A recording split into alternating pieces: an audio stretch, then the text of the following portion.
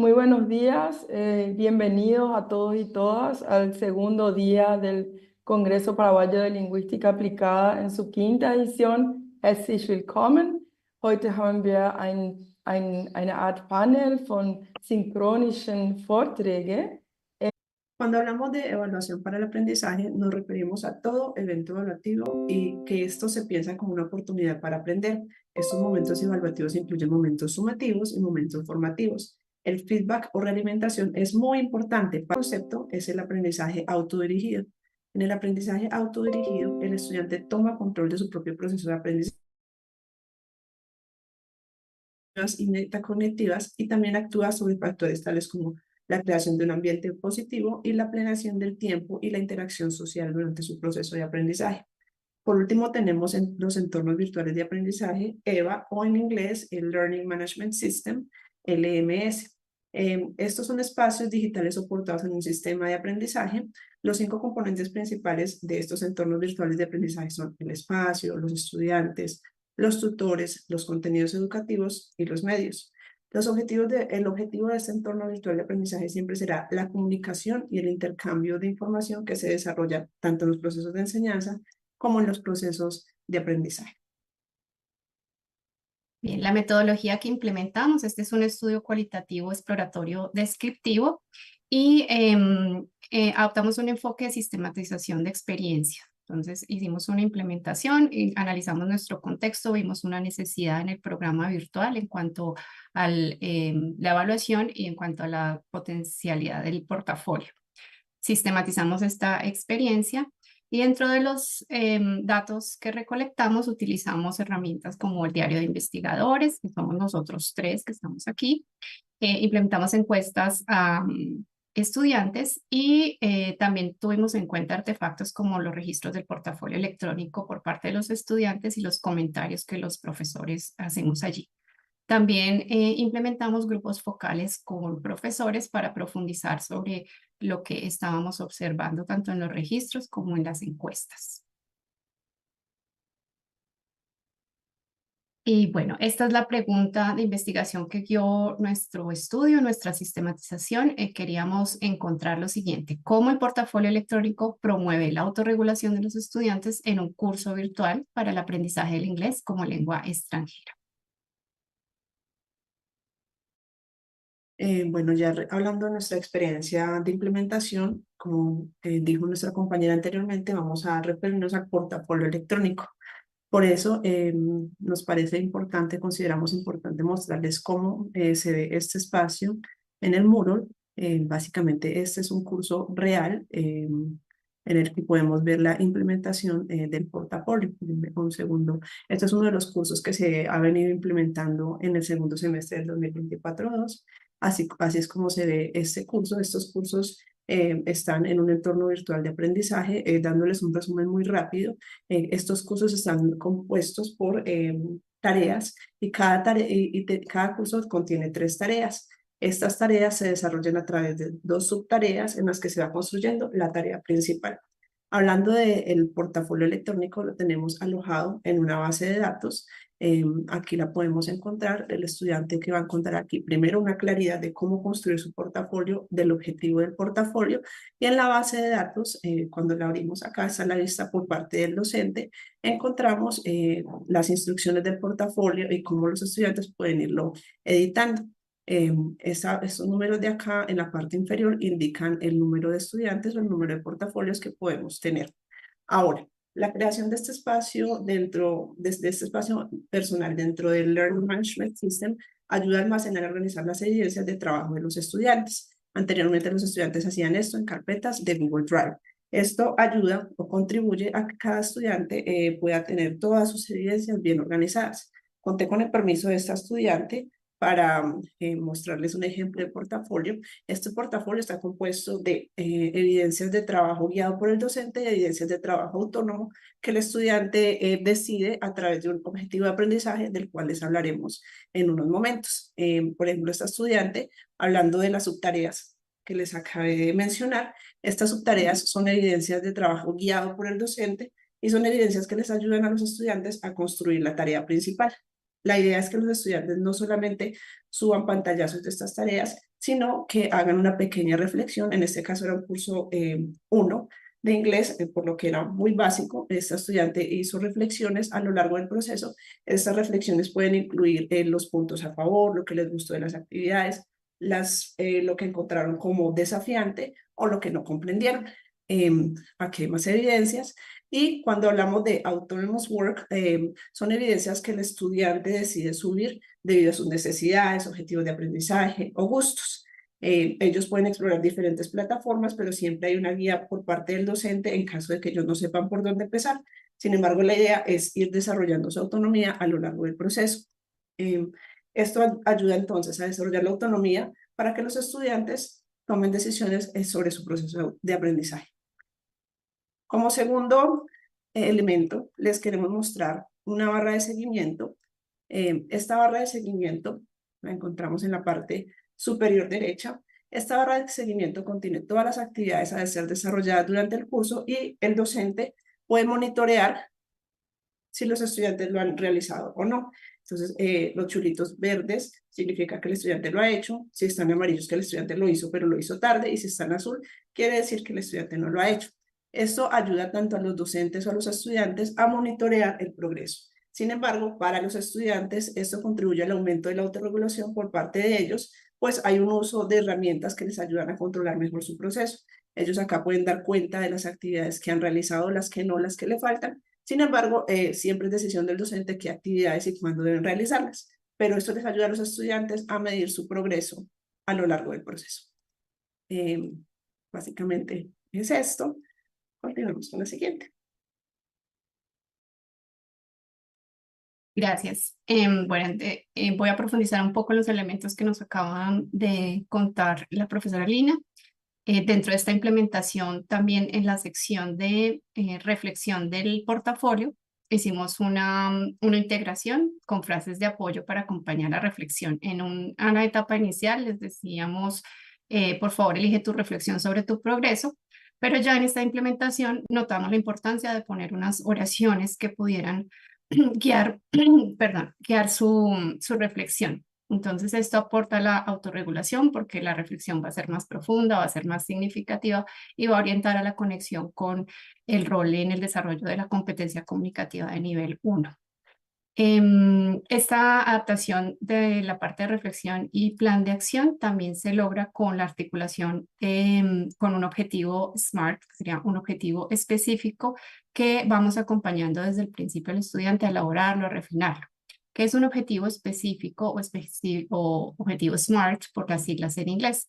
La S es específico en español, medible, alcanzable, relevante y con límite de tiempo. Entonces, con estas 5 consignas, nuestros estudiantes van refinando qué quiero hacer con este portafolio, a dónde quiero llegar, qué metas pueden ser lingüísticas, comunicativas o en qué elementos quiero trabajar específicamente desde mis propios intereses. Y con esto logramos que las evidencias, por ejemplo, las que estaba mostrando la profesora Lina, fueran más conectadas, no solo tenían mucha conexión con lo que buscamos de la competencia comunicativa en inglés, pero también con los intereses propios de los estudiantes. Allí vimos que la estudiante tenía una conexión con la música, entonces ponía su trabajo independiente relacionado con la música. En términos de autorregulación, esto es un plan de acción más significativo y hay mayor motivación para estos procesos de autorregulación. Finalmente, hicimos una introducción de los lineamientos de criterios para la autoevaluación. Este portafolio tiene un elemento clave que es autoevaluar el progreso. Con esta nueva introducción, ya los estudiantes pudieron saber, bueno, para dónde voy, cómo me voy a autoevaluar, cómo voy a autopercibir mi progreso. Y esto valida y hace más confiable todo este proceso y apoya el ciclo de autorregulación. Esta es la imagen ilustrativa de cómo orientar el SMART Goal y también tenemos 2 momentos de reflexión y de autoevaluación.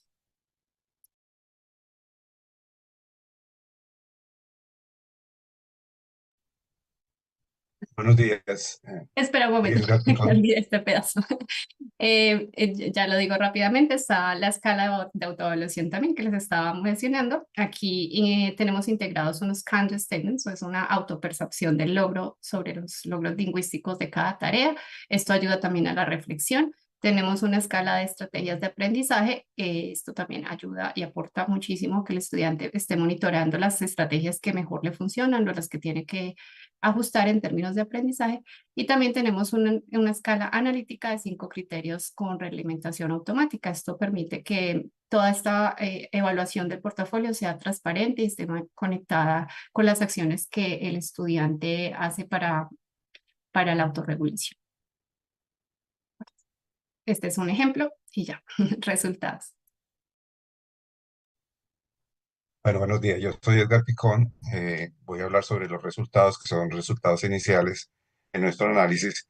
Allí está la pregunta que vamos a responder en esta sección. Hay tres hallazgos principales de los que vamos a hablar, que es uno de ellos el portafolio como puente entre la enseñanza y el aprendizaje.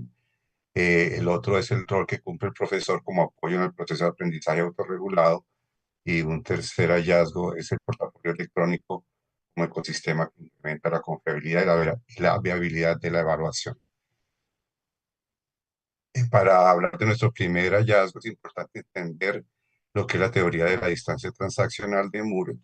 La distancia transaccional es esa ruptura que se genera entre la enseñanza y el aprendizaje cuando los alumnos e instructores se encuentran separados en en términos de espacio y o tiempo, como ocurre efectivamente en este tipo de educación en la virtualidad. Entonces, esta distancia crea un vacío psicológico de comunicación que según Moore es muy importante atravesar. De lo que habla también la teoría es que en los programas de enseñanza a distancia o educación a distancia, o en este caso en la virtualidad, existen tres grupos de variables que es importante tener en cuenta. Dos de ellas tienen que ver con la enseñanza, la estructura y el diálogo, y una tercera con autonomía. En la medida en que haya una relación entre estas variables, se da una distancia mayor o menor. La estructura tiene que ver pues, ahí tenemos algunos ejemplos, los objetivos, por ejemplo, los contenidos que tiene el curso, la evaluación. El diálogo se refiere a aquellos canales de comunicación que se dan dentro del curso, y la autonomía es un tercer elemento que en este caso es muy importante y se refiere al aprendizaje, concretamente la autonomía del estudiante de la que estamos hablando.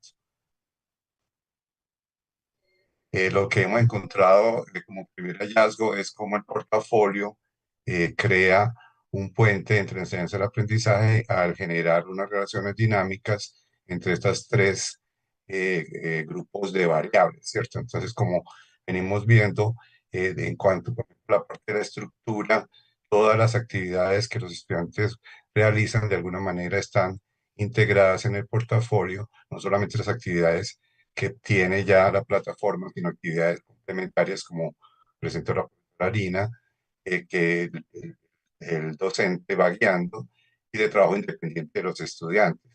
En cuanto al diálogo, pues, puesto que hemos intencionadamente diseñado unas herramientas para una mayor interacción entre el profesor y el estudiante, se da esa construcción continua que hace que este eje del curso se incremente. Y en cuanto a la autonomía, vemos estas herramientas que tenemos y este ecosistema que es el portafolio facilita la planeación, las metas, el monitoreo y la autoevaluación.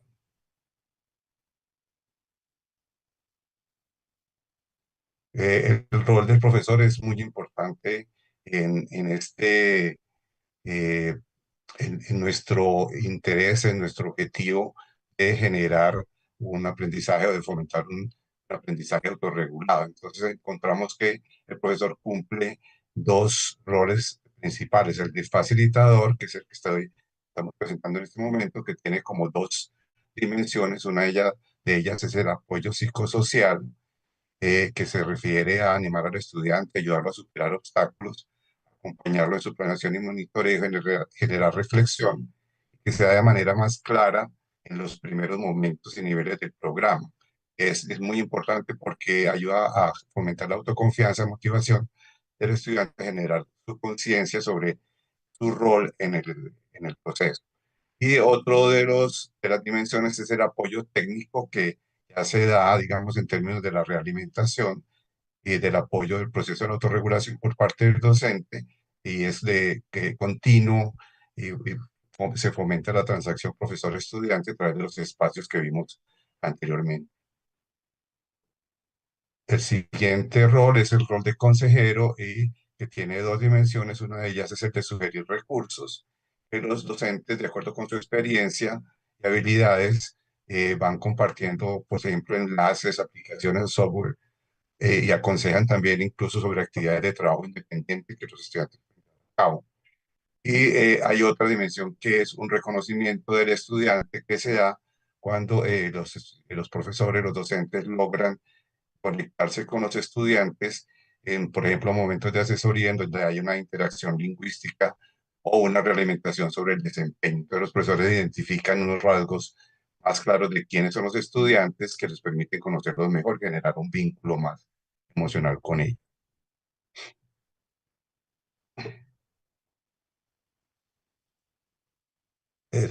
Bueno, tenemos que, encontramos que este ecosistema que se forma con el portafolio incrementa ciertas cualidades de la evaluación, una de ellas es la confiabilidad, que gracias a la transparencia, por ejemplo, de las rúbricas que tenemos y la habilidad que van desarrollando los estudiantes entienden qué se espera de ellos y por lo tanto se incrementa la confiabilidad, es decir, la evaluación va a ser más clara para ellos y consistente con la evaluación del profesor. Esto también ayuda a que haya una mayor viabilidad en la evaluación, puesto que las rúbricas le incrementan por una parte y los estudiantes al desarrollar estas habilidades se van proyectando como coevaluadores válidos.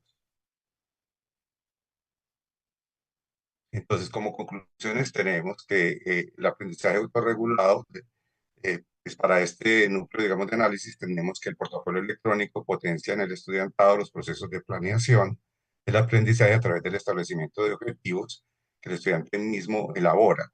El entorno digital les provee un espacio de recolección de evidencias que invita a diferentes formas de expresión desde la multimodalidad y les permite monitorear el alcance de sus objetivos. El portafolio electrónico se convierte entonces en un ecosistema que potencializa el diálogo profesor-estudiante, cerrando la brecha interaccional entre la enseñanza y el aprendizaje.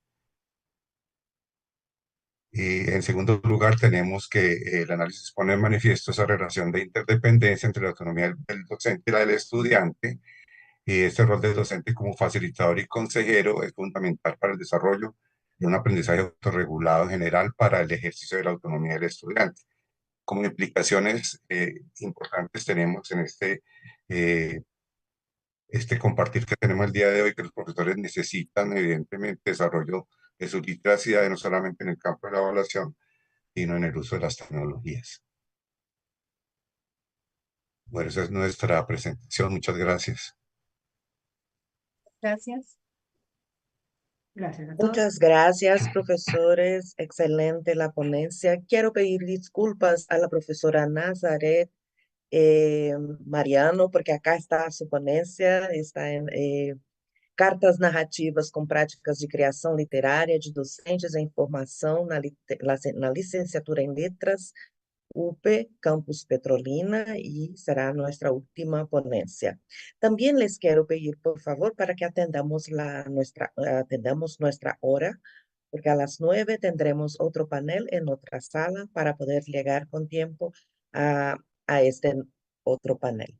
Entonces, ahora tendríamos la presentación de los profesores, de las profesoras. Lina Marcela Alfonso, ¿puede ser?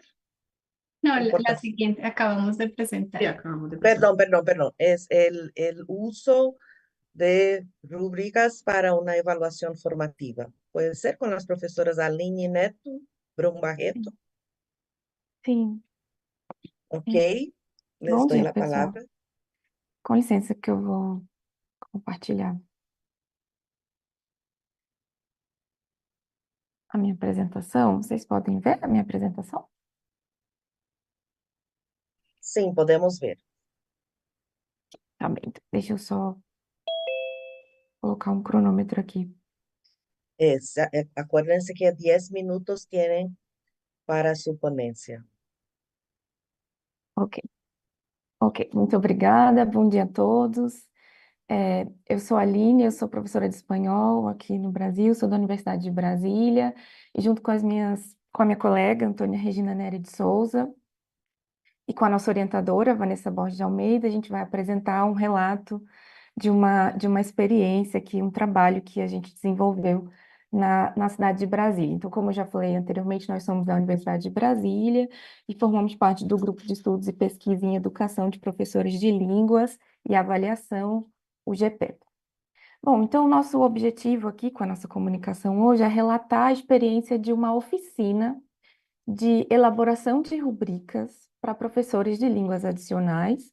Então, nós vamos, no primeiro momento, relatar como foi essa experiência, quais eram os nossos objetivos. Por fim, nós vamos analisar alguns resultados, né, gerados a partir dessa experiência e aventar algumas, recomendações, para iniciativas futuras, né, de letramento em avaliação.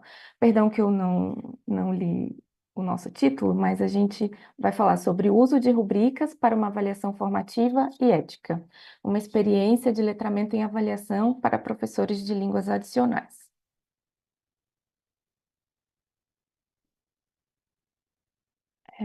Não estou conseguindo passar o slide. Ah, agora foi. Bom, então, antes de falar da experiência propriamente dita, então eu vou tentar delinear o que a gente está considerando como uma rubrica, né? A rubrica, ela é uma ferramenta de avaliação que ajuda os professores a comunicar suas expectativas sobre uma tarefa, né, suas expectativas de desempenho como uma tarefa, e ela utiliza basicamente uma lista de critérios e uma descrição. Esses critérios são descritos em diferentes níveis de qualidade. Então, nós temos aqui dois tipos de rubricas, um exemplo de dois tipos de rubrica. Uma rubrica holística, que conjuga descritores e critérios, né? Então, a gente tem aqui diferentes, nessa primeira coluna, seriam diferentes níveis de desempenho. E aqui, na coluna do lado direito, a gente teria os descritores mais os critérios, né? Uma descrição holística mais geral do desempenho do estudante. E aqui, do outro lado, a rubrica analítica, nós temos uma lista de critérios aqui na primeira coluna. Na primeira linha, nós fazemos diferentes níveis de desempenho, e aqui nós fazemos, aqui abaixo, né, no meio, digamos, da rubrica, a gente descreve cada um desses critérios nos diferentes níveis de desempenho. E por que que a gente considera que é importante usar rubricas para avaliar, né? Então, porque as rubricas, quando usadas pelos professores e pelos estudantes, elas tendem a tornar as práticas avaliativas mais formativas. Elas apoiam o feedback do professor, né? Elas tendem a tornar as práticas avaliativas mais válidas e mais confiáveis, né? À medida que elas são desenvolvidas com base nos objetivos de aprendizagem, né? E no construto da avaliação.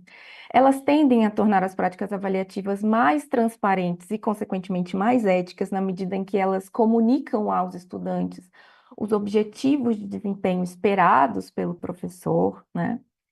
E elas podem sim promover o desempenho, ou melhor, o envolvimento ativo do estudante no seu processo de avaliação, autoavaliação, como os colegas anteriormente damos essa oficina. Foi um momento teórico no começo para explicar o que era a rubrica, né? Mostrar o formato da ferramenta em si e quais eram os elementos teóricos subjacentes. Depois nós partimos para um segundo momento de prática em que os professores, em conjunto, foram elaborar, né, ou enfim, fazer propostas de elaboração de uma rubrica para os projetos que eles já aplicavam, que eles já conheciam, que já faziam parte da prática deles.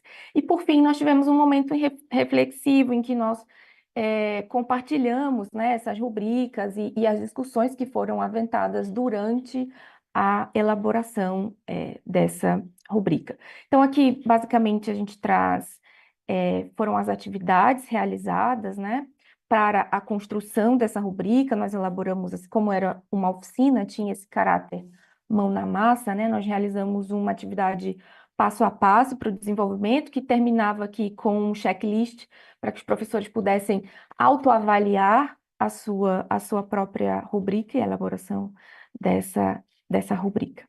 Sim? Então, aqui eu já vou começar a falar sobre os resultados, né? E vou apresentar uma das rubricas que os professores elaboraram lá, mas eu gostaria, então, de dar a palavra para minha colega, Regina. A Regina, ela era, na época em que essa oficina foi realizada, que foi em julho desse ano, né, de 2024, a professora Regina era supervisora nessa escola, né? Ela é minha colega de grupo de pesquisa e me convidou para fazer a oficina lá para os professores da escola em que ela trabalhava. Então, ela participou da oficina também e ela vai, então, trazer esse olhar, né? Um olhar do participante, né? Da oficina e falar um pouquinho para a gente como foi da experiência de uma maneira geral. Regina. Buenos dias, bom dia. Obrigada, Aline. Essa oficina sobre rubrica, ela representou, na verdade, um momento de grande reflexão para nós professores da escola, especialmente a mim, como supervisora, porque ao ter o desafio de realizar a rubrica, nós tivemos que automaticamente repensar sobre os objetivos de aprendizagem que estavam colocados, sobre os conteúdos em si que seriam trabalhados. Além disso, como estava sendo realizada a avaliação daquela atividade. Então, na verdade, toda essa oficina gerou uma necessidade de autorreflexão sobre o nosso trabalho pedagógico. E criar essa rubrica foi também um momento de tomada de consciência sobre o trabalho que nós estávamos realizando naquele momento. Foi de grande valor, de grande crescimento para toda a equipe de professores.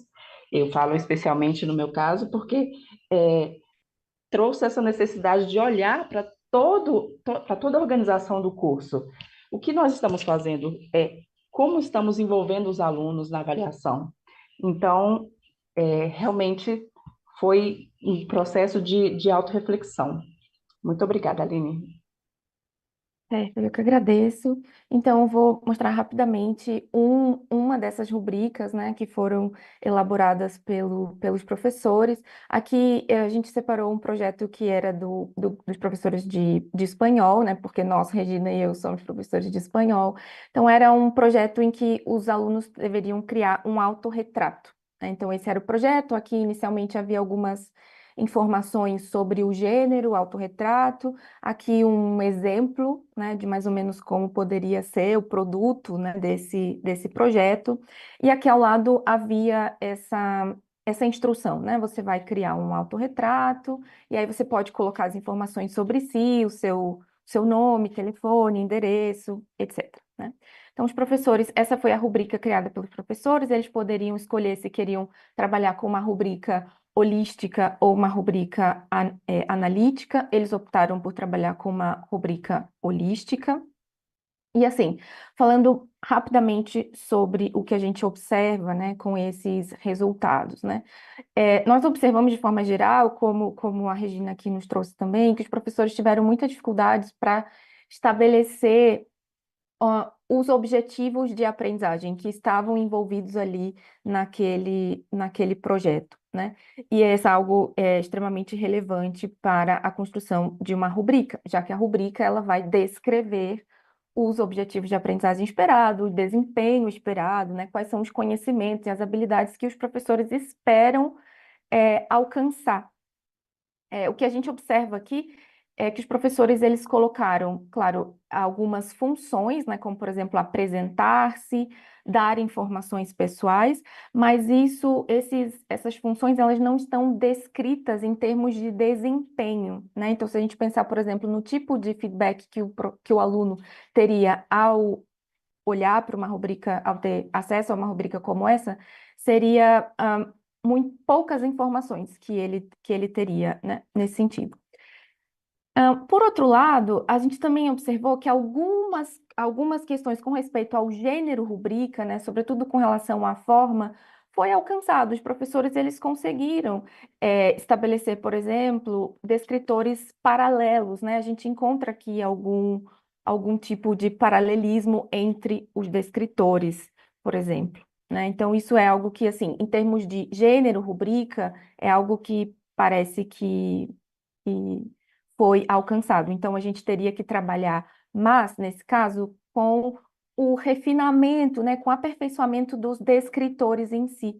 Aqui eu trago só uma sugestão, né, de como a gente poderia fazer para melhorar, digamos, aperfeiçoar os descritores daquela rubrica. Eu não vou, meu tempo já está acabando, então depois eu posso enviar essa apresentação para quem tiver interesse de olhar com mais cuidado. Eu já vou encaminhando aqui a apresentação para o final. Então, o que que a gente observou com essa experiência, né? E o que que a gente poderia aventar para experiências futuras de letramento e avaliação de professores de línguas adicionais. Então, como a Regina falou, quando a gente trabalha com letramento e avaliação, a gente está tratando de elementos que vão muito além da avaliação em si. Então, por exemplo, definir os objetivos de aprendizagem, né, que vão determinar diretamente o construto da avaliação, é algo ainda, uma tarefa que ainda é desafiadora para os nossos professores nesse contexto em que nós investigamos, né?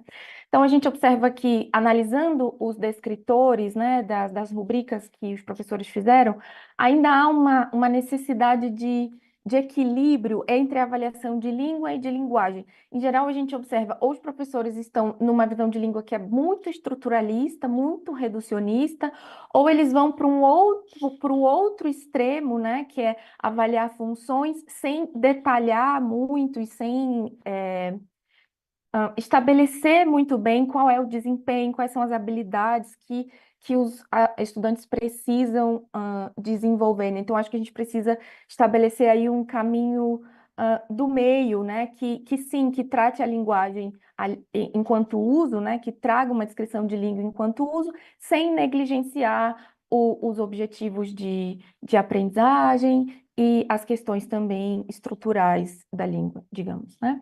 Então, por isso, a gente acredita que esses descritores precisavam ser aperfeiçoados nesse sentido. Claro que, como os colegas anteriormente já disseram, há essa lacuna na formação dos professores no que diz respeito à avaliação, essa é uma realidade no nosso país, a gente tem outros trabalhos também que revelam, né, essa questão. Então, de maneira geral, a gente observa que os professores, eles, na oficina, né, então, em tão pouco tempo, eles conseguiram entender o gênero rubrica, né, o formato do gênero rubrica. E talvez com mais tempo, a gente acredita que com mais tempo, uma atividade com mais tempo e oferecendo talvez mais modelos, considerando que os modelos, né, podem guiar a construção dessas rubricas, seria o ideal para uma atividade como essa. Sim? Então, eu termino por aqui a nossa apresentação, agradeço imensamente a atenção de vocês, agradeço também a minha colega Regina pela parceria, a nossa professora orientadora, a professora doutora Vanessa Borges Almeida, e é isso, agradeço. Aqui está o nosso contato do nosso grupo de pesquisa, quem tiver interesse de falar com a gente, estamos à disposição. Muito obrigada, professora Aline, professora Antônia, pela excelente apresentação. Agora vamos seguir. Se alguém tiver perguntas para as ponências, se pode fazer ao final.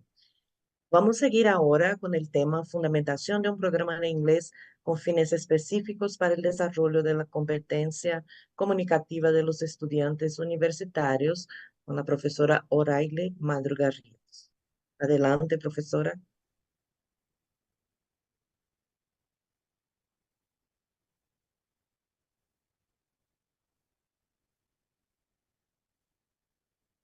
Parece que no está la profesora. Profesora O'Reilly, ¿sí está?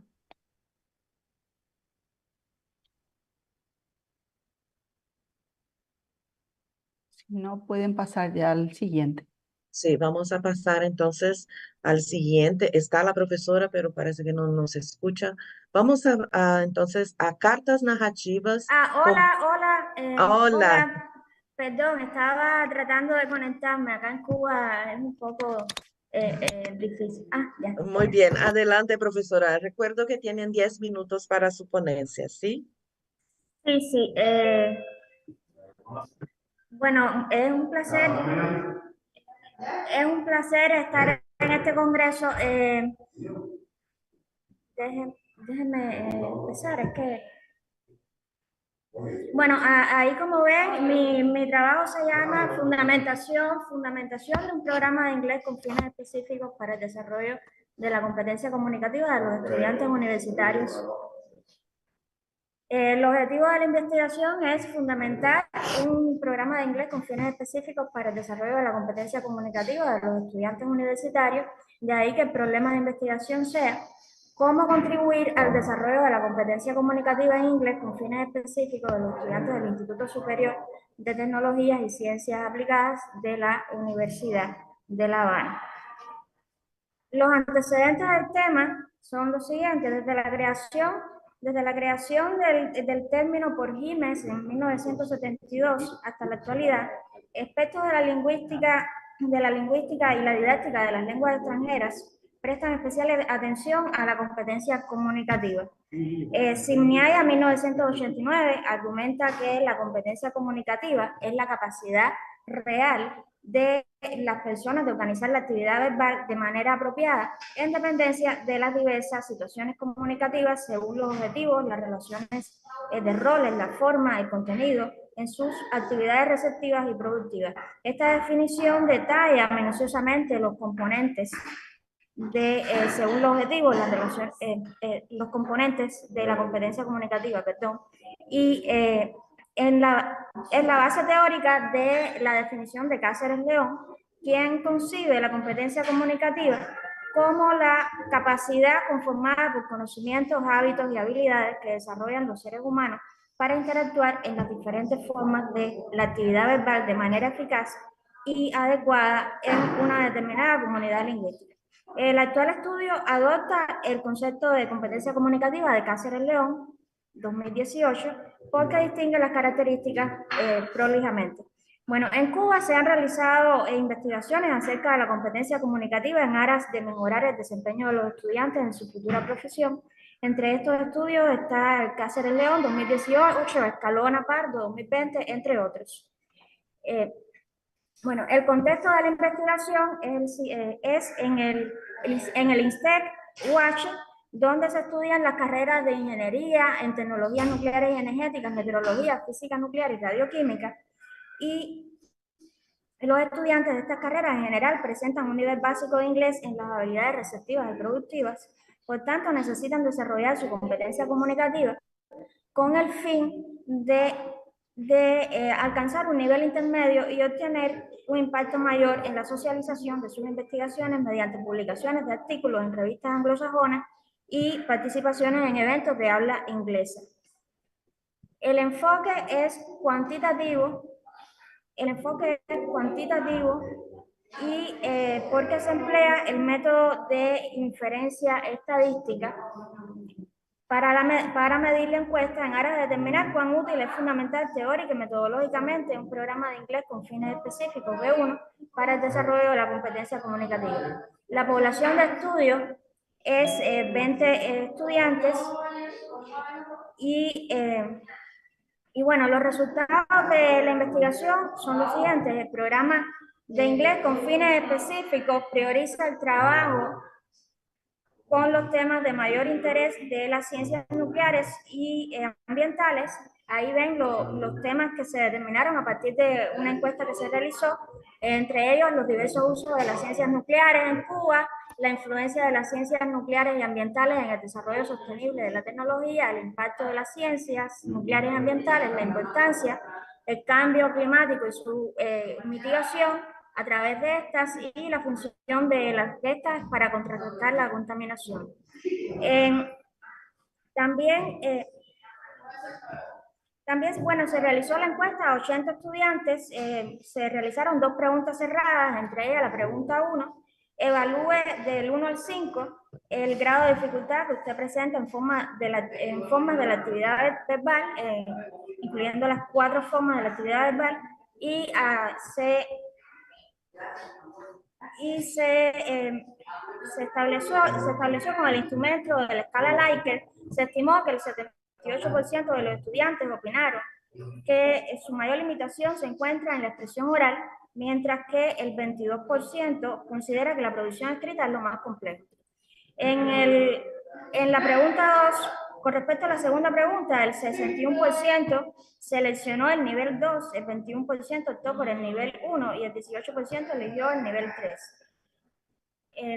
Bueno, como conclusiones, el desarrollo de la competencia comunicativa en inglés con fines específicos resulta una condición indispensable en los currículos académicos actuales para la preparación de los futuros profesionales en los campos de las ciencias nucleares y ambientales.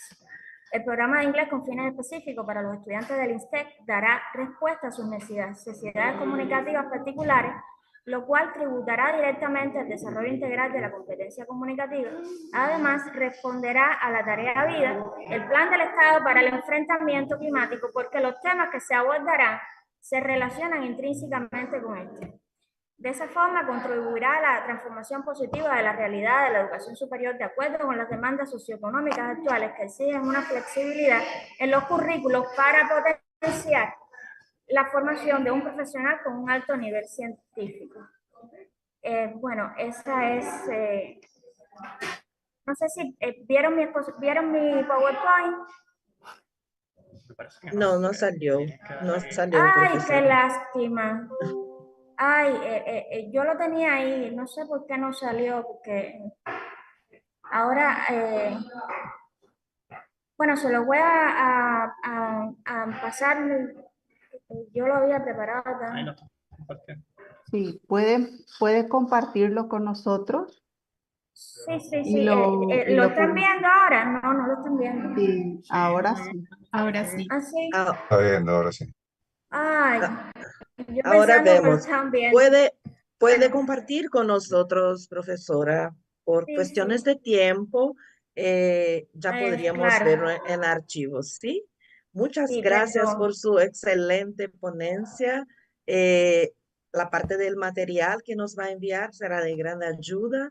Entonces, por favor, no deje de hacerlo, enviar su PowerPoint Sí, para que sí. podamos acompañar. Ahora vamos a pasar a la presentación da professora Nazareth Andrade Mariano, Cartas Narrativas com Práticas de Criação Literária de Docentes e Informação na Licenciatura em Letras, campus da UP Petrolina. Pode começar, professora.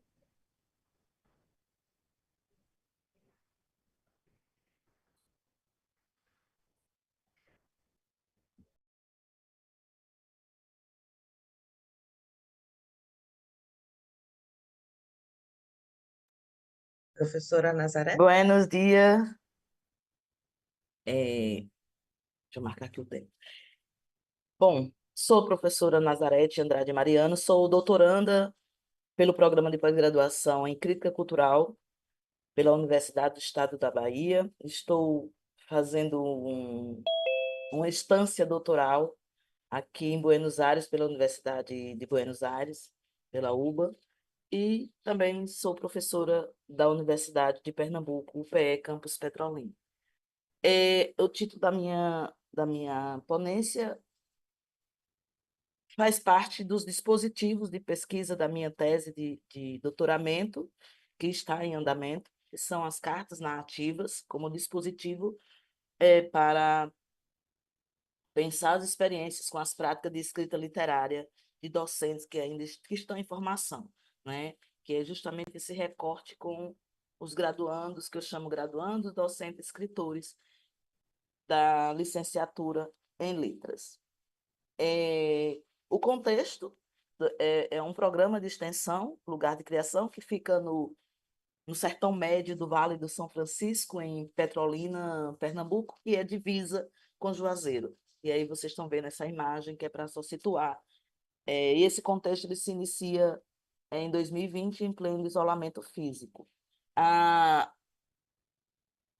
O primeiro momento eu pensei numa cartografia, então fui criar toda uma estrutura cartográfica no pensamento rizomático para entender por onde eu iria pesquisar essas práticas de escrita, já que o programa tinha uma dimensão muito grande com as práticas de escrita, até eu chegar à conclusão de trabalhar com os graduandos e não com todas as escritas que eu não ia conseguir.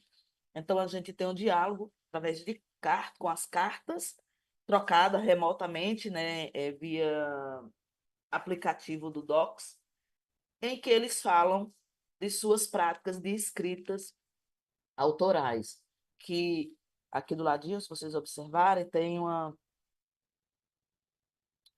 imagem com vários livros que já foram publicados, mas também tem os livros autorais deles, desse processo dentro do contexto da extensão. E aí eles vão falando de cenas, eu chamo de cenas, né, nessa influência deleuziana, e o professor Daniel Soares, aqui da UBA, chama de núcleo de sentido. Então, a gente foi pensando quais eram os núcleos de sentido que aparecia tanto nas cartas que eles retratavam sobre suas práticas e que também tinha nos textos literários desses estudantes, nas práticas de escritas literárias que é desenvolvida durante esses 4 anos na graduação. E aí eles vão falando nas cartas sobre si, sobre suas origens, sobre suas influências, como aqui o Rezende Dias diz, por que será que as respostas sobre quem é outra pessoa é mais fácil do que falar de mim? Aí ele vai falar que é um boavistano que mora numa cidadezinha nas margens do Rio São Francisco, e que remete também a um texto literário dele, que ele também vai falar de si nesse texto literário.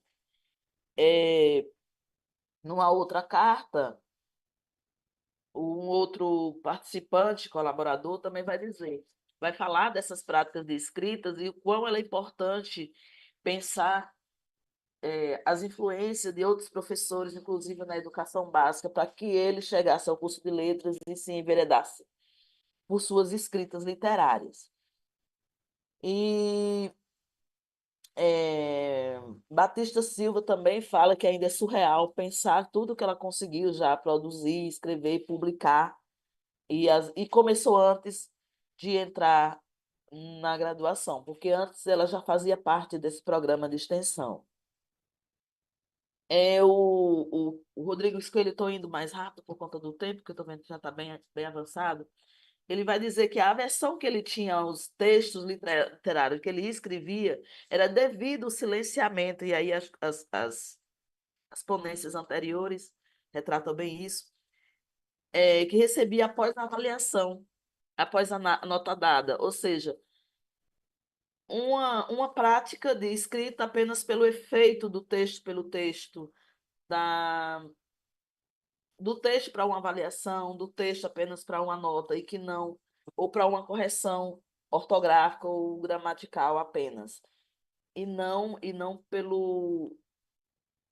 pela prática social que a escrita precisa ter. E aí ele chega na universidade, no curso de letra, com essa versão, ele chega com o intuito apenas de se aperfeiçoar como um professor de gramática normativa. E quando ele se entra nesse contexto do programa de extensão, ele se torna talvez um dos maiores escritores do programa e quem mais publicou e quem mais, não só texto literário, como acadêmico. Ele se descobre esse escritor durante os 4 anos de graduação. E aqui, um outro, que é Castro Brito, ele vai falar de como será essas práticas de escrita quando esses livros já estiverem velhinhos, amassados, daqui a 30 anos. Então, são os legados de textos, né, literários, com vozes sertanejas, né, eu estou falando do Nordeste e do sertão nordestino brasileiro, e é uma região semiárida. Então, ele vai pensando nessas possibilidades.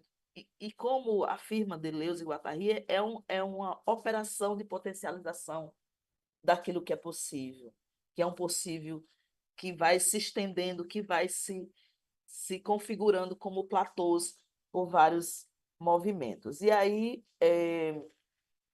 o quinto participante também, ele se constitui nessas cartas e eles vão falando quem são eles, suas subjetividades, suas pluralidades, suas identidades nômades, digamos assim, e vão contando essas práticas, essas experiências sobre as práticas de escrita narrativas que eles desenvolvem na literatura, seja na prosa, seja na poesia, e eles vão retratando nas cartas trocadas, no caso comigo, que sou a pesquisadora. E aí aqui eu fiz esse levantamento de quantos textos autorais, livros autorais já tinha, além dos 5 que participam da minha pesquisa, tem mais 2 pessoas que também já têm seus textos autorais, que é resultado das coletâneas publicadas no Lugar de Criação, que foram, até 2024, 4 coletâneas em livros físicos e e-books autorais, e depois, quem tiver interesse, pega meu contato e eu compartilho. E aqui são os textos, os livros autorais dos 5 que estão participando da minha pesquisa. Aqui são as minhas referências, né? Porque trata de uma pesquisa qualitativa, onde eu faço uma cartografia dessas práticas de escritas para eu poder chegar nesses 5, e esses 5 funcionam ali como um platô, entrelaçando todo esse movimento de escrita, e então eu trago uma abordagem da investigação documental narrativa, pensando ali por Soares, e também a bibliográfica, pensando os textos publicados dos próprios participantes. Como é prática de escrita, eu trago ali Barthes, né, questão de autor, autoria, da própria crítica cultural, no qual eu estou inserido, a minha discussão está inserida, o repensar dessa escrita, o Platão da própria crítica cultural, e Bradstreet, porque ele vai situar o letramento no plural, como prática social desse movimento. E aí eu tentei ir o mais rápido possível, porque foi o tempo que nos restou para quem ficou no final. Muito obrigada, e quem tiver alguma dúvida, então o que é que a gente espera com isso? Espero que essas práticas de escrita elas ultrapassem esse ambiente apenas do currículo acadêmico e seja realmente potencializadora para que futuros professores cheguem em sala de aula também com suas escritas publicadas, com seus textos publicados, porque eu não sei se é uma realidade dos cursos de letras e linguística do Uruguai, mas é uma realidade do Nordeste brasileiro, onde os cursos de letras dos estudantes não têm, geralmente, essa experimentação com suas práticas de escritas literárias, principalmente, tem mais de textos acadêmicos publicados para que eles saiam da universidade, que vá para a escola pública e para a escola privada, para a educação básica, também tendo essa experiência de ter seus textos publicados. E aí eu intitulo eles como graduandos, docentes, escritores ou simplesmente escritores-docentes, porque ao mesmo tempo que eles se formam, eles também praticam a formação desses escritas, desses sujeitos. E é isso, muito obrigada. É uma pesquisa que ainda está em andamento, eu vou para a segunda qualificação, agora em janeiro, e defendo em agosto, porque esse período eu estou aqui fazendo o doutorado sanduíche aqui na Argentina. Muito obrigada. Deixa eu só tirar aqui. Muito obrigada, profesora. Muchas gracias a todos que participaron de la ponencia, del panel. Por cuestiones de tiempo ya no tendremos las preguntas. Entonces, les agradecemos en nombre del Quinto Compla a todos los excelentes profesores que hicieron sus brillantes ponencias. Gracias. Muchas gracias. Buen Muchas día. Obrigada, gracias a tchau, todos, que colegas. tengan buen día y les Gracias. invitamos a seguirnos. Tenemos un programa muy, muy interesante. Y ahora, no sé si nuestra moderadora del siguiente panel está presente. Ahí está Patricia. Sí, buenos días. Vamos así va a presentar el siguiente panel. Y bueno, vamos a darle bienvenida también a la profesora Rosana Abogado y a su equipo de las lenguas indígenas de la Secretaría de Políticas Lingüísticas. Sí, muy buenos días para todos.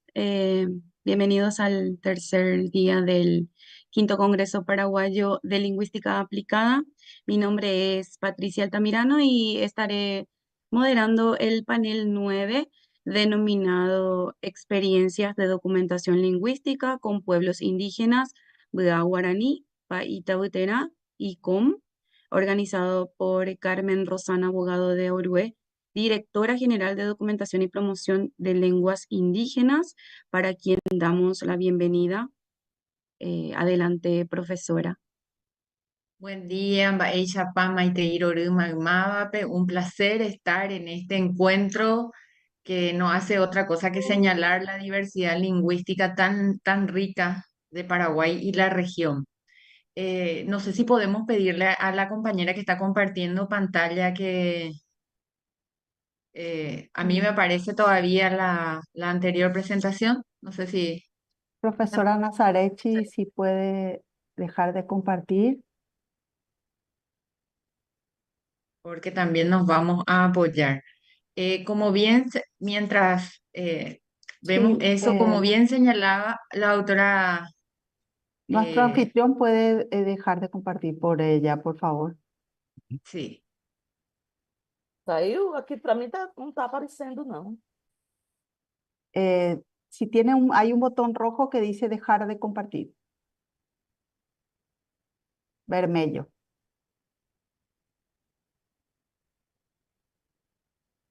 Sí, ahí está. eso, ahora sí, genial. Bueno, eh, como ya lo señalaba la autora Valentina y también muy gentilmente Patricia Altamirano, somos un equipo de trabajo, entonces voy a pedirle a mis compañeros del equipo de la dirección que también tengan a bien encender sus cámaras.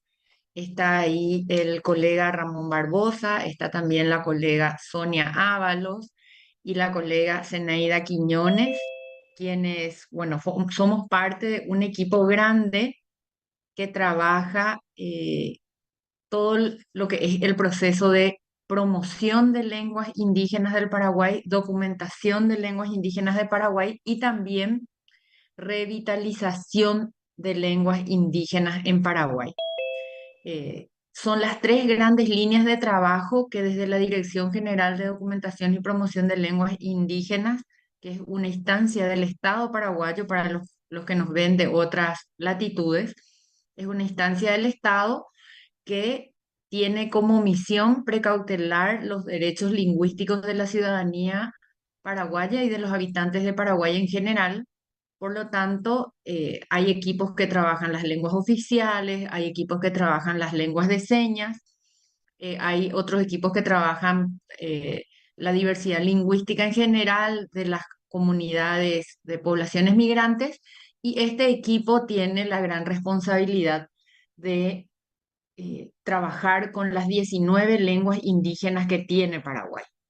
Para quienes nos escuchan y por allí no tengan el dato, Paraguay cuenta con 19 lenguas indígenas, de las cuales 6 están amenazadas en peligro de desaparecer. En esta ocasión no traemos al panel estudios sobre las lenguas amenazadas porque en ediciones anteriores del COMPLA ya lo hemos compartido y ahora estamos a mitad de un estudio grande con una de las lenguas más amenazadas. Traemos estudios que hemos realizado, dos estudios sociolingüísticos, uno con la lengua mbuya guaraní, que es de la comunidad mayoritaria, el pueblo mbuya es el pueblo indígena mayoritario en Paraguay, son más de 28.000 personas. El tercer pueblo más numeroso es el pueblo Paita Huitena, que también hoy vamos a compartir el resultado del estudio, y también el pueblo Com. Vale decir que estos tres pueblos son lenguas transfronterizas. ¿Qué quiere decir? Que estas lenguas también se hablan en otros países de la región del Mercosur. El pueblo Com también habita tierras argentinas, el pueblo Mbuá habita tierras argentinas, tierras paraguayas y tierras brasileras, y el pueblo Paitahuitená, con otra denominación en la República del Brasil, también está ahí. De hecho, este pueblo se ubica en la frontera con Brasil. Entonces, estas lenguas son lenguas de la región de América del Sur. Por eso nos parece importante compartir. Inicialmente vamos a escuchar a Zeneida, acompañada de Ramón Barbosa, que nos van a compartir este trabajo de décadas que ha sido el presentar, documentar el primer diccionario trilingüe con castellano-guaraní. Para quienes no saben y nos miran desde otro país, contar que Paraguay tiene dos lenguas oficiales, castellano-guaraní. Por lo tanto, este diccionario es una recopilación de lengua con, pero con traducción al castellano y al guaraní. Y también la gramática. En un segundo momento, con Sonia tendremos a nuestro cargo la presentación de los estudios sociolingüísticos, inicialmente del pueblo Mbuya, que lo hará Sonia, y posteriormente del pueblo Paitahuitená, que estaré presentando. Bueno, entonces es Antes de tuyo, comenzar, Zeneida. sí, Sí, antes de comenzar, quería recordarles nada más que tenemos hasta las 10 para desarrollar este panel.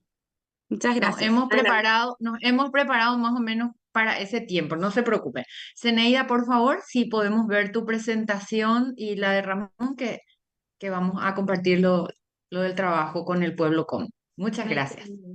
Gracias, Direct Maite y Jurubeba Magmabape. Muy buenos días a todos. Si me permiten, voy a compartir pantalla.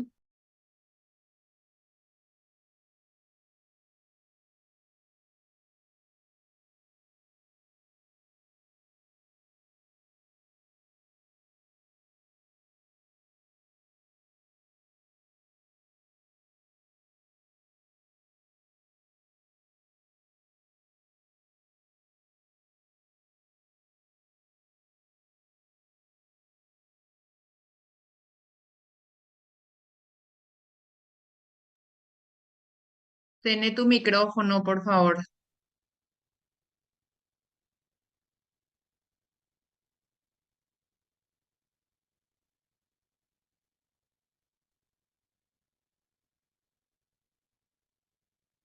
Hola, hola, ¿me escuchan? Ahora Hola. sí. Sí, no sé si se pudo ver la presentación o Sí, sí Sí. se ve. Sí, se ve. se ve. Bueno.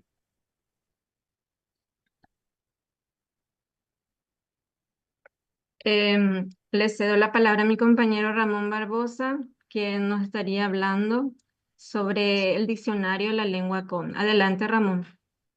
Buen día, Zeneida, buen día para todos. Un gusto compartir con ustedes. Y quiero poner en contexto lo que ya algo ha pintado previamente la directora Rosana. Este, este trabajo que está realizando la Secretaría de Políticas Lingüísticas se encuadra dentro de lo que es el Decenio Internacional de las Lenguas Indígenas, que parte del 2022 al 2032, pero tiene su origen, creo que vale la pena recordar, en el Año Internacional de las Lenguas Indígenas, que fue declarado por la UNESCO en el 2019, pero se ha visto que un año resultó muy corto y por lo tanto, y a pedido de varios representantes de muchas naciones, que se declaró el decenio. Y dentro de esto, entonces, podemos encuadrar múltiples actividades que está encarando la SPL. Ahora vamos a los pueblos indígenas del Paraguay. Son 19 pueblos oficialmente, ¿verdad? Pero podríamos añadir que hace años, algunos años que se están manifestando los referentes del pueblo tupí que están viviendo en Villarrica y alrededores y reclamando que sean también reconocidos como pueblo indígena, pero hasta el momento no tienen el reconocimiento oficial de parte de la entidad rectora, que es el Instituto Paraguayo del Indígena. Entonces, oficialmente son 19 y entonces podríamos decir que sumándole este pueblo que son 20 entonces, aunque oficialmente ¿verdad? No están reconocidos. Bueno, en Paraguay tenemos 5 familias o troncos lingüísticos y dentro de los 5 está el pueblo con de lo que vamos en lo que vamos a centrarnos ahora, que pertenece a la familia lingüística Guaycurú, el único pueblo, sería la única familia lingüística que tiene un solo pueblo aquí en el Paraguay. Y está el otro grupo que es la familia lingüística guaraní, integrado por los Paintauterá, los Aché, conocidos como tradicionalmente como los Guayaquí, en forma despectiva, digamos, porque ellos no. La autodenominación es H, los Abá guaraní, los Mbegá guaraní, los guaraní ñandeva del Chaco y los guaraní, que la autodenominación también, digamos, reciente, hace pocos años que en una gran asamblea ellos decidieron autodenominarse solamente guaraní, ya no quieren que se los nombre como guaraní occidentales, ni guaraní guarayo, ni mucho menos chiriguano, guaraní simplemente. Entonces, estos son los integrantes de la familia lingüística guaraní. 4 en la región oriental y 2 en la región occidental, en el Chaco. Luego está también la otra familia, exclusivamente del Chaco, que son que es la familia Mataco, Mataco Mataguayo, integrado por los Nivaclé, conocidos anteriormente como los Chulupí, también denominación externa, los Manjuy y también los Macá. Los Macá que son originarios del Chaco, pero que después de la guerra del Chaco están viviendo acá principalmente en Roque Alonso y ahí al otro lado del río Paraguay. Y bueno, el pequeño núcleo también de la familia Macá en Encarnación y en Ciudad del Este, grupos familiares. Y después también tenemos la familia, la otra, Samuco, que está integrado por 3 pueblos indígenas, los ayoreos, conocidos tradicionalmente como los Putayoay o los moros, ¿verdad? Pero la autodenominación es ayoreo, que significa persona, como casi todos los pueblos indígenas, ¿no? Después están los Ishir tributosos, también conocidos tradicionalmente, comúnmente como los chamacocos del Alto Paraguay, y también los tomaras.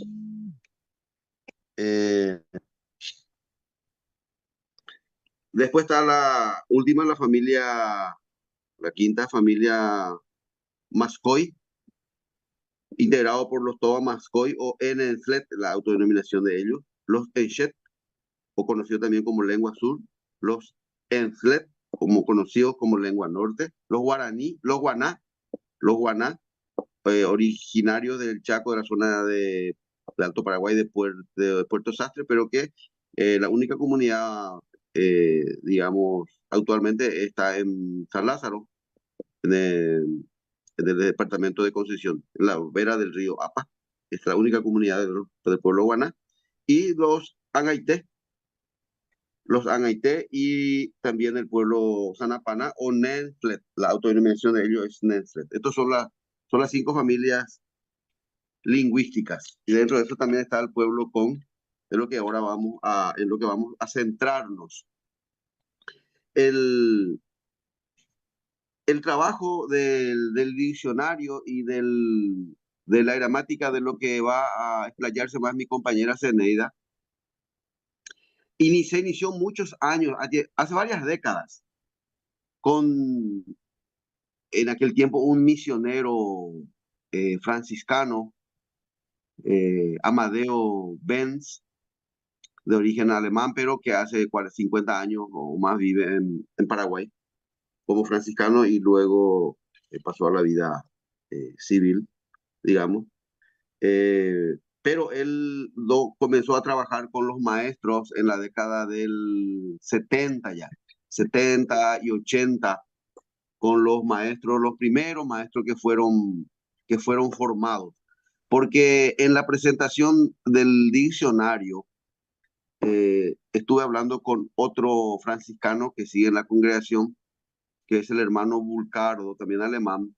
Me estaba diciendo que en el 73 llegaron las primeras familias en lo que está, lo que es ahora la comunidad Cerrito, eh, a pocos kilómetros del distrito de Benjamín Acebal.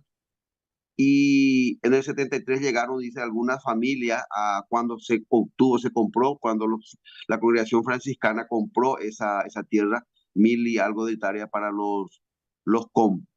Y dice que había 2 personas que sabían leer y escribir, me dijo el hermano, y después los otros, nada, ninguno. Entonces después de eso, la enseñanza, las primeras escuelas. Y entonces ese trabajo se inició con las anotaciones de Amadeo. Entonces, con los trabajos, la formación de los primeros maestros, ellos iban realizando talleres, cursos para formar capacitar a los maestros, a los primeros maestros, y al mismo tiempo él también muy, decimos, inteligentemente, con una visión de futuro, fue tomando notas ya de la terminología del pueblo com.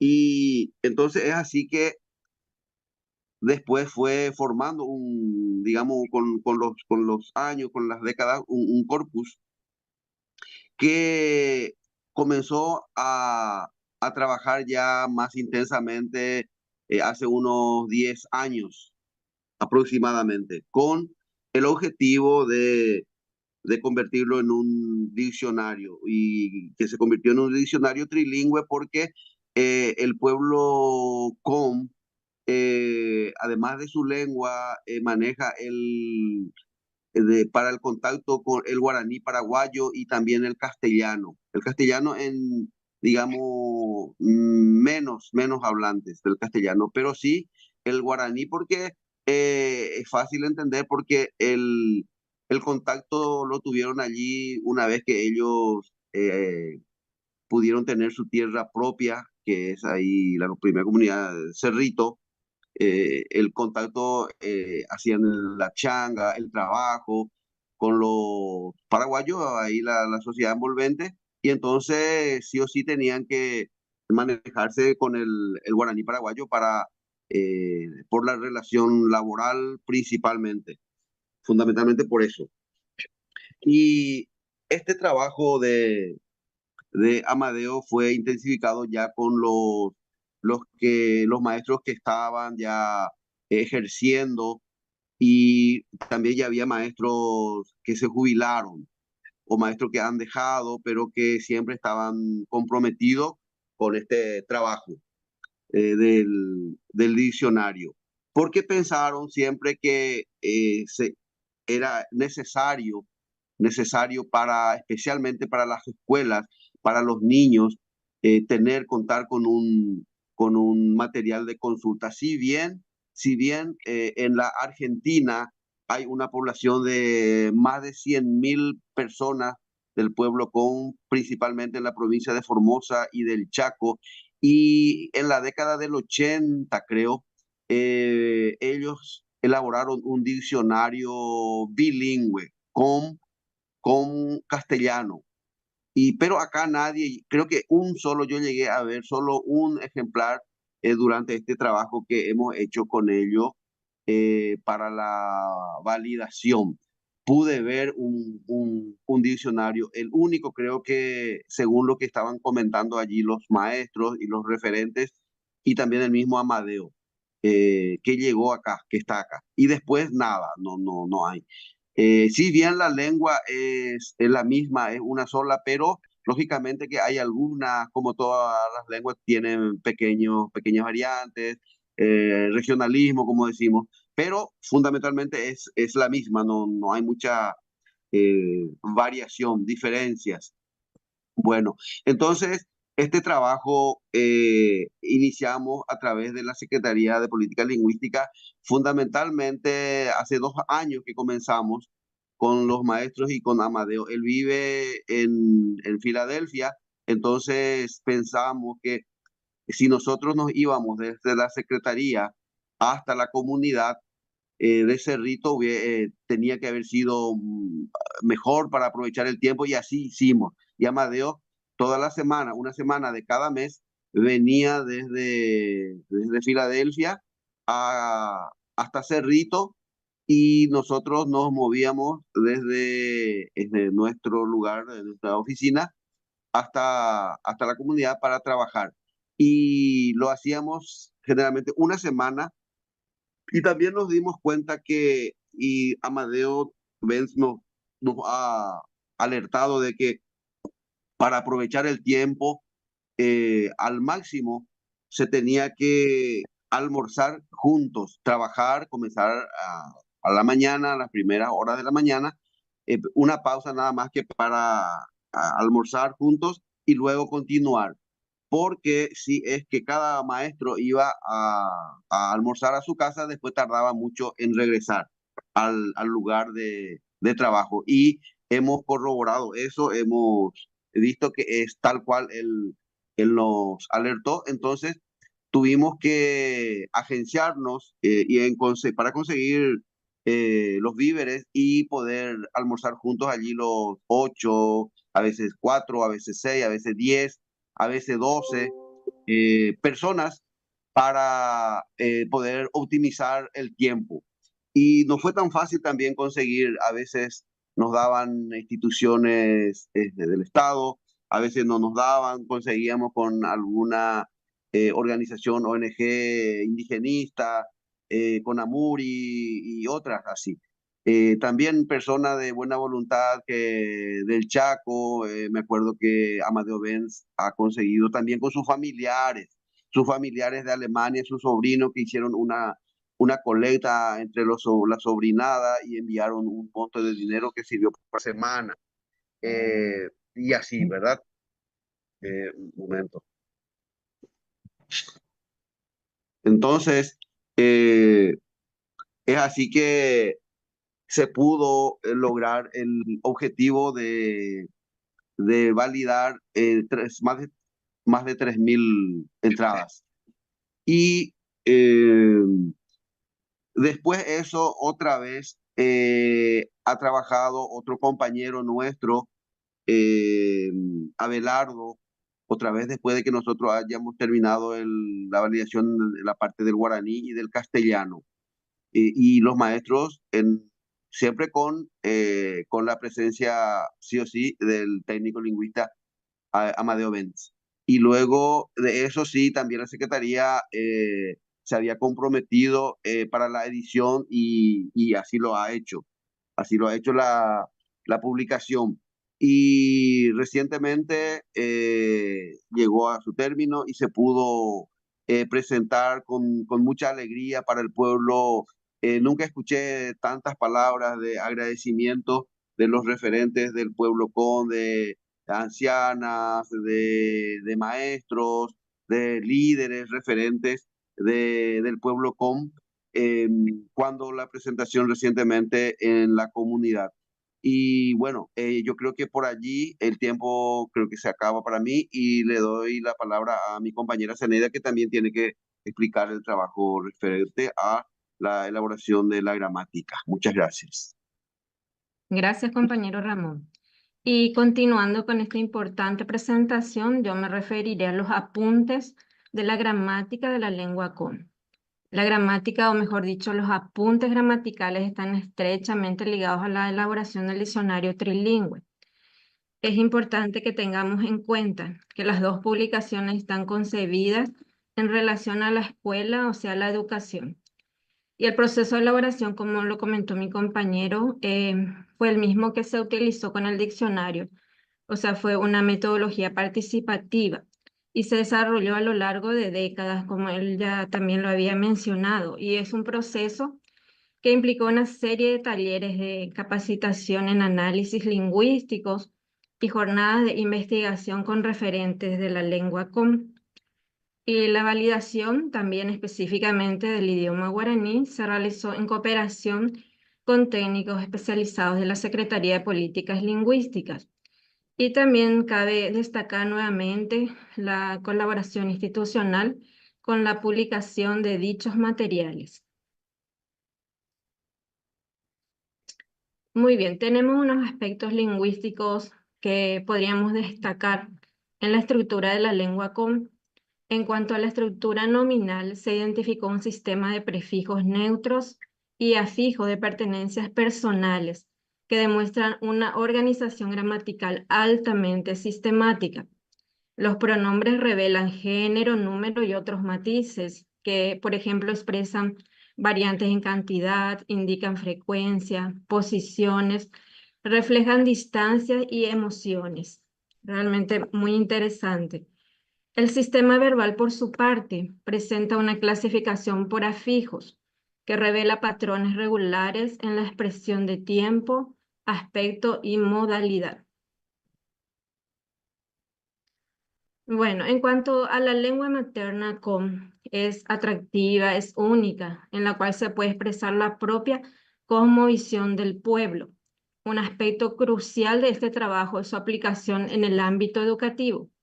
La transición de una lengua que fue predominantemente oral por siglos, ¿verdad? Ahora pasa a su forma escrita y presenta desafíos únicos. Este proceso requiere no solamente la documentación de estas estructuras gramaticales, sino también la creación de materiales didácticos apropiados para los distintos niveles educativos. La gramática fue elaborada en colaboración con maestros com, quienes trabajaron en grupos durante varios días para recopilar y revisar el material. Y este proceso se considera un inicio y no un trabajo terminado, invitando a la comunidad com, ¿verdad?, a seguir ampliando y profundizando en el conocimiento de su propia lengua. Y también es necesario referir que los apuntes de gramática son considerados una propiedad intelectual colectiva del pueblo com. Y por eso se autoriza su reproducción y divulgación siempre que se cite la fuente, lo que subraya la importancia de la preservación cultural. Y mirando un poco hacia el futuro, este trabajo establece las bases para un laboratorio lingüístico que nos permitirá profundizar en el estudio de la lengua com.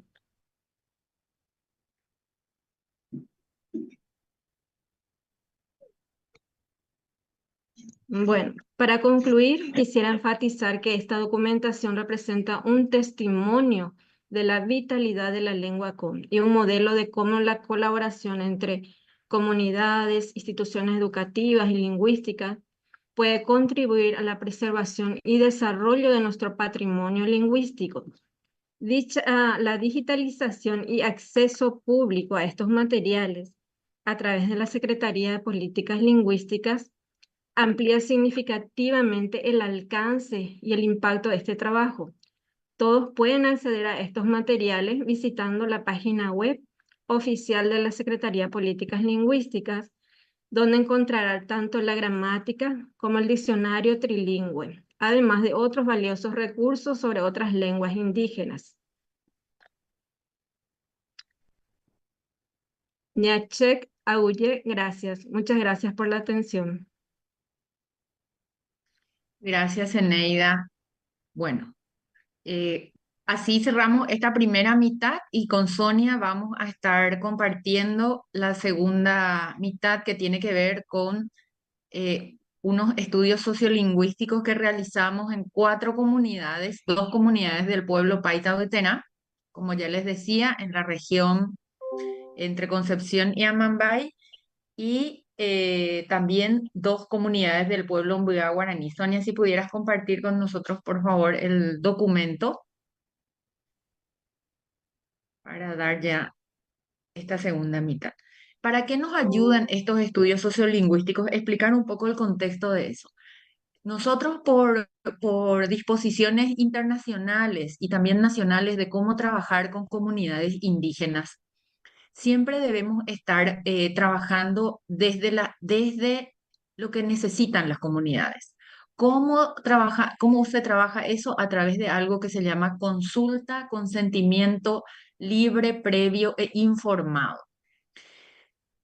¿Qué quiere decir esto en palabras más sencillas? Los que tenemos interés de trabajar, investigar o producir algún tipo de documentación o producción con las comunidades, debemos acercarnos a ellas, dialogar con ellas y a partir de los intereses que ellos presentan con sus lenguas, vamos proponiendo las actividades. Estos estudios sociolingüísticos nos permiten tener una fotografía, sacar, como su nombre lo dice, un diagnóstico de cómo se encuentran las comunidades y que tiene que ser, por supuesto, con la autorización concedida en algunos pueblos todavía de los líderes espirituales y los líderes políticos, y en otros pueblos ya solamente cuentan con líderes políticos. Por eso estos estudios sociolingüísticos para el equipo de documentación y para quien quiera, porque ya como señalaba Zenaida, todos nuestros trabajos están disponibles en la página web, se constituyen en herramientas de acuerdo y de consenso con las comunidades. Primeramente sacamos la fotografía, Sonia, si podemos compartir ya, y arrancamos.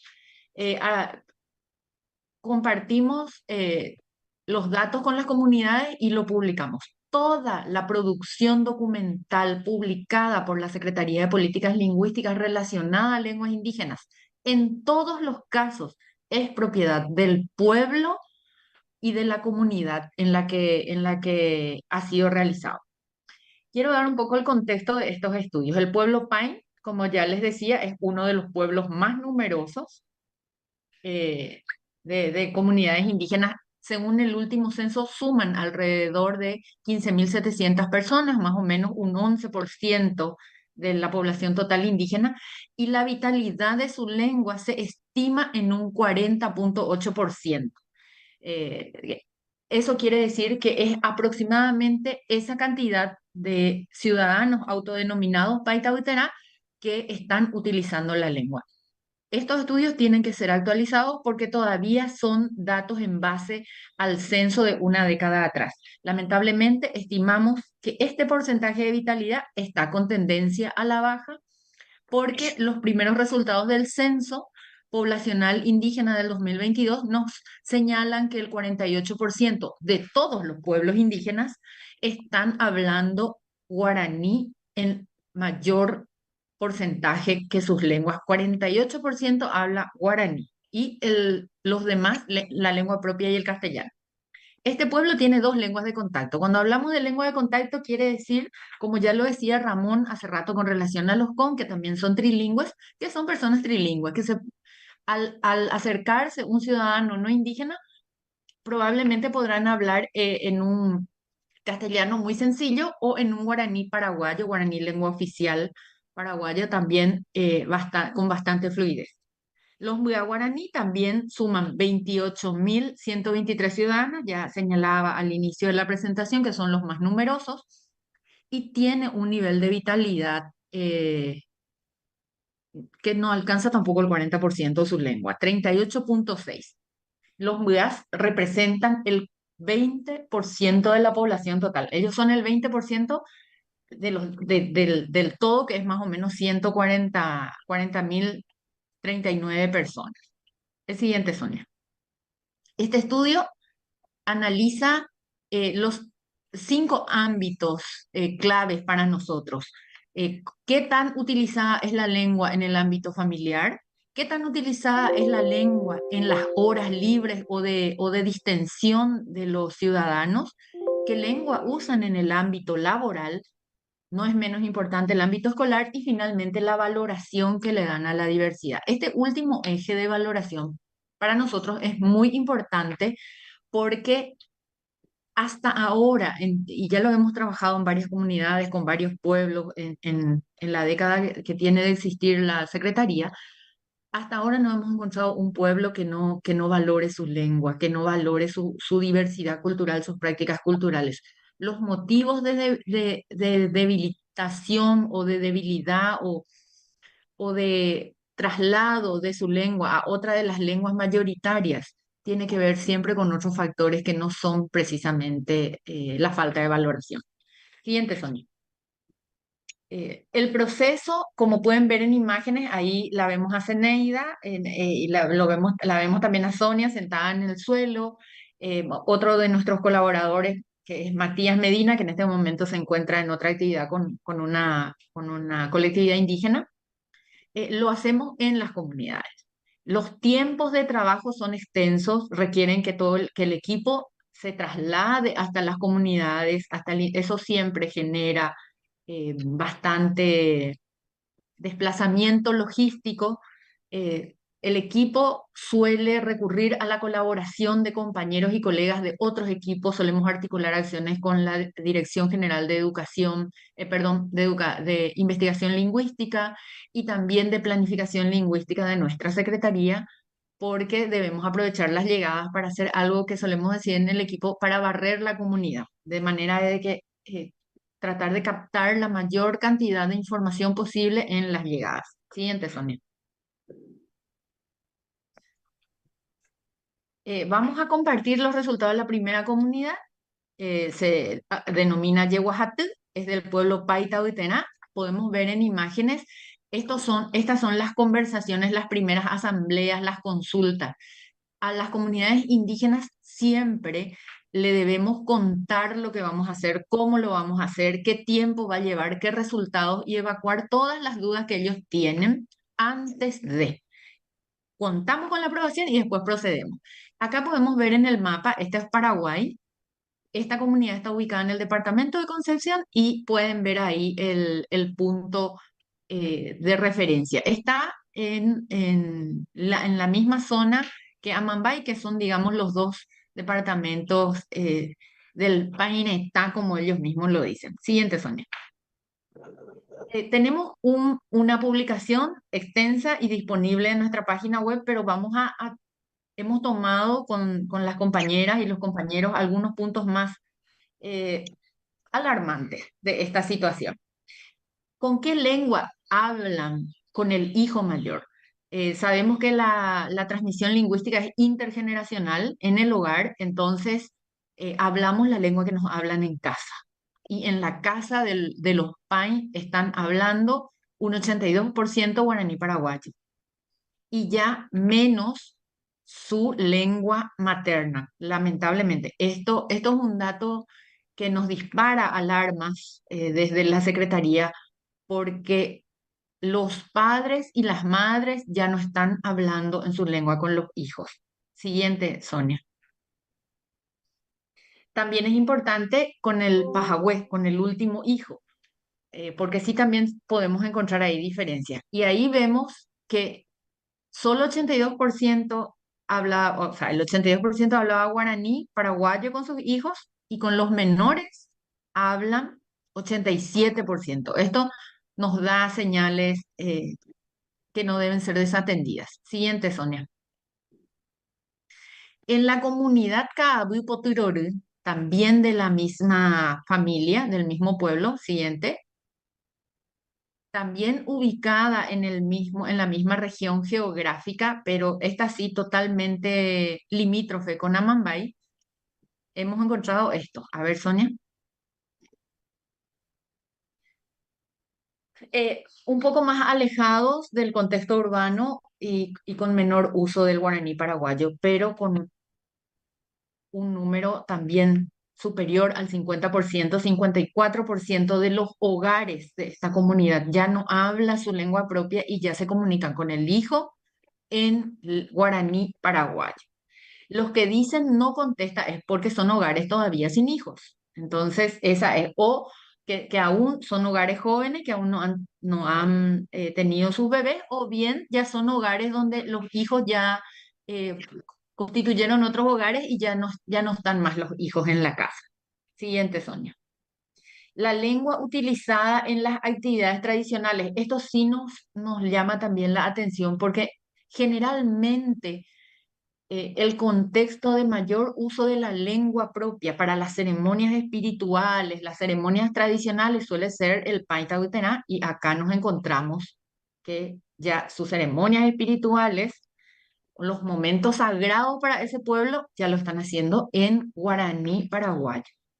Estos datos nos dan cuenta de un desplazamiento de la lengua pai y un dominio del guaraní paraguayo en estas comunidades. Adelante, Sonia. Tu micrófono.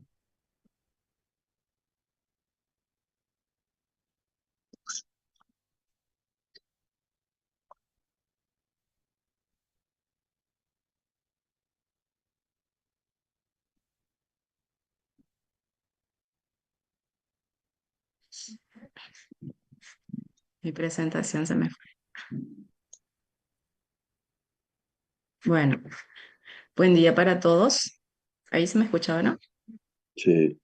Ok. Sí, Bueno, ahora nos ocuparemos de la comunidad Santa Lucía, que esta comunidad pertenece al pueblo Mbua y está ubicada en el departamento de San Pedro, en el distrito General Resquín. El año de trabajo para hacer el diagnóstico sociolingüístico es entre el 2022 y 2023, ¿verdad? Y ahí es un trabajo interinstitucional, esto entre la SPL y Programa de las Pequeñas Donaciones de Naciones Unidas. Eso también es importante recalcar que está dentro de ese marco de trabajo interinstitucional. Em, Acá también igualmente elegimos un ámbito, en este caso de la integración entre los amigos, ya sea en espacio de compartir en juegos. Van a ver que el 88% en este caso utiliza totalmente el guaraní. Naranjito realmente es una comunidad que al llegar se le escucha a los niños hablar ya en guaraní. Eso nos indica que la transmisión generacional, como se dice, ya se cortó ahí en esa comunidad. A ver si puedo. Y también, como mencionó ya la señora Rosana, ninguna comunidad quiere renunciar a lo que es su lengua, sus prácticas culturales. Aquí en la enseñanza de lo que eh, refiere al conocimiento de la cultura propia en la escuela, el 98% indica que están de acuerdo o totalmente de acuerdo. De hecho, la comunidad Naranjito, las abuelas, que son las abuelas y los abuelos, Upuwa, o sea, que son, vamos a decir, las personas que están en el Opu, ellos los viernes, por ejemplo, en este caso, se van a las escuelas a enseñarle a los chicos todo lo que refiere a la práctica cultural del pueblo Mbuya. Eso hacen una vez a la semana, ¿verdad? Ellos están interesados en que eso se pueda todavía transmitir y los abuelos y las abuelitas se encargan justamente de eso.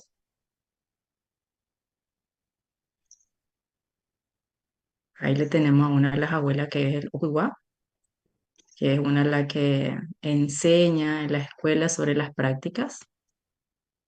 Y la otra comunidad es Carumbeú. Esta comunidad es, eh, o sea, la situación lingüística ahí totalmente difiere de lo que es Naranjito. Acá casi el 90% de las personas que integran la comunidad hablan todavía el idioma del Aymara, el idioma propio. Acá van a ver que el 80% utiliza todavía su Aymara dentro de lo que es el ámbito familiar todavía, ¿verdad? El 20% que no contesta corresponde a familias recién conformadas que no tienen hijos todavía. Y ahí igualmente hijos menores. Hay algunas personas, el 33% un poco alto acá de no responde porque generalmente tienen algunos todavía un solo hijo, entonces es menor.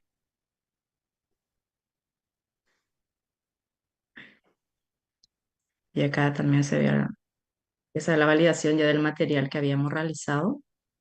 Acá tenemos las imágenes de todos los materiales que ustedes pueden acceder en nuestra página de la Secretaría, el de Yaguajatú, de Cabo Coturorú, tanto de Santa Lucía como de Carumbeú también. en la página. Esto es acceso para todo público. Y ahí está. Y ahí el dato de contacto de la señora Rosana, que es la directora general de Documentación y Promoción de Lengua Indígena. Igualmente nosotros también estamos abiertos a cualquier consulta que quieran hacer con relación a los materiales, trabajo con comunidades indígenas desde la dirección. Muchas Y ahí gracias, está. Muchas Sonia. gracias.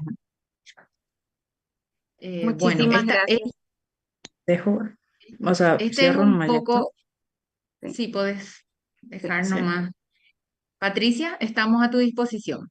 Sí, nos quedarían 5 minutos para algunas Preguntas. preguntas, algunas consultas y después ya seguimos con el siguiente panel. Muchísimas gracias a todos los presentes, también al equipo de la profesora Carmen Rosana Abogado. Sí, yo quería preguntarle, profesora Rosana, que nos diga un poco, teniendo en cuenta esos datos que tienen, ¿verdad? De la transmisión intergeneracional, em, ¿qué, qué acciones se están planificando con las comunidades, con los diferentes organismos desde la Secretaría de Política Lingüística? Excelente, doctora. Muchas gracias por preguntar, porque ese es el fin de este tipo de investigaciones. Y es un poco la lógica de trabajo, tomar conciencia de qué estamos haciendo, pero actuar en consecuencia a eso. El paso que le sigue a esto, sobre todo en las comunidades que hemos visto debilitadas, las dos de Pain y una de Mbuga, el siguiente paso es la revitalización. La revitalización es una acción protagonizada por los hablantes, o sea, el Estado, la universidad, los investigadores no pueden revitalizar una lengua, tienen que revitalizarla quienes la hablan. Lo bueno es que en todos los contextos encontramos, como ya mostró uno de los datos seleccionados para la presentación, pero si ven al interior, todos eh, quieren recuperar su lengua, quieren revitalizar, pero todos quieren ser trilingües también, porque el castellano y el guaraní representan acceso a trabajo y a estudio. Entonces, la revitalización es el siguiente paso y eso se diseña con las comunidades de acuerdo a la realidad de cada comunidad.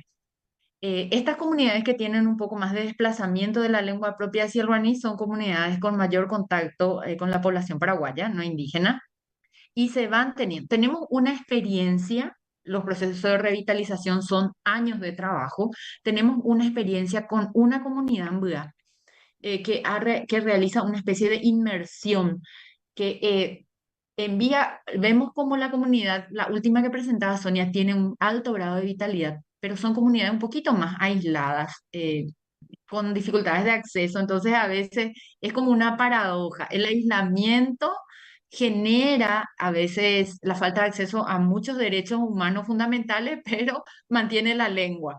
Entonces tenemos unas primeras experiencias de una comunidad embuyada acá del Departamento Central y de otras comunidades que envían a los adolescentes que se perfilan para ser líderes, representantes o referentes de su comunidad, los envían a vivir.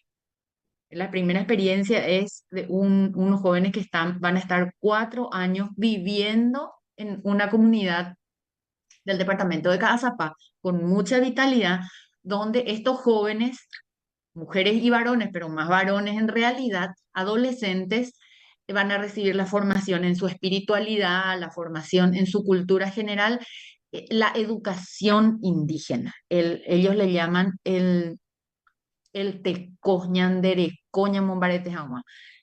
Y a partir de eso, creemos que estos jóvenes van a ser los que impulsen la revitalización en sus comunidades, pero son experiencias iniciales porque, como decía Sonia, estos son datos recién salidos del horno, los tuvimos a disposición este año porque nos tomó 2 años la recolección y sistematización por las distancias y porque nos ocupamos en paralelo de todas las lenguas, de 10 este año.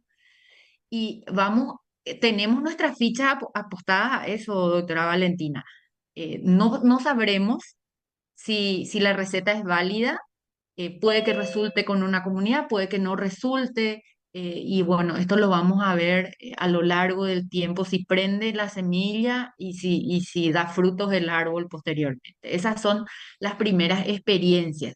También otras experiencias tienen que ver con la producción. Justamente mañana vamos a estar trabajando en una comunidad donde vamos a ir a compartir producción. Las producciones en lengua propia son otra herramienta porque las escuelas carecen de variedad de materiales. Hay materiales en lengua propia indígena, pero son exiguos, son pocos.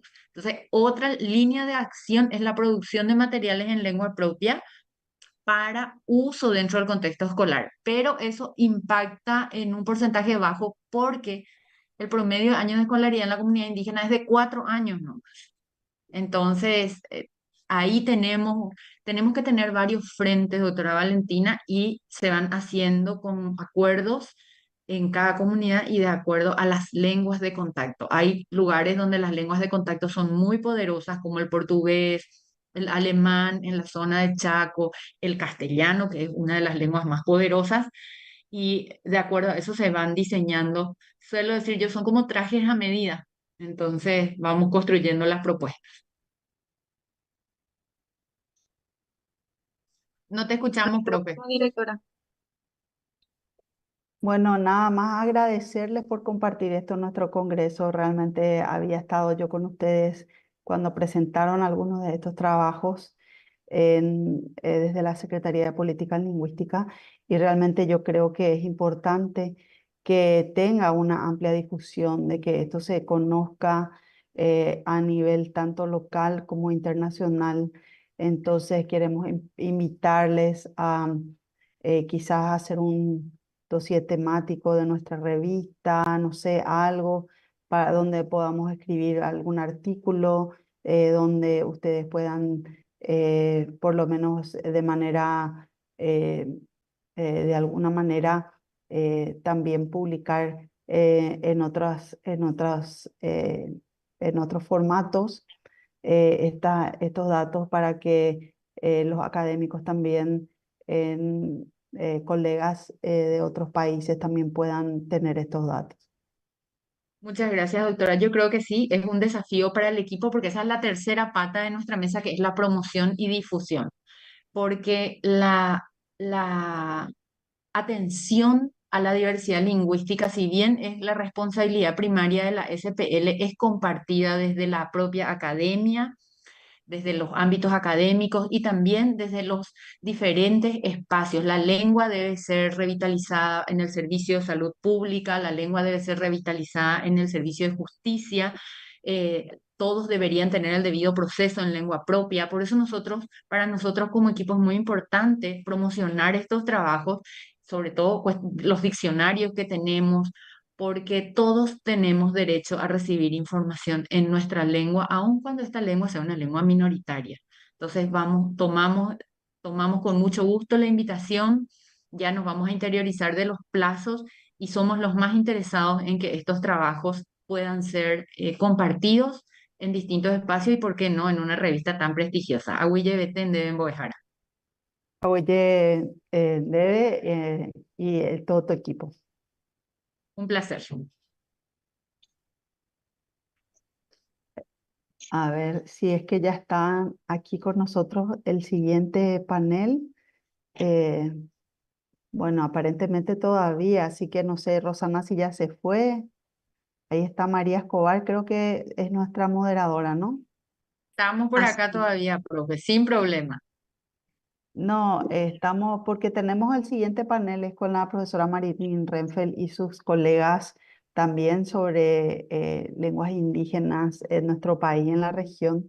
Y bueno, estábamos esperando. Voy a cerrar acá a ver Doctora dónde. Valentina, acá hace rato uno de los colegas compartía, consultaba si las presentaciones las vamos a compartir. Nosotros vamos a enviar por correo para que ustedes desde la organización del COMPLA puedan compartir y también los digitales de todo esto le vamos a facilitar los enlaces, doctora, para que ustedes puedan compartir con la población interesada.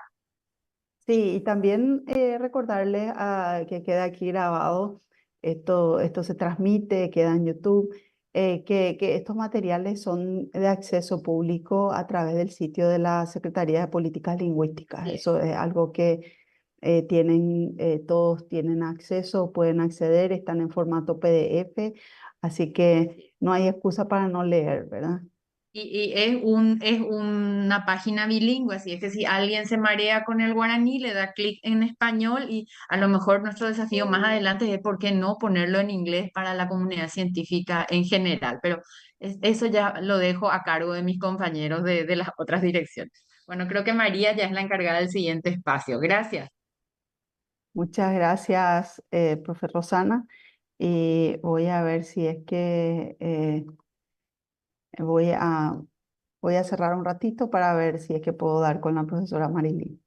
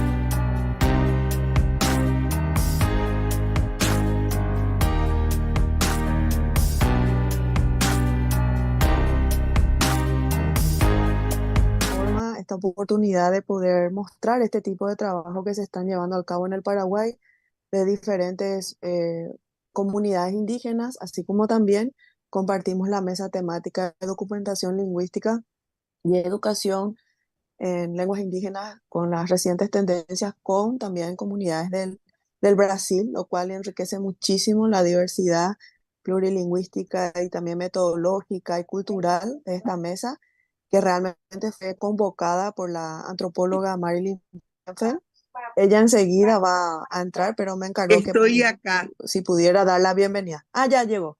Bueno, Ok. te dejo, Marilyn. Disculpe, no adelante, Celeste, lo está Sí, viendo demasiado bien. vamos a darle la palabra un bueno. ratito a la compañera María Escobar, quien está nuestra moderadora, que les va a presentar y luego ya les damos la palabra. Ok, Así ok. mismo. Buenos Bueno, días para y todos. gracias.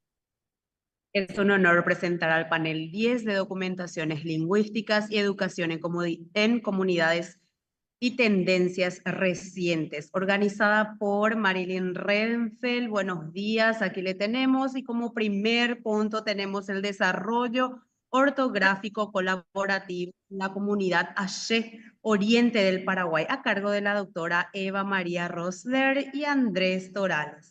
Buenos días para todos. Marilyn Renfeld, el micrófono todo tuyo. Muchas gracias por habernos invitado a esta reunión. Creo que tenemos un grupo de panelistas de diversos países que nos van a aportar su conocimiento y también del Paraguay, así que estoy muy contenta con la respuesta de los colegas lingüistas para este panel. Muchísimas gracias, gracias al Congreso por invitarnos también. Y adelante, Eva. Sí, buen día, buenas tardes en mi caso. Muchas gracias y estoy feliz también de poder participar digitalmente en el encuentro.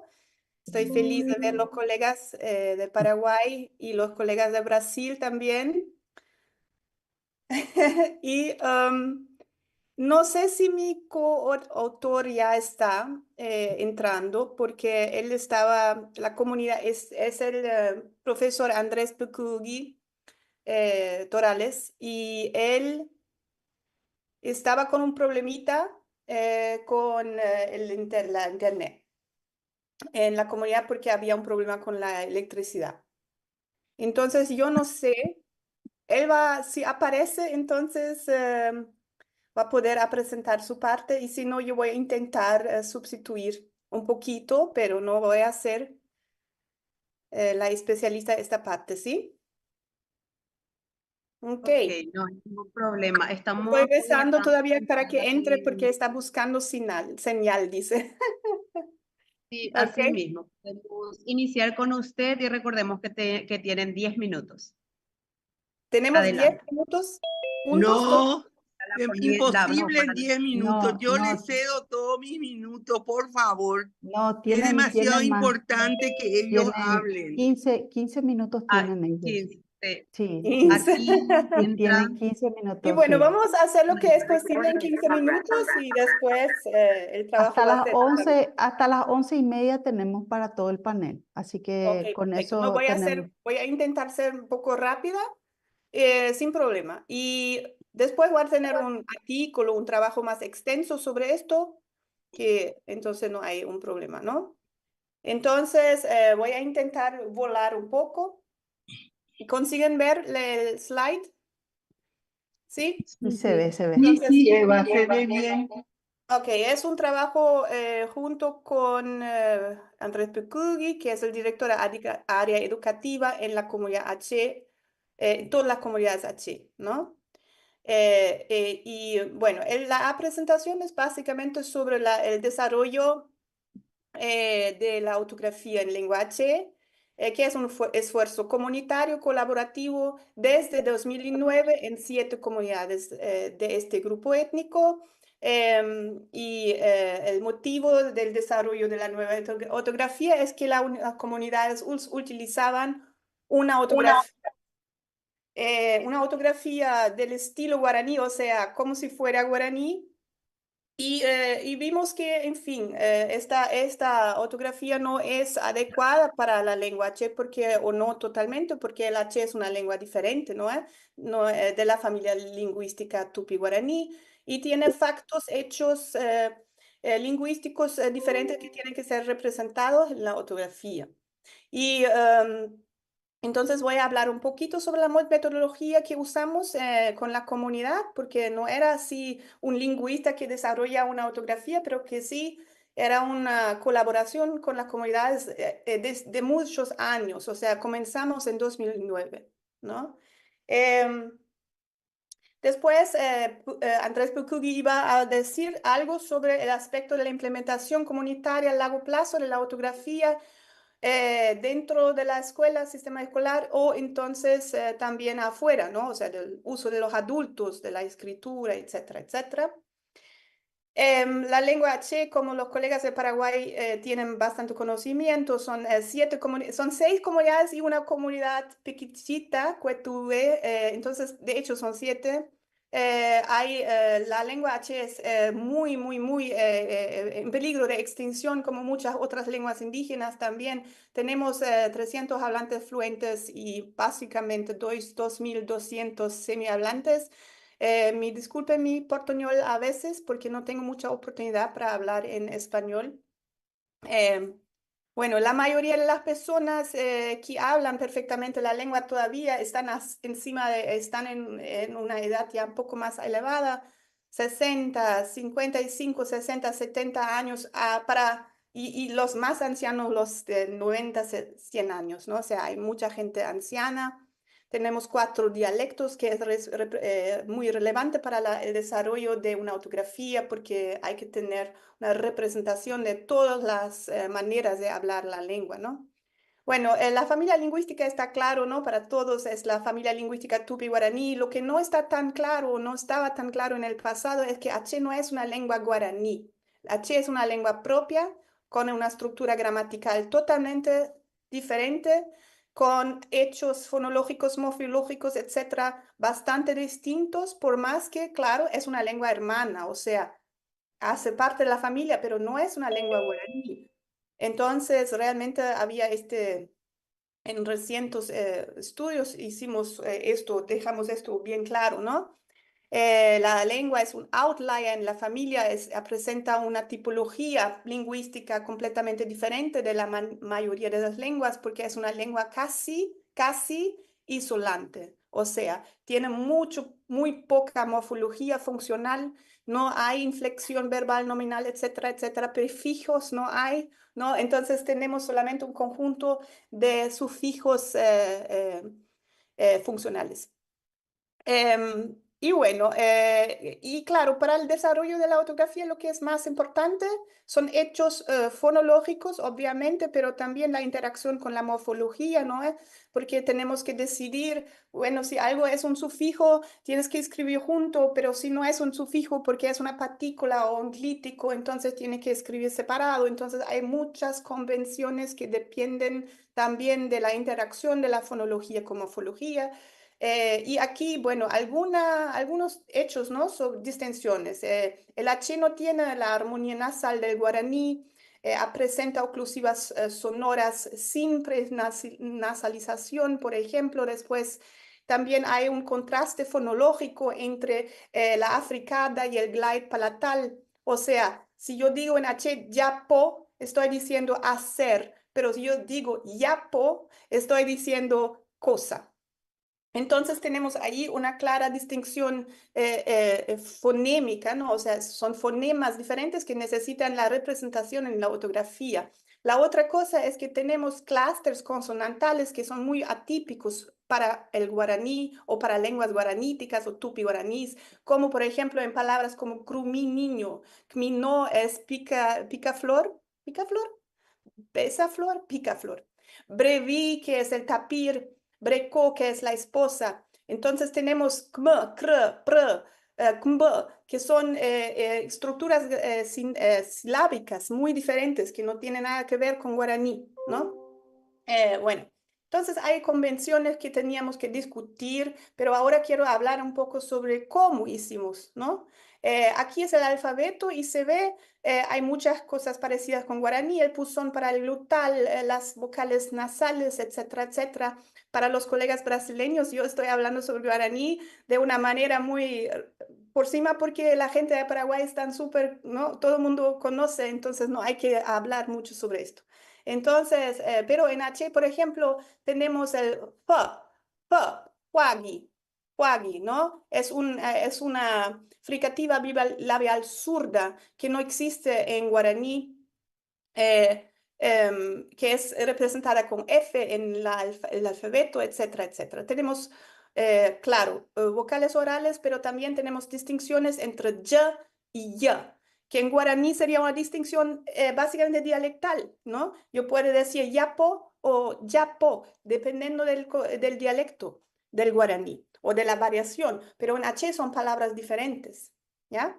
Entonces, ups, un poco muy rápido ahora. Aquí marcando las letras que son un poco diferentes, por ejemplo, B, D, G, ellos no son prenasalizados en H necesariamente, dependiendo del contexto. Hay, claro, en contexto con vocales orales existe la prenasalización, pero en contexto oral, en una sílaba oral, estos elementos pueden aparecer sin nasalización ninguna, ¿ya? En guaraní, en H. Bueno, aquí les presento un pequeño texto de la historia mitológica Ipopa Pinjiwa. Peku, Andrés Pekugi, ¿ya llegaste? ¿No? ¿No? No, qué pena.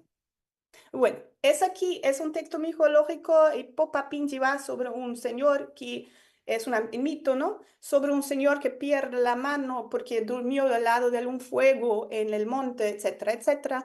Aquí es la versión anterior al 2009, que la gente intentaron escribir como si fuera guaraní, pero después veían que no funciona muy bien también, porque ni siempre es como guaraní.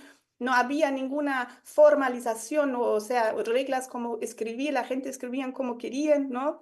Es mejor que nada, pero... Y bueno, entonces pues hicimos la ortografía en conjunto en 2009. Entonces la ortografía le llamo a 2009 Plus, porque...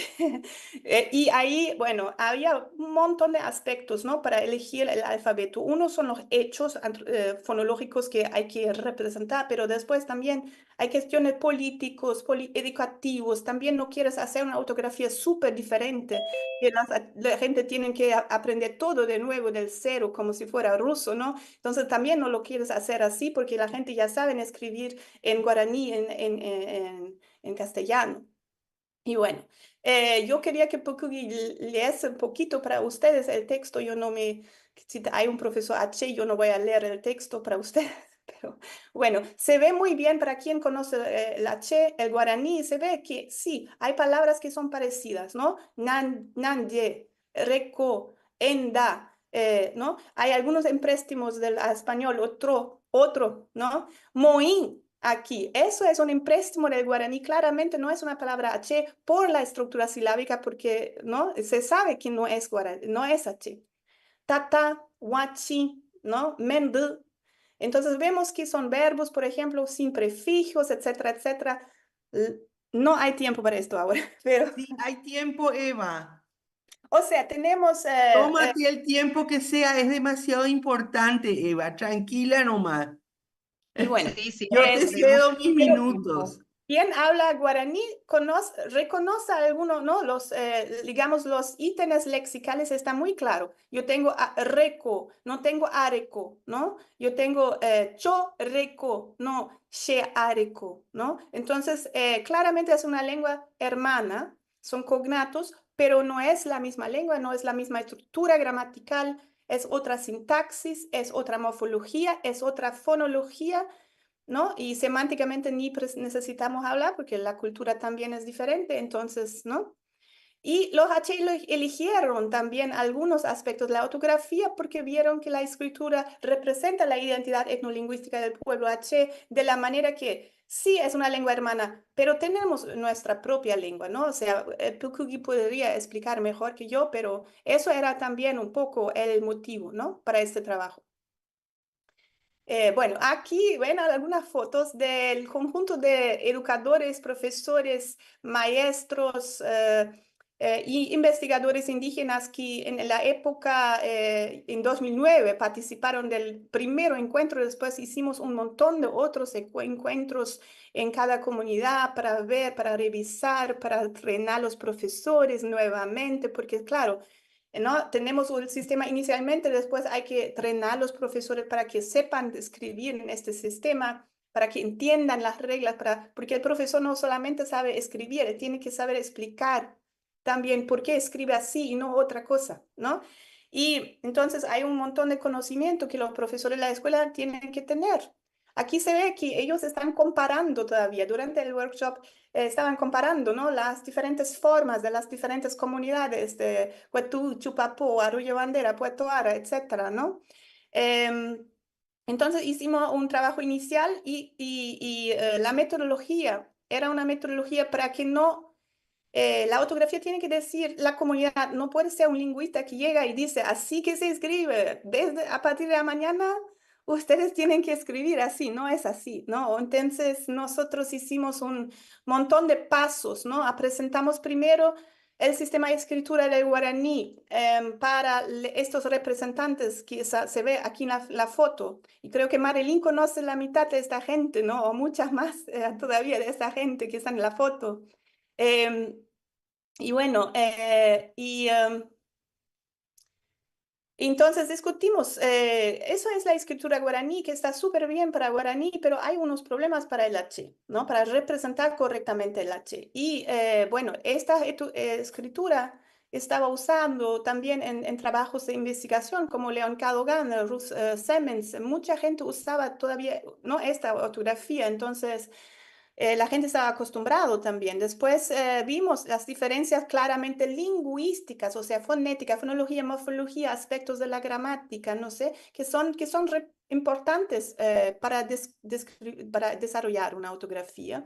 Y después discutimos otros aspectos, porque una ortografía es una cuestión educativa, una cuestión política, una cuestión sociocultural, no sé, hay muchos aspectos de la ortografía que no son puramente hechos lingüísticos, o sea, eso también era un debate en estos workshops y después pusimos la gente, los educadores, son profesores, maestros de escuela con 20 años de experiencia, para hacer ejercicios, juntando datos, escribiendo, entrenando, viendo. Y después yo hice 3 sistemas paralelos, o sea, que eran 3 sistemas de alfabetos que eran lingüísticamente correctos, o sea, representativos, pero que cada uno representaba una cosa diferente. El primero era muy cerca del guaraní, lo más próximo posible del guaraní, para que, o sea, educativamente sería muy práctico, la gente tiene que aprender solamente pocos cambios, etc. El segundo era muy lejos del guaraní en el sentido, usamos algunas letras emblemáticas para representar que esta lengua realmente es diferente del guaraní. Y el tercer sistema que presenté, que era lingüísticamente correcto, era un sistema intermediario, o sea, que representaba algunas diferencias claras, pero que todavía sí tenía mucha semejanza, no. Era muy parecido con el sistema guaraní, ¿no? Y los H en el final había un voto democrático, los H son gente súper democráticos, hiperdemocráticos, ¿no? Entonces ellos votaron y eligieron el del medio, o sea, querían para facilitar la educación, querían un alfabeto que sea lo más próximo posible al guaraní, pero también querían algunos signos gráficos para mostrar, no, tenemos nuestra propia lengua. O sea, era una decisión lingüística pero también una decisión política, educativa, sociocultural, ¿sí? 3 días, la primera, el encuentro eran 3 días de muchos debates, mucha decisión comunitaria, etcétera, etcétera. Llegamos a este sistema que le presenté antes, ¿no? Y bueno, deja ver si consigo cambiar el slide. Y bueno, esa es la parte de Pukugia. De Andrés Bocugi. Él dice, bueno, tenemos la implementación de la ortografía en 2009. No sé si ya llegó Andrés, pero si no, yo sigo, ¿no? ¿Sí? No, todavía no se encuentra Andrés. Ok, entonces él iba a presentar un poco porque como él es ahora el administrador de las escuelas de la comunidad H, ¿no? Y entonces él iba a explicar para nosotros cómo la ortografía sí funciona, cuáles son los problemas, porque claro, cualquier país que ya pasó por una reforma ortográfica sabe que no es así de un día al otro, la gente escribe el sistema nuevo y está todo, ¿no? Es difícil, es complicado. Bueno, tenemos 6 escuelas que incluyen las ofertas educativas de primera infancia, 4 colegios, ¿no? H, y la enseñanza de la lengua H es básicamente en la escuela básica y la primera infancia, jardín, preescolar, la alfabetización, la alfabetización, es que me explicó, eso me parece sensacional, ya inicia en la primera infancia, o sea, ya en el jardín ya estudian algunas letras, específicamente las vocales, ¿no? La lengua se usa para la comunicación en todos los contextos, pero hay que decir que los jóvenes a veces no hablan más como los ancianos, ¿no? Visto que- Bueno, las estrategias alternativas de enseñanza, la H, en contexto extraescolar, hay también, o sea, ellos enseñan el lengua H en una materia que es lengua materna en la escuela, pero las comunidades también inventan otras estrategias. Por ejemplo, llevan los niños al monte con ancianos y ahí en el monte hablan un montón de cosas con los ancianos en H puro, puro, puro, ¿no? Después hacen la semana cultural, hacen otros eventos. Los niños están siendo, o sea, las comunidades inventan otras estrategias que no serían muy típicos para una escuela básica paraguaya, ¿no? De llevar a los niños al monte, llevar a los ancianos para contar historias y esto. Entonces, son bastante creativos, hicieron bastante material didáctico durante los años, ¿no? O sea, ya son bastante años. Entonces, todas las escuelas usan esta nueva ortografía. Hoy en día no hay más un problema con esto. Y otra cosa que Andrés me contó es que para nombramiento de docentes se realiza un concurso de selección donde se incluye una prueba o un test sobre la lengua H oral y escrita como requisito principal para que entre el profesor que enseña en la escuela. ¿Sí? Eso me parece impresionante. O sea, no, yo no tengo nada que ver con esto porque soy solamente la asesora lingüista, pero es impresionante que consiguieron esto, ¿no? Bueno, en el Censo Nacional, dice Andrés también, 97% de los H dicen que hablan H, pero hay que comentar que los jóvenes ya no tienen más la competencia completa de la lengua, o sea, la lengua está se perdiendo, entonces es la percepción de la gente que 97% habla, pero la realidad es un poco diferente, ¿no? Son mucho menos gente que todavía dominan el H como si fuera, ¿no? Como totalmente. Bueno. Y después íbamos a contar un poquito también sobre el uso de la alfabetización fuera de la escuela. Había un programa de alfabetización de adultos y ahí comentó Andrés conmigo ayer que ya está casi finalizando, ya no necesita más porque la mayoría de los adultos ya conoce el alfabeto, o sea, sabe escribir, claro, excluyendo las personas muy ancianas que simplemente no escriben, no usan la escritura, pero los jóvenes, los adultos, mi generación, los que un poco más de edad, ya saben escribir, entonces el programa de alfabetización de adultos ya no se hace desnecesario casi, ¿no? ¿En qué contexto se usa? Ay, no. Claro, ¿no? Solamente un poquito.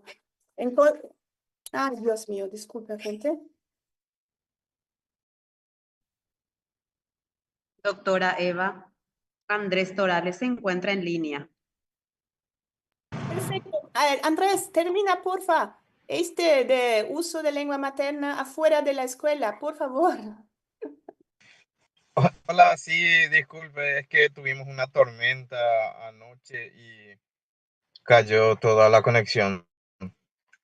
Bueno, hablando de alfabetización, el pueblo H ya prácticamente está totalmente alfabetizado, como decía Eva.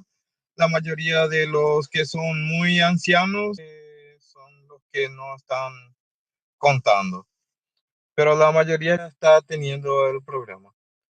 Y también quería comentar el anterior punto que decía para el ingreso de docentes a educación para enseñar en aula hay hay un concurso donde se utiliza la lengua materna, tanto oral y escrita, se hacen competencias.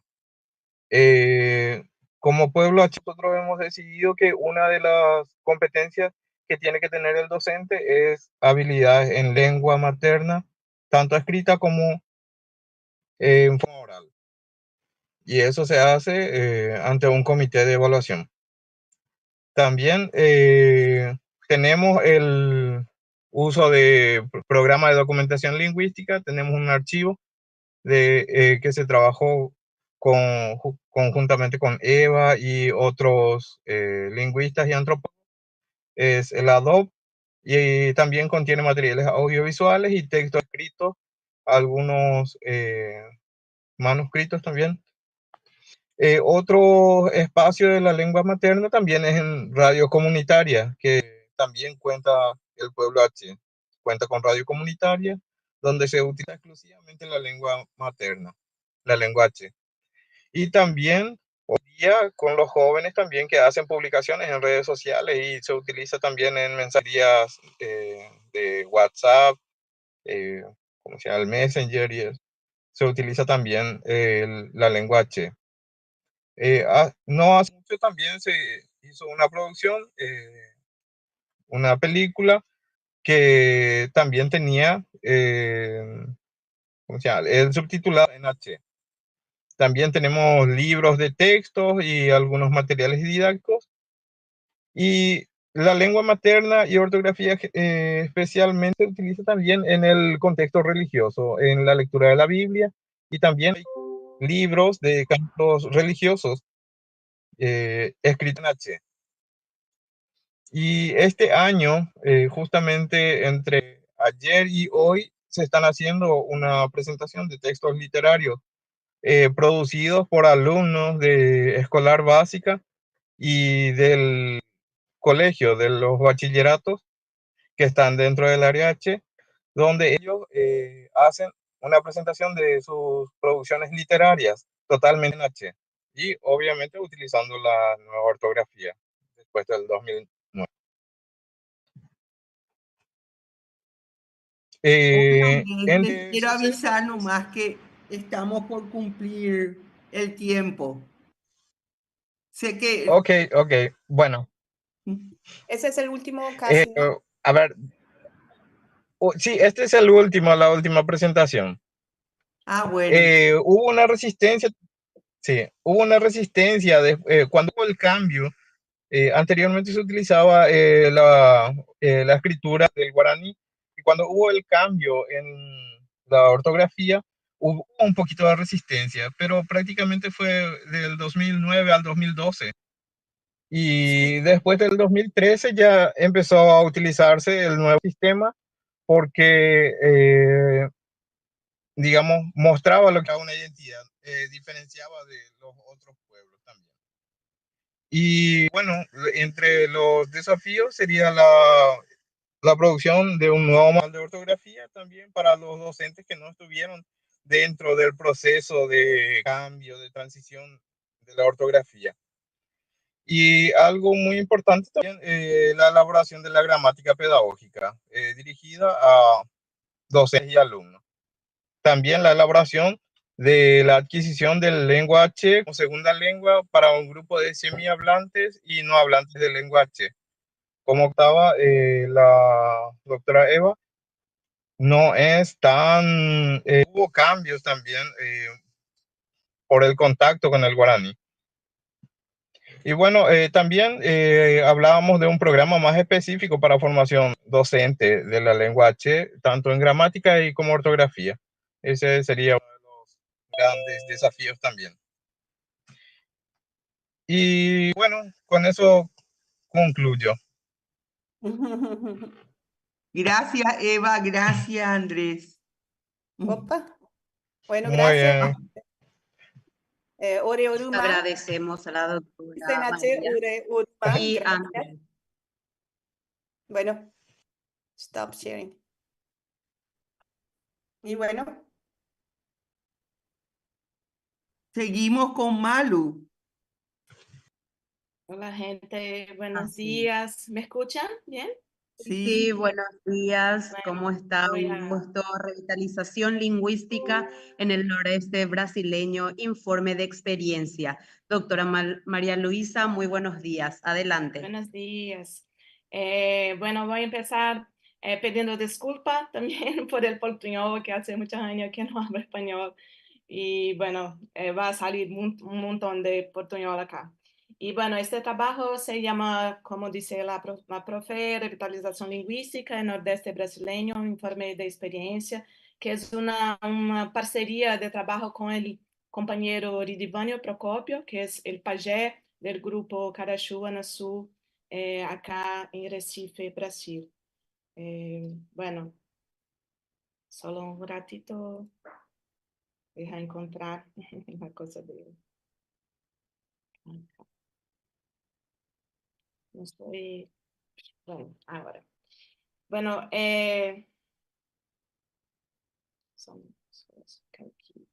aquí está. Bueno, este trabajo objetiva describir el proceso de revitalización lingüística de la lengua caxurietã en el territorio del pueblo Carachú Anasul, en Pernambuco, que es un grupo multiétnico, ¿no? Surgido en Pernambuco, en la ciudad de Recife, en 2018. Este informe hace parte de una agenda contemporánea de los estudios lingüísticos asociados al área del mantenimiento y revitalización lingüística de lenguas amenazadas. En este sentido, este estudio comprende también una breve revisión de algunas nociones del área de revitalización lingüística y una sucinta discusión sobre el escenario de recuperación lingüística en el nordeste de Brasil desde una perspectiva de la literatura antropológica. Bueno, entonces, según la Ethnologue, tenemos hoy en el mundo 7.164 lenguas humanas.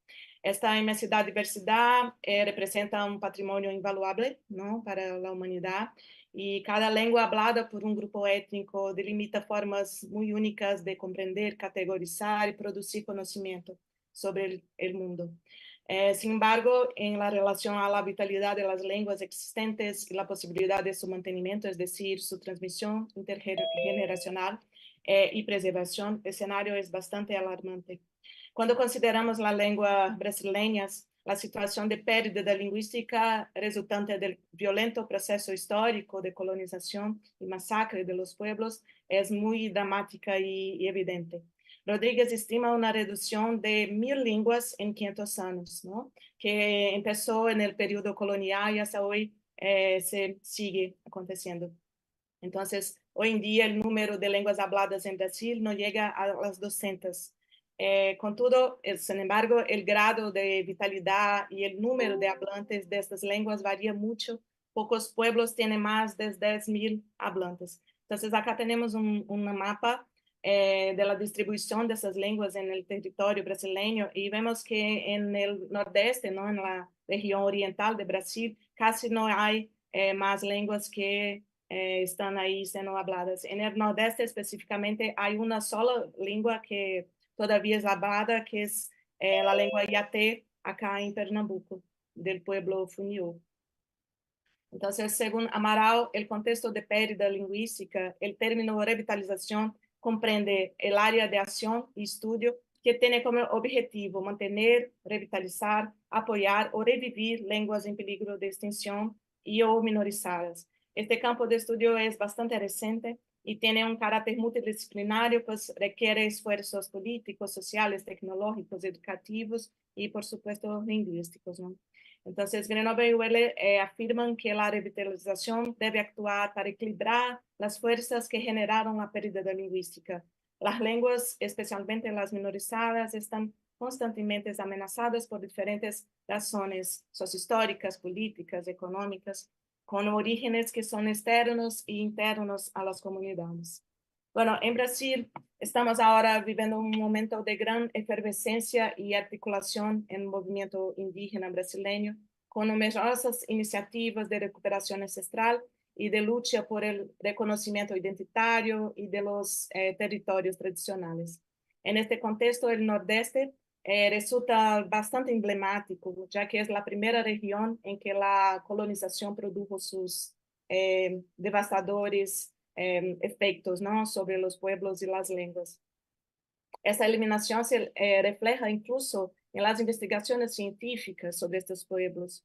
Carvalho y Resink discuten una revisión de la producción científica en el campo de la antropología de los últimos 20 años, que grande parte de la antología orientada hacia el nordeste siempre partió de un supuesto de baja distintividad cultural de los pueblos ahí establecidos, como si no existiesen más, ¿no?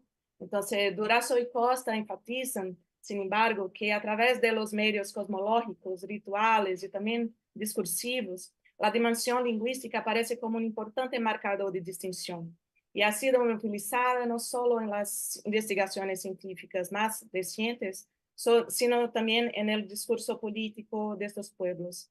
Bonfim y Durazo comentan que los pueblos indígenas del nordeste de Brasil han enfatizado cada vez más en sus articulaciones políticas y declaraciones étnicas la presencia de las llamadas lenguas ancestrales que la sociedad indígena durante mucho tiempo se creyó extintas. En este escenario, Durazo propone en el campo de la antropología la categoría analítica de lenguas encantadas, como un reconocimiento etnolingüístico de diferentes dinámicas y categorías nativas observadas entre los pueblos originarios de la región.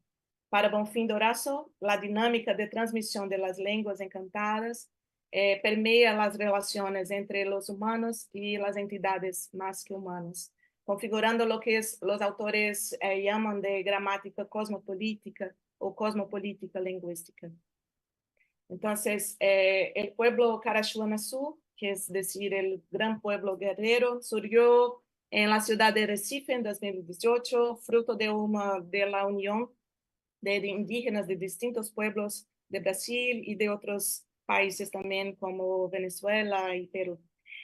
Actualmente el grupo cuenta con 60 familias y está en proceso de construcción y fortalecimiento de la aldea Marataro Caeté, ubicada en el municipio de Igaraçu, en el estado de Pernambuco, Brasil. La etnogénesis estuvo motivada, entre otras razones, por la necesidad de luchar por políticas públicas, especialmente en el campo de la salud y de derechos sociales, dirigida a los pueblos indígenas en contexto urbano. Las personas involucradas en este proceso vivían mayoritariamente en la comunidad de Coc, que es una comunidad periférica, una favela, es decir, en portugués, acá en Recife. Y bueno, entonces el proceso de estudio y recuperación de esta lengua, que fue nombrada Cachurietã, comenzó en 1997 con el encuentro del Ridivânio, este compañero, con el cacique Chicão Chucuru, en el Centro de Trabajo y Cultura en Recife. Este señor Francisco Assis de Araújo, conocido como Chicão, fue un importante líder en la lucha y organización política del pueblo Chucuru de la Serra do Ororubá, en Pernambuco. En mayo de 98, Chicão fue asesinado por terratenientes y el crimen tuvo amplia repercusión nacional e internacional. El caso Chucuru resultó en una decisión sin precedentes en la Corte Interamericana de Derechos Humanos, que condenó a Brasil por violar los derechos de los pueblos indígenas, estableciendo un importante precedente judicial. Es un caso muy importante. Y bueno, entonces, en el proceso de estudio y preparación de la lengua para su revitalización, el investigador realizó un amplio relevamiento de fuentes bibliográficas y documentales que contaban con léxico o alguna descripción de la lengua, ¿no? Entonces, obras como de Pompeu Sobrino, La Penda, Locota, Meder, entre otros. Pero en la mayoría de estos trabajos, los registros lingüísticos son de naturaleza exclusivamente léxica, no había más información. Entonces, ante la escasez de información gramatical sobre la lengua, Ridivânio comienza a estudiar la gramática de las lenguas macro-G con el objetivo de desarrollar un primero estudio comparativo entre la lengua Chucuru y las lenguas del tronco macro-G. Los resultados son hasta ahora no muy concluyentes, pero paralelamente el investigador comienza a desarrollar una ampliación del léxico basada en la concatenación de palabras registradas en la lengua y la creación de nuevos elementos para términos y clases léxicas de las que no se tiene más conocimiento, como los pronombres y otras cosas, ¿no? Entonces, acá tenemos algunos ejemplos de este proceso de blend morfológico, ¿no? Entonces, tenemos quebré, que es piedra, quecrá, que es cabeza, y ahí se forma quebrecá, que es cabeza dura. Y xenem, flor, que agua, xenem, flor de río. Ocome, boca, criecá, negra, y opicriecá, boca negra. Y así el Didivânio fue haciendo muchas otras palabras. Y bueno, cuanto a la orden, el orden de constituyentes, el autor propone el orden OSV, es decir, objeto, sujeto y verbo, ¿no? Como muestra los ejemplos. Entonces tenemos Chicudo lampregó arancre, que es decir, perro, jaguar, atacar. Entonces el jaguar ataca el perro. Y Careche no enviar, que hombre blanco, indígena, gustar, negación. Entonces, a los indígenas no les gustan los hombres blancos. Y bueno, entonces, en 2018, Didivânio creó un grupo de estudio en línea sobre el idioma que recibió participantes de diferentes partes del país. Y a partir de este grupo produce diversos materiales didácticos de la lengua. Y en este momento, la lengua que estaba reviviendo se llamó Caxurietã, que significa raíz del guerrero. Más recientemente, especialmente después de la formación de la aldeia Marataru Caeté, comenzó a impartir talleres de idioma para niños y adultos de su comunidad, utilizando especialmente las canciones tradicionales del toré. Toré es un ritual que se tiene muy típico acá en Nordeste, y las canciones de la Jurema Sagrada, que es una religión afroindígena también típica del Nordeste de Brasil. Entonces, la efectividad de estas acciones resalta la importancia de los programas de transmisión comunitarios, ¿no? Que se basan en la cultura local y utilizan formas tradicionales y familiares de transmisión de conocimientos. Y bueno, para terminar, entonces, en este informe situamos la experiencia de etnogénesis y recuperación lingüística del pueblo Caraxuanazú como parte del escenario de recuperación ancestral y del levantamiento lingüístico indígena en el nordeste brasileño. Es importante señalar que desde un punto de vista antropológico, la reaparición de los pueblos indígenas en esa región engendra relaciones intrincadas entre lenguas y cosmología, con el territorio y con la sociabilidad entre humanos y los más que humanos. En este sentido, la experiencia de retomar la lengua caxurietã y sus estrategias de transmisión lingüística apuntan a la inseparabilidad entre identidad, cultura, religiosidad y las prácticas lingüísticas. Es eso, muchas gracias. Muchísimas gracias, Malu. Gracias. Muy interesante. Vamos a continuar ahora con Celeste. Por favor.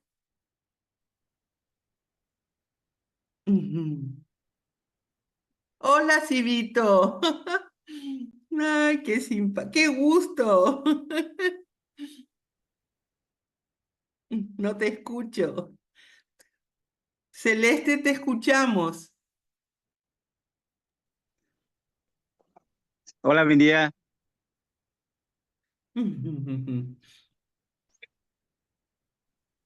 Estás muteada, Celeste. Ahora, Ahora sí. eh, es- ¿ya querés que presentemos con la gente del pueblo guaraní?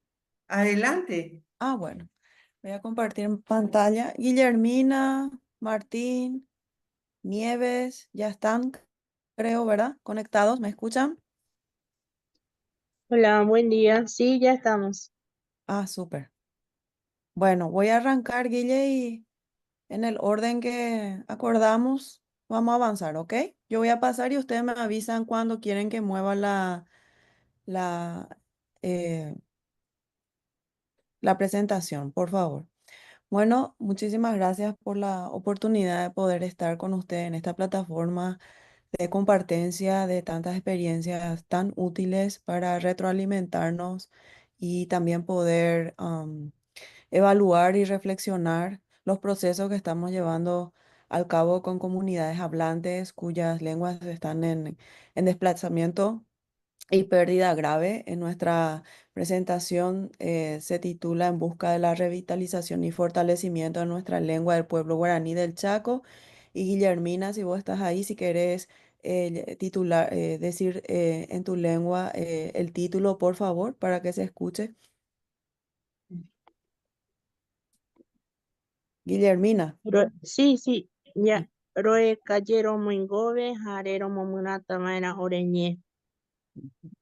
Bueno, este trabajo de coautoría estamos con Guillermina Weiner, Martín Carema, María de las Nieves Díaz y mi persona, pero hay muchísimas más personas hablantes que son parte de todo este trabajo que vamos a estar presentándoles en forma introductoria. En el contexto lingüístico de cada lengua en desplazamiento en peligro es diferente, puesto que las estrategias de revitalización dependen de las circunstancias particulares de cada comunidad y las condiciones locales que han contribuido a la pérdida de esta.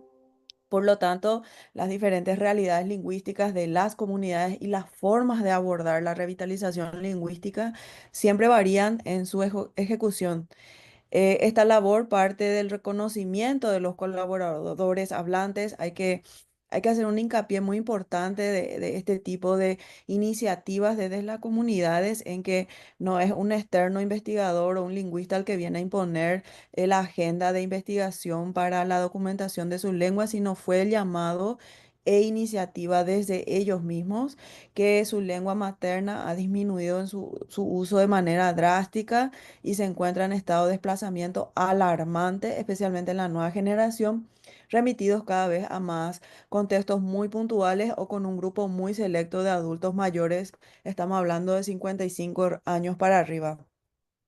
A partir de lo anterior surge entonces esta idea de elaborar materiales lexicográficos de referencia en vocabularios y diccionarios para poder complementar a las acciones de revitalización de la lengua, con el afán de crear un tipo de materiales de consulta para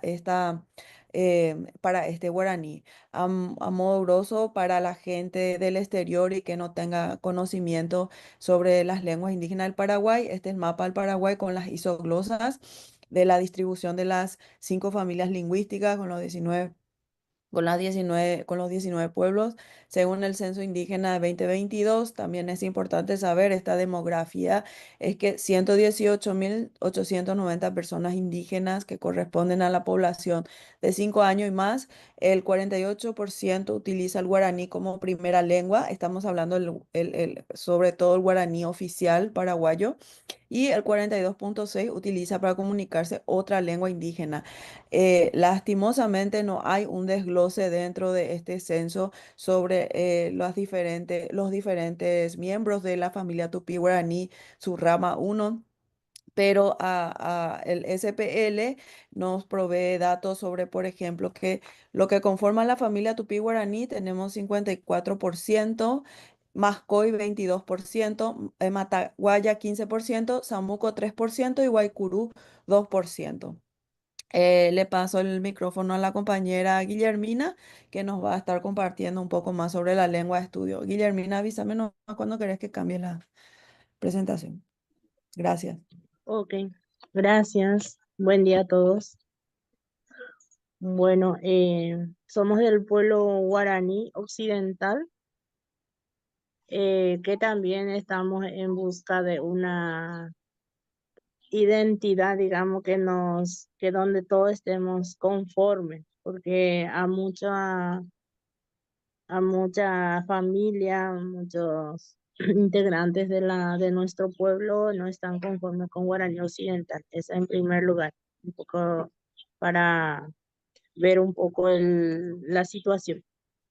Bueno, pertenece a la familia lingüística tupí-guaraní del subgrupo 1.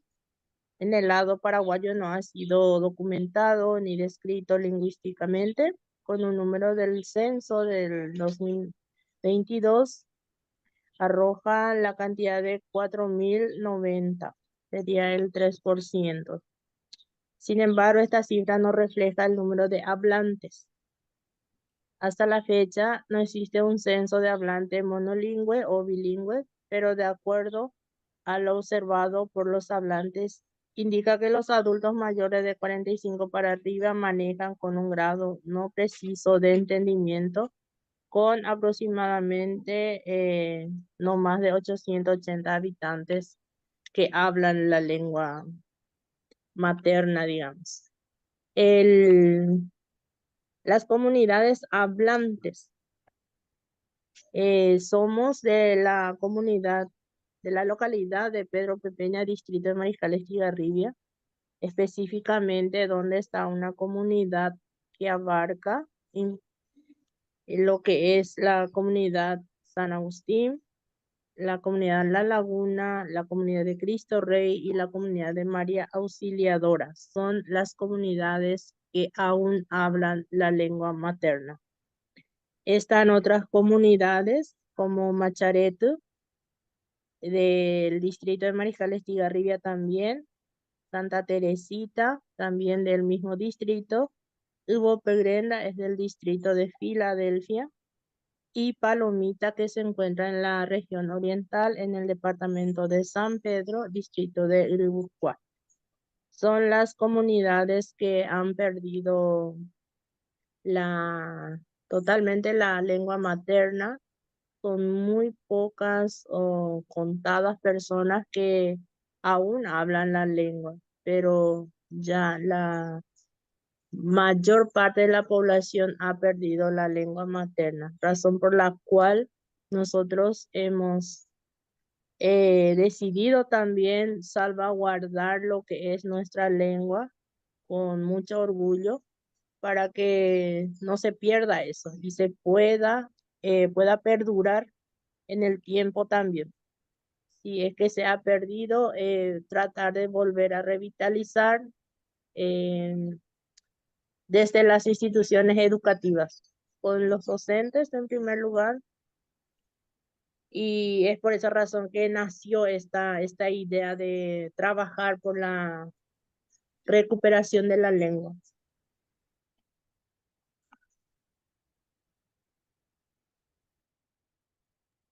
Hasta ahí, Celeste. Ujú. ¿Me escuchan? Sí, yo te escucho. Ajá, sí, nomás antes de pasar con el profe Martín, quería recalcar algo muy importante sobre este guaraní, es que después del Aba guaraní en el Paraguay, según el SPL, es el segundo guaraní en peligro, con una vitalidad de 19,96%, pero realmente esa cifra otra vez no es lo que refleja la realidad, así como escucharon de Guillermina, de 8 comunidades, nomás 4 mantienen su lengua. Entonces, eso también acotar en antes de pasar con el profe Martín. Profe Martín, ¿está? ¿Nos escucha? Hola, ¿a mí me escuchan? Sí, le Sí, escuchamos. claro que sí, Y te se le escuchamos escucha. muy bien. Ajá, el profe Martín Carema dice, pero no se te escucha, profe. Tenés que conectar tu audio.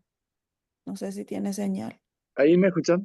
Ahí estamos. Sí, Súper. Bueno, muy Está. buenos días, doctora. Buenos días a la doctora Marilyn también, a los compañeros conocidos que están también ahí. Lo que estamos mencionando es referente a la revitalización y recuperación de las lenguas guaraní. Ahí tenemos una línea donde nos dice lenguas y dialectos de su grupo, uno de la familia tupí guaraní. En la primera parte habla de guaraní jesuítico, guaraní clásico. A ver, no puedo ver bien, doctora. El primer cuadro. Y vamos a avanzar nomás ya, Martín, por los tiempos, Bueno, para darle tiempo sí, a sí, sí. Nieves para que hable también, porque los datos lo que es importante. No se preocupen por el tiempo, tenemos otro Bueno, compañero más nomás. ahí dice, Tranquilo. la segunda parte dice guaraní criollo, guaraní paraguayo, abañé, donde dentro de eso incluye también guaraní paraguayo, guaraní correntino. Luego está guaraní mbga, guaraní ñandeva, aba guaraní, Cayoba Brasil, Paita Utera Paraguay, Z, Después está guaraní occidental, donde hay dos grupos, tanto Aba en este caso, y los isoseños. Dentro de Aba están los Chané y los Simba. Por último tenemos los Tapietes. Más o menos es la línea que vemos ahí. Luego está el cuadro de fonético consonántico, oclusiva, sorda, donde dice bilabial P, por ejemplo, alveolar T, después más adelante está velar, la que nosotros manejamos también. Después está prenasalizada, oclusiva sonora, la B, D, y después está G. Fricativa, sorda, esta es la S. Luego, más abajo dice vibrante simple. Más abajo dice aproximadamente la W figura y la H. Nasales, la M, N. Después más abajo, africada, dice. Es lo que figura en el cuadro de fonético consonántico, una aproximación. Luego el cuadro de fonético vocálico. Está la parte oral, la I, y la central, donde hay es la que nosotros utilizamos como la U, que tiene una forma de crucecita, y posterior la U es cerrado. Luego está la oral E o semicerrado. Luego está oral A abierta. La nasal I, después U es cerrada. Y la nasal E está la O semicerrada. Nasal A es el último que tenemos ahí. No sé, doctora, si Sí, ahora es el turno, no sé si vas a seguir con el proceso de documentación lexicográfica o va ya también a hablar la profe Nieves, creo que se conectó. sí, la profesora Nieves.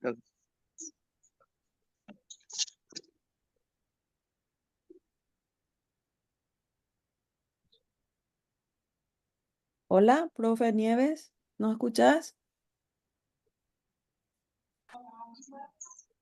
Estás Está ahí. muteada. Abrí tu micrófono. Profe, tenés que abrir tu micrófono para escucharte. Sí, hola, ¿me Estamos. escuchan? Súper. Sí. Adelante, Nieves. Hola, ¿cómo están? Juan, Mapa, doctora Celeste, a la señora Marilyn. Muy buenos días, ¿cómo están? Y todos los que están presentes. Y a mí me corresponde un poco decir algunas palabras de la fauna y de algunas actividades humanas que tenemos. Y voy a empezar de la fauna, por ejemplo, Tayasu. Tayasu en guaraní, la fonética Tayasu. Guaraní paraguayo es Curecahu y chancho silvestre. Significa la misma. Tayahu, Tayahu, Curecahu también. Tayucati, Tayucati, Curecahu y también significa chancho silvestre. 3 formas se puede decir y significa el mismo animal. También tenemos el otro que es Tatujú, Pite, Mandí en guaraní. Y en la fonética es Tatujú, Pite, Mandí. En guaraní paraguayo es Tatujú, armadillo negro, Yuí, rana y Mandí, que es bagre. También en las actividades humanas tenemos algunos, por ejemplo, es ipinipiniva, punteado o amotada.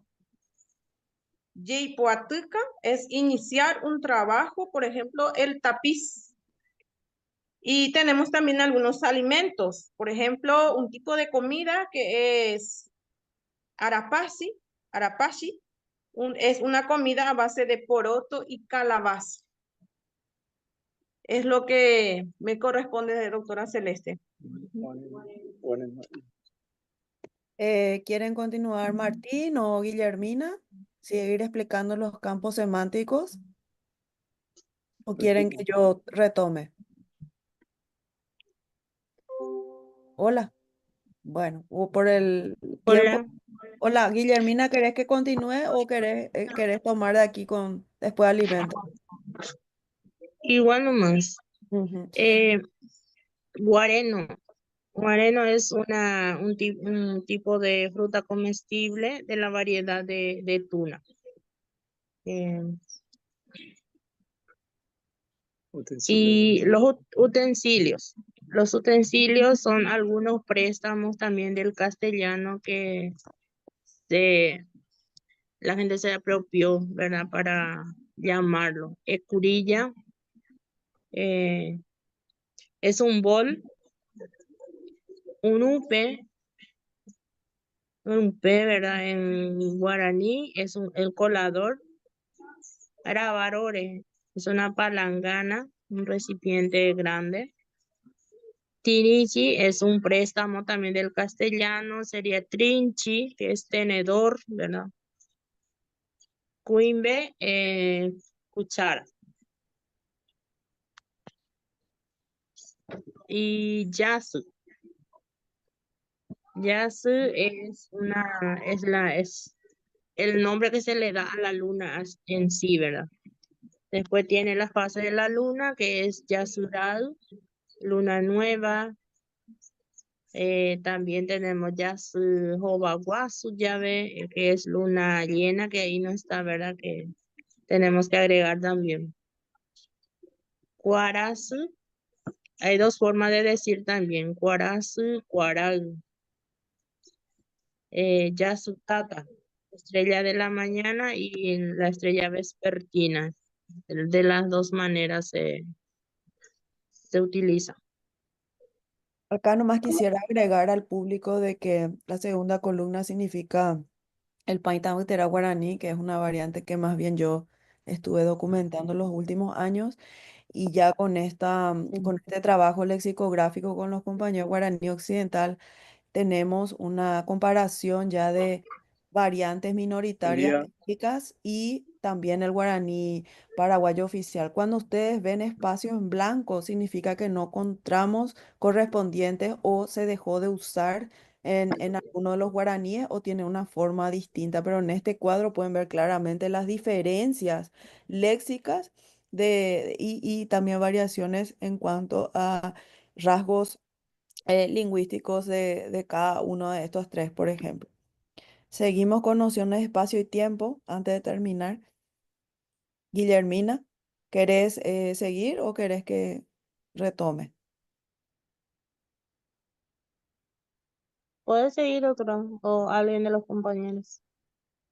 Bueno, nociones de espacio y tiempo, exactamente lo que señalé anteriormente, también se agrega los datos del Paita Uitera Guaraní, justamente para que visualmente ustedes puedan diferenciar cómo los distintos usos cambian casi radicalmente, y esa es la preocupación más grande de los hablantes, que por estar usando y enseñando guaraní paraguayo en las escuelas a los niños, ellos estén perdiendo este léxico propio autóctono de su guaraní minoritario, en también perdiendo los significados y también no conociendo cómo se escribe. Entonces, este trabajo nos está ayudando justamente a recuperar esas diferencias dentro de la familia tupí guaraní de Paraguay. Y por último, en los hispanismos, lo que no descartamos, porque es parte del proceso del contacto de la lengua, es una situación ya idealizada, pensar que una lengua indígena no esté en contacto con el castellano o incluso el guaraní paraguayo. Entonces, en líneas generales, lo que podemos también acotar a esto es que se nota que todavía en el guaraní paraguayo se está perdiendo sus cualidades como lengua originalmente aglutinante y polisintética por características más de lengua analítica como el castellano. Sin embargo, en el guaraní occidental encontramos todavía mantiene fiel a la naturaleza de la lengua que sea aglutinante polisintética a pesar de apropiarse de palabras de contacto del castellano. Una observación final sobre la fonética de estas palabras compiladas, que hasta el momento vamos como 360. Estos son resultados preliminares, es un proceso colaborativo, todavía estamos en marcha. Y desarrollos, estamos mostrando adelantos y todo lo que estamos dándonos cuenta con este trabajo es que, por ejemplo, en este guaraní occidental no tenemos la glotal y hay bastantes más núcleos silábicos pesados y alargamientos vocálicos que no encontramos en el guaraní paraguayo, pero de repente se encuentra ese tipo de características también, como por ejemplo en el bugá y en algunos casos con el pain. Para terminar y cerrar, solamente algunas consideraciones finales es que esta lengua está sobrellevando una realidad sociolingüística de desplazamiento con otras de prestigio social imperante, en este caso el guaraní paraguayo y el castellano, y representa un reto latente a otras lenguas indígenas minoritarias a nivel nacional. Por este afán de crear este tipo de material de consulta lingüística como un recurso de apoyo y referencia, es para poder fortalecer la lengua y la cultura en este contexto que se inician estas labores de compilación lexicográfica y con la organización e involucramiento de varios autores, actores comunitarios, docentes y el acompañamiento técnico lingüístico. Y para terminar, estas voces y experiencias de los nativos hablantes ayudan a guiar la investigación relacionada a la elaboración de recursos sobre su lengua materna con contenido intercultural. Todo esto con el fin de establecer una pauta metodológica, investigativa, participativa e inclusiva, porque recordemos que estamos en el Decenio Internacional de las Lenguas Indígenas declarado por la UNESCO hasta el 32, que decía nada sin nosotros. Entonces, este es un llamado a todos los trabajos de lingüística, documentación y elaboración lexicográfica en el Paraguay, de respetar los procesos comunitarios de los hablantes e incluirle en las decisiones de cómo llevar al cabo para articular mejor los trabajos con un consentimiento libre e informado. Último, quería decir, queremos propiciar la sobrevivencia, la diversidad lingüística y cultural del Paraguay ante un proceso de homogeneización que está pasando con el guaraní. Tenemos muchos guaraníes y así como el monte, tiramos una selva y se plantan eucaliptos y matamos la diversidad biológica, lo mismo está pasando con nuestra lengua y nuestra diversidad plurilingüística. Pueden existir y coexistir lenguas en un territorio dado, sobre todo tomando en cuenta que las lenguas indígenas y minoritarias en desplazamiento están en una transición a su literacidad apenas. Ya vimos el caso de la Che, que no es fácil, que es un proceso largo y también no contamos con los recursos necesarios para poder hacer de forma sostenida a largo plazo estos procesos de revitalización y pedagógico. Pero la experiencia fue a modo de contribuir con estos trabajos de documentación y esfuerzos de revitalización que estamos llevando a cabo con lenguas indígenas en el Paraguay y los resultados y desafíos que tenemos en diferentes contextos de educación. Agüillébete, muchísimas gracias. Muchísimas gracias, Celeste y compañeros que estuvieron con ella. Muy interesante el trabajo que están haciendo. Lástima que tenemos el tiempo tan corto. Yo le veo ahora a Bruno, no sé si empezamos contigo o con Glauber. Bruno está, a Glauber no lo veo. Glauber está também. Aí Glauber, está. quem tem mais tempo, gente? Para esperar. ¿Quién tiene Bruno, tiempo? vai lá, Bruno. Bruno o Sí, Glauber. yo voy entonces que tengo un tiempo más corto. Sí, está todo bien. Sí, adelante. Perfecto. Glauber espera. Glauber espera un Eh, pouquinho. Ok.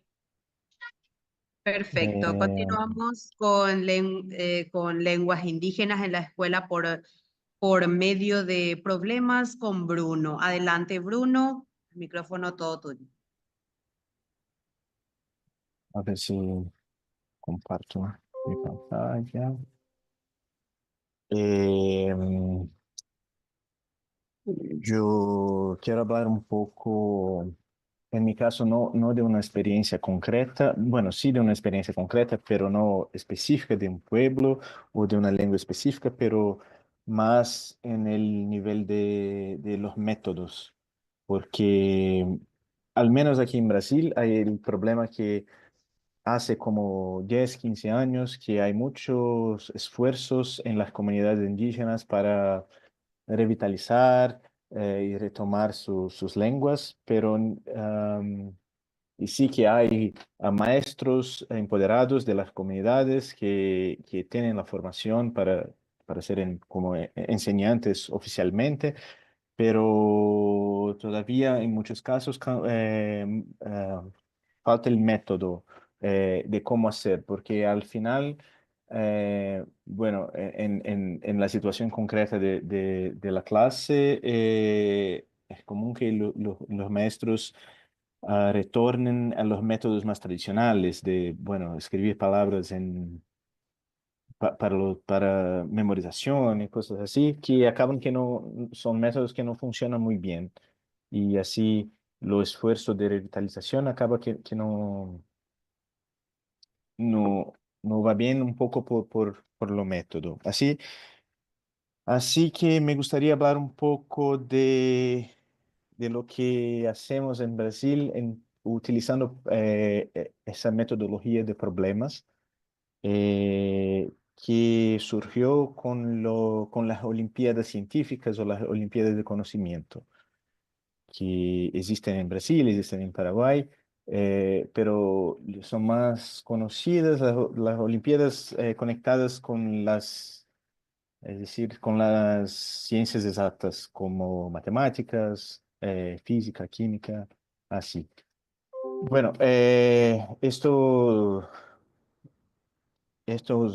esa tradición de Olimpiada empezó hace como un siglo, especialmente en el este de Europa y en la antigua Unión Soviética, y se tornó un método importante de enseñanza en esas regiones, y hoy existe en todo el mundo. Em, pero entre esas Olimpiadas hay también las llamadas Olimpiadas de Lingüística, que aparecieron en Moscú en los años 60 y también hoy existen en muchos países. En Brasil, por ejemplo, tenemos la Olimpiada Brasileira de Lingüística que ocurre desde 2011 y todos los años son cuatro etapas por año. Y eso existe también en todos esos países. Como se puede ver, ese modo de Olimpiada es más común en la región de la antigua Unión Soviética y también en el este de Europa.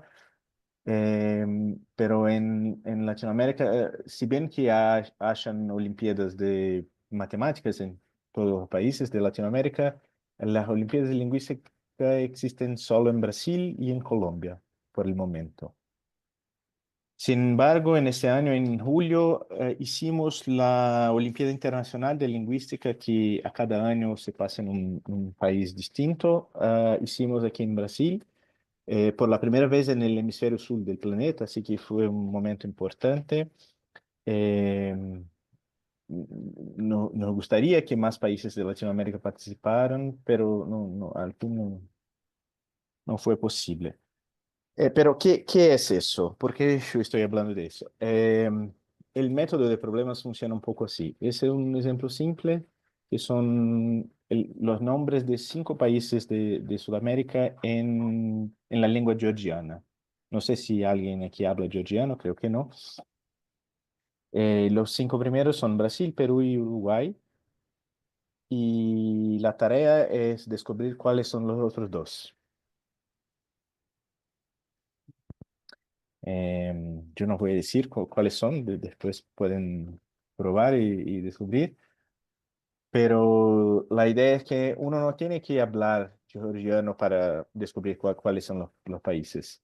Y es mejor que no hable, porque la idea no es que uno descubre los países porque uno memorizó la escrita georgiana o conoce la lengua o conoce una teoría lingüística específica. No, no es el enfoque. El enfoque es que ah, con un poco de intuición, de racionamiento, se puede descubrir cuáles son los países. Ese es el método de problemas que fue desarrollado en Moscú en los años 60 y es utilizado hasta hoy en las Olimpiadas de Lingüística, pero no solo en las Olimpiadas.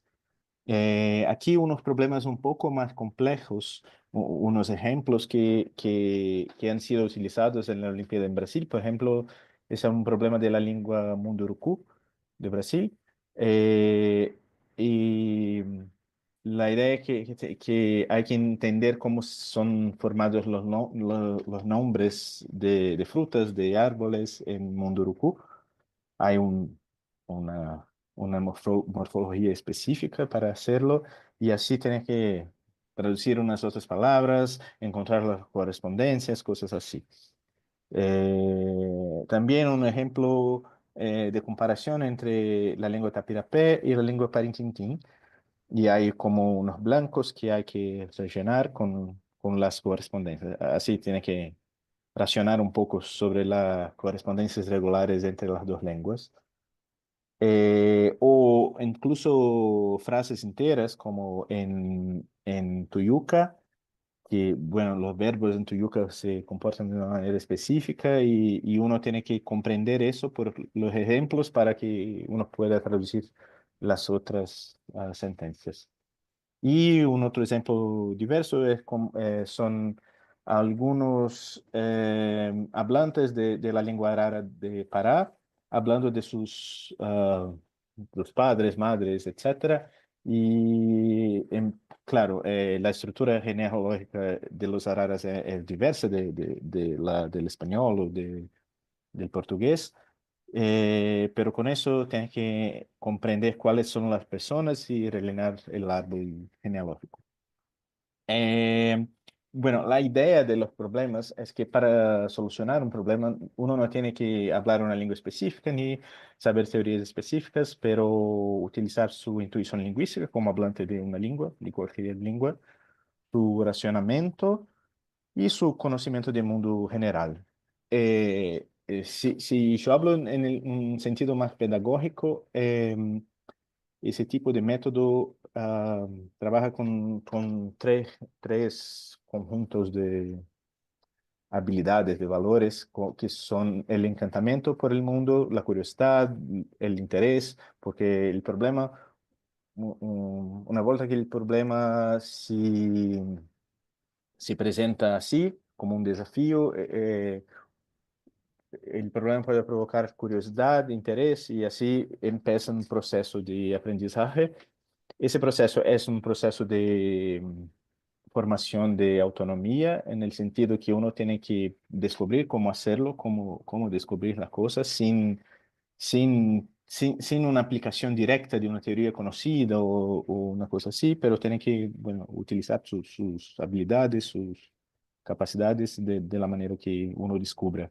Y después el compartir entre las personas que resuelven el problema y piensan sobre eso y descubren algo interesante de una lengua que no conocían antes.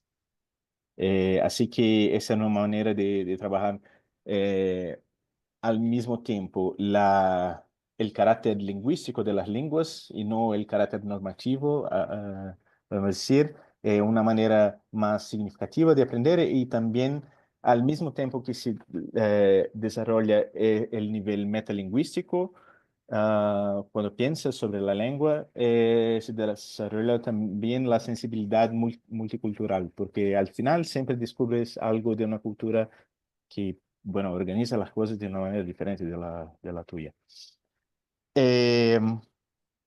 Así que los problemas, bueno, esos problemas nacen de la Olimpiada, pero pero pueden ser utilizados directamente en la enseñanza de las lenguas, sea de la lengua materna. Bueno, porque cuando piensas sobre una cosa así, desarrollas su capacidad metalingüística, es decir, de explicitar los procesos lingüísticos que ya acontecen naturalmente en la mente del hablante. Así que, por ejemplo, si un estudiante que habla portugués resuelve un problema, el estudiante piensa, tiene más claridad de los procesos que acontecen en el portugués mismo.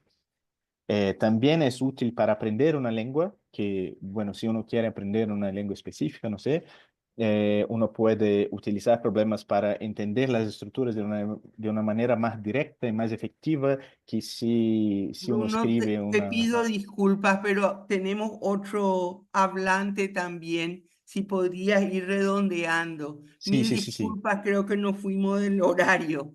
No, sí, sí, no, no hay problema. Ese es Necesitamos el más último. tiempo para esto. Sí. Ese es el último slide.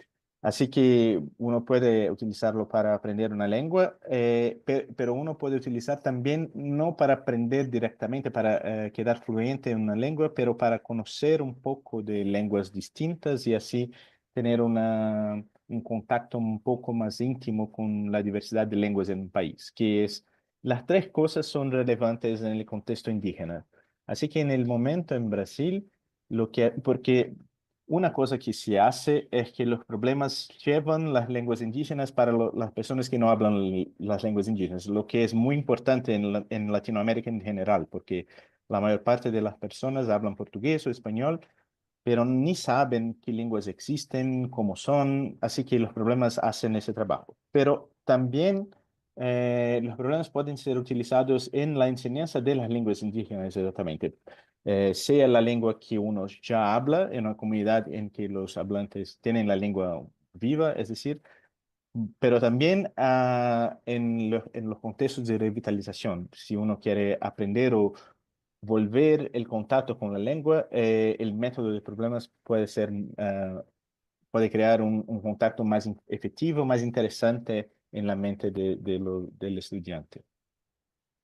Así que en algunas comunidades indígenas en Brasil estamos empezando a testar si los problemas son, cómo son útiles, cómo pueden ayudar en el proceso, así que en el futuro próximo tenemos más resultados sobre eso, pero esa es la perspectiva general. Creo que me quedo aquí. Bueno, muchas Gracias por el gracias, espacio. Bruno. Seguimos con Glauber entonces. María, si querés Sí, presentarle. así mismo. El siguiente panel, a formação de professores e pesquisadores indígenas na graduação e na pós-graduação. Uma experiência multilingüe na Amazônia brasileira. Amapa Brasil. Le damos la bienvenida a Glauber. Glauber, el Glauber. micrófono es todo tuyo. ¿Están me ouvindo? ¿Me escuchan? Sí. ¿No? Perfecto. Sí, Sí, perfectamente. Sí, vamos a empezar entonces. Entonces, el nombre, primeramente, muchas gracias por la invitación. El nombre de mi ponencia es la formación de maestros e investigadores indígenas en la educación universitaria de posgrado, una experiencia multilingüe en la Amazonia brasileña. Este trabajo no es solamente mío, pero de mi equipo, la profesora Mara Santos, Amanda Carvalho y las profesoras indígenas Jaciara Silva y Janina Forte. Entonces, mis objetivos son presentar el curso de licenciatura intercultural indígena de la Universidad Federal de Amapá, presentar también el programa de posgrado en letras y su enfoque hacia los pueblos indígenas, destacar experiencias formativas que conectan la enseñanza y la investigación como base para la formación de maestros e investigadores indígenas y resaltar una perspectiva de ocupación del espacio institucional universitario, eso es muy importante, por parte de los indígenas para la construcción real de una universidad diversa, inclusiva y popular. Entonces, los indígenas en Brasil no son muchos, son solamente 0.47% en relación con la población general. ¿A dónde nos estamos? ¿Dónde es nuestra ubicación? En Oiapoque, Brasil, Amapá. Entonces tenemos acá la región de Amapá y acá la región de Oiapoque, específicamente con las tierras indígenas Uaçá 1, Uaçá 2, Juminanga, Libido, Oiapoque. El Oiapoque tiene una área territorial grande, es como el Estado de Israel casi, pero una población chiquita de casi 30.000 personas y una población indígena de hoy creo 8.000. Acá son datos de 2010, pero creo que hoy tengamos 8.000 indígenas en la ciudad. Entonces la proporción es muy diferente en relación con el general en Brasil. Entonces, los pueblos indígenas de Oiapoque son Caripuna, Galibí, Maruano, Palicuri, Caliná. Tenemos también Huaympí, pero en la frontera con Guyana Francesa. Y los otros pueblos son de otras regiones de Amapá y norte de Pará, que es un otro estado vecino de nosotros. Son los pueblos Trioca, Xuyana, Aguayana y Apalaí. Estos son los pueblos que son atendidos pela nuestra licenciatura intercultural. ¿Quiénes somos? Nuestro equipo. Acá tenemos la cacique profesora Caripuna, máster en lingüística Janina dos Santos Forte, Jaciara Silva, también profesora Galibí Maruota y máster en lingüística, la profesora Amanda, que es del Instituto Federal de Amapá, una otra institución, que también máster en lingüística, y la profesora Mara Santos, actual vicecoordinadora del CLI, y profesora del posgrado, como yo soy también. Nosotros trabajamos con la lengua creol do Açá, específicamente, la lengua que es hablada por los Caripuna y por los Galibí Maruta. Entonces, Perdón, Glauber, no vemos los slides.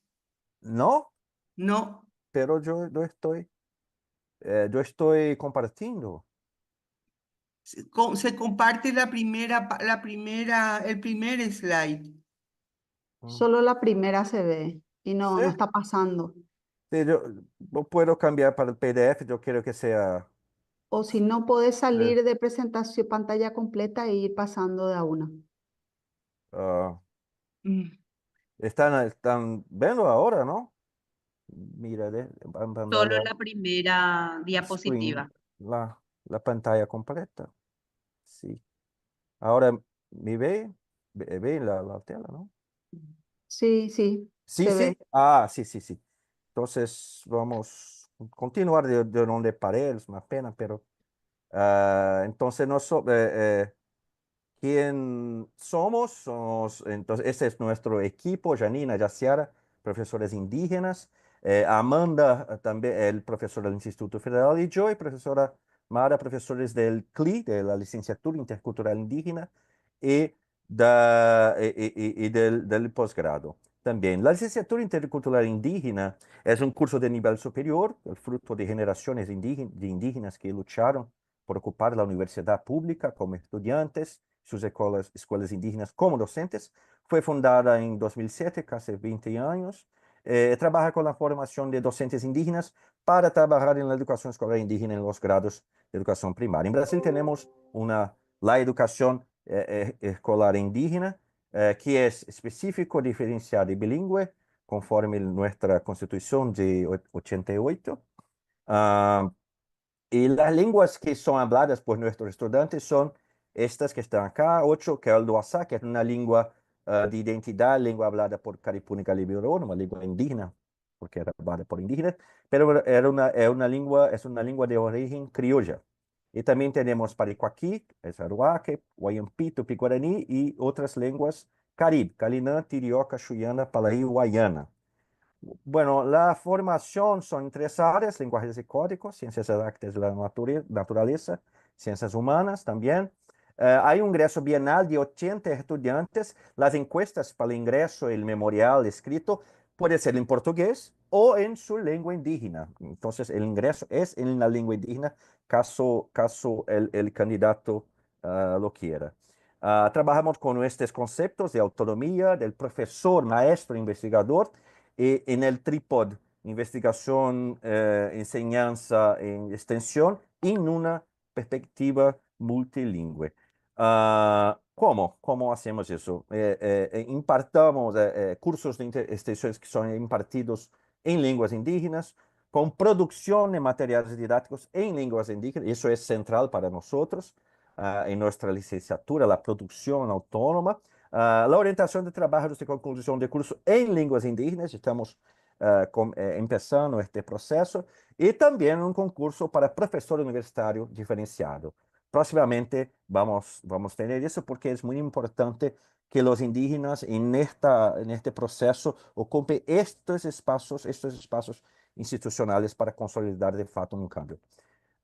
Ahora el programa de posgrado en letras fue creado en 2019, entonces mucho tiempo después de la licenciatura. Trabaja en dos líneas, una lengua más lingüística, diversidad lingüística, y una línea más de literatura, cultura y memoria, y son ofertadas 25 plazas por año, 7 plazas reservadas para indígenas, y esto está en nuestras reglas de creación. Esta regla de 7 plazas, de un porcentaje de plazas, ¿no? No es un posgrado específico, pero es un posgrado con el enfoque en trabajar con los indígenas como estudiantes. Entonces, en este posgrado tuviéramos el ingreso de egresados del CLI, de la licenciatura, y con la continuidad de la formación, nivel de maestría, y próximamente vamos a tener el doctorado. Vamos a hablar de dos experiencias formativas de esta conexión de licenciatura con el posgrado. Una de ellas, la primera del inicio, fue el proyecto Valorización de las Lenguas Criollas, el norte de Amapá, lenguas en el plural, que son dos variedades de creol, creol do Assá, creol caripuna y creol galibi maruurno. Eso promovió la integración de los primeros maestrandos en la investigación con resultados prácticos.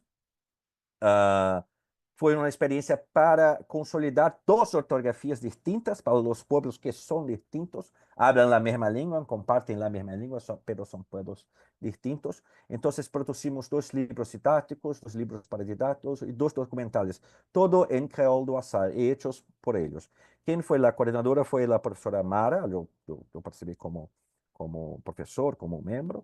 E agora estamos fazendo 2 dicionários multilingües, dos dicionários bilingües, Caripuna y Galibi Maruurno. Es un proyecto de 2 diccionarios en línea que tienen financiamiento de UNESCO y FUNAI. Está en el portal Japiim. Entonces hay un enlace profesional acá si quieren ver y consultar. Y tenemos allá los diccionarios Caripuna en Galibi y Maruurno, pero muchos otros hechos por otros lingüistas indígenas y no indígenas de otras lenguas. Entonces, está en preparación, no está completo, pero hay mucha cosa ya. ¿Cómo es el diccionario? Es un diccionario con las informaciones clásicas del diccionario. Hay la traducción, hay la definición, pero hay el sonido de la palabra, el sonido de la frase también, del ejemplo de uso también, y muchas otras formas de navegación, de extracción de datos, todo libre para todos. Estos diccionarios fueron confeccionados, escritos y coordinados en el área por egresados de CLI, Janina y Jaciara, más otros becarios que son alumnos del CLI y del posgrado también. Entonces fue una perspectiva participativa. Entonces hoy tenemos casi 3.000 entradas para los 2 diccionarios juntos. Estamos en proceso de revisión. Eso fue un resultado de la consolidación de la ortografía del primer proyecto. Y fruto también de políticas públicas, porque para hacer eso es necesario dinero y políticas públicas que pongan ese dinero en estas iniciativas. Entonces, consideraciones finales, trabajamos con autonomía, porque los profesores aprenden a producir sus propios materiales. Esto es central para nosotros en nuestro curso, en la concepción de nuestro curso. El profesor investigador, los profesores deben investigar continuamente para la producción de sus propios materiales en sus lenguas. nesta perspectiva multilingüe. Trabalhamos no trípode, investigação, ensinança e extensão. A ensinança se centra na documentação, descrição, análise e revitalização de línguas, com o currículo, com este enfoque. A investigação sustenta esta ensinança e a extensão divulga nossas ações e as integra. E numa perspectiva multilingüe, as línguas indígenas não são só objetos de estudo, sino também instrumentos de pertenência e devem ocupar todos os espaços universitários possíveis. Lo último, as licenciaturas interculturais são fruto de gerações indígenas que lutaram para ocupar a universidade em outro tempo como estudantes e também suas escolas indígenas nas aldeias como docentes. Agora a luta de los pueblos originários es ocupar as universidades como professores. Para lograrlo, os programas de posgrado devem incluir em suas políticas públicas o acesso de maestrandos e doutorandos indígenas. Só assim se garantiza um câmbio institucional sólido que promova a autonomia e construya de facto uma universidade inclusiva, diversa e popular. Muchas gracias. Esses são enlaces com todos os materiais que temos, didáticos, paradidáticos, y también el diccionario. Y también los trabajos de conclusión de curso de la licenciatura. Muchas gracias. Sí, ya nos están Muchísimas aguardando. gracias. Gracias, Glauber. Terminamos justito, nos faltó mucho tiempo porque es tan rico este panel que podríamos estar horas, pero le agradezco muchísimo a todos los que participaron y disculpen que esté insistiendo con el tiempo, me da vergüenza, pero esa es la vida y hay otros paneles que empiezan en un rato. Muchas Sí, ya. gracias. Muchísimas gracias, Agradecemos. Marilyn. Realmente para nosotros una Justo ein klein alegría bisschen poder warten, ja? tenerles. Y bueno, esperamos Du si wartest jetzt bitte. les Nein, Mama muss interesa arbeiten. Guck mal, hier sind ganz viele Leute. Komm mal her. Guck mal da. Da compartir sind sus ganz viele Leute. Mami trabajos escritos arbeitet. Okay? con Du wartest jetzt bitte. nuestra revista. Los invitamos, Marilyn, a un dossier temático que puedan organizar para futuras publicaciones. Muchas gracias y vamos a dar ya pie al siguiente porque están esperando los colegas. Ay, mil disculpas. Gracias, No, compañeros, colegas. Muchas gracias. Gracias Demasiado a lindo todos. todo. Y muchas gracias, María Gracias. Escobar, también por tu moderación. Gracias a todos. Muchas gracias. Qué Muchas lindo. a la maestra gracias. Chao. Marilyn y a todo su A los equipo colegas. por su Chao, valiosa chao. participación y compartir estos temas abordados. A Super. continuación, estamos con el panel 12 de Linguistics and Global Citizenship, a collaborative online international learning project in Swiss and Brazil, language education.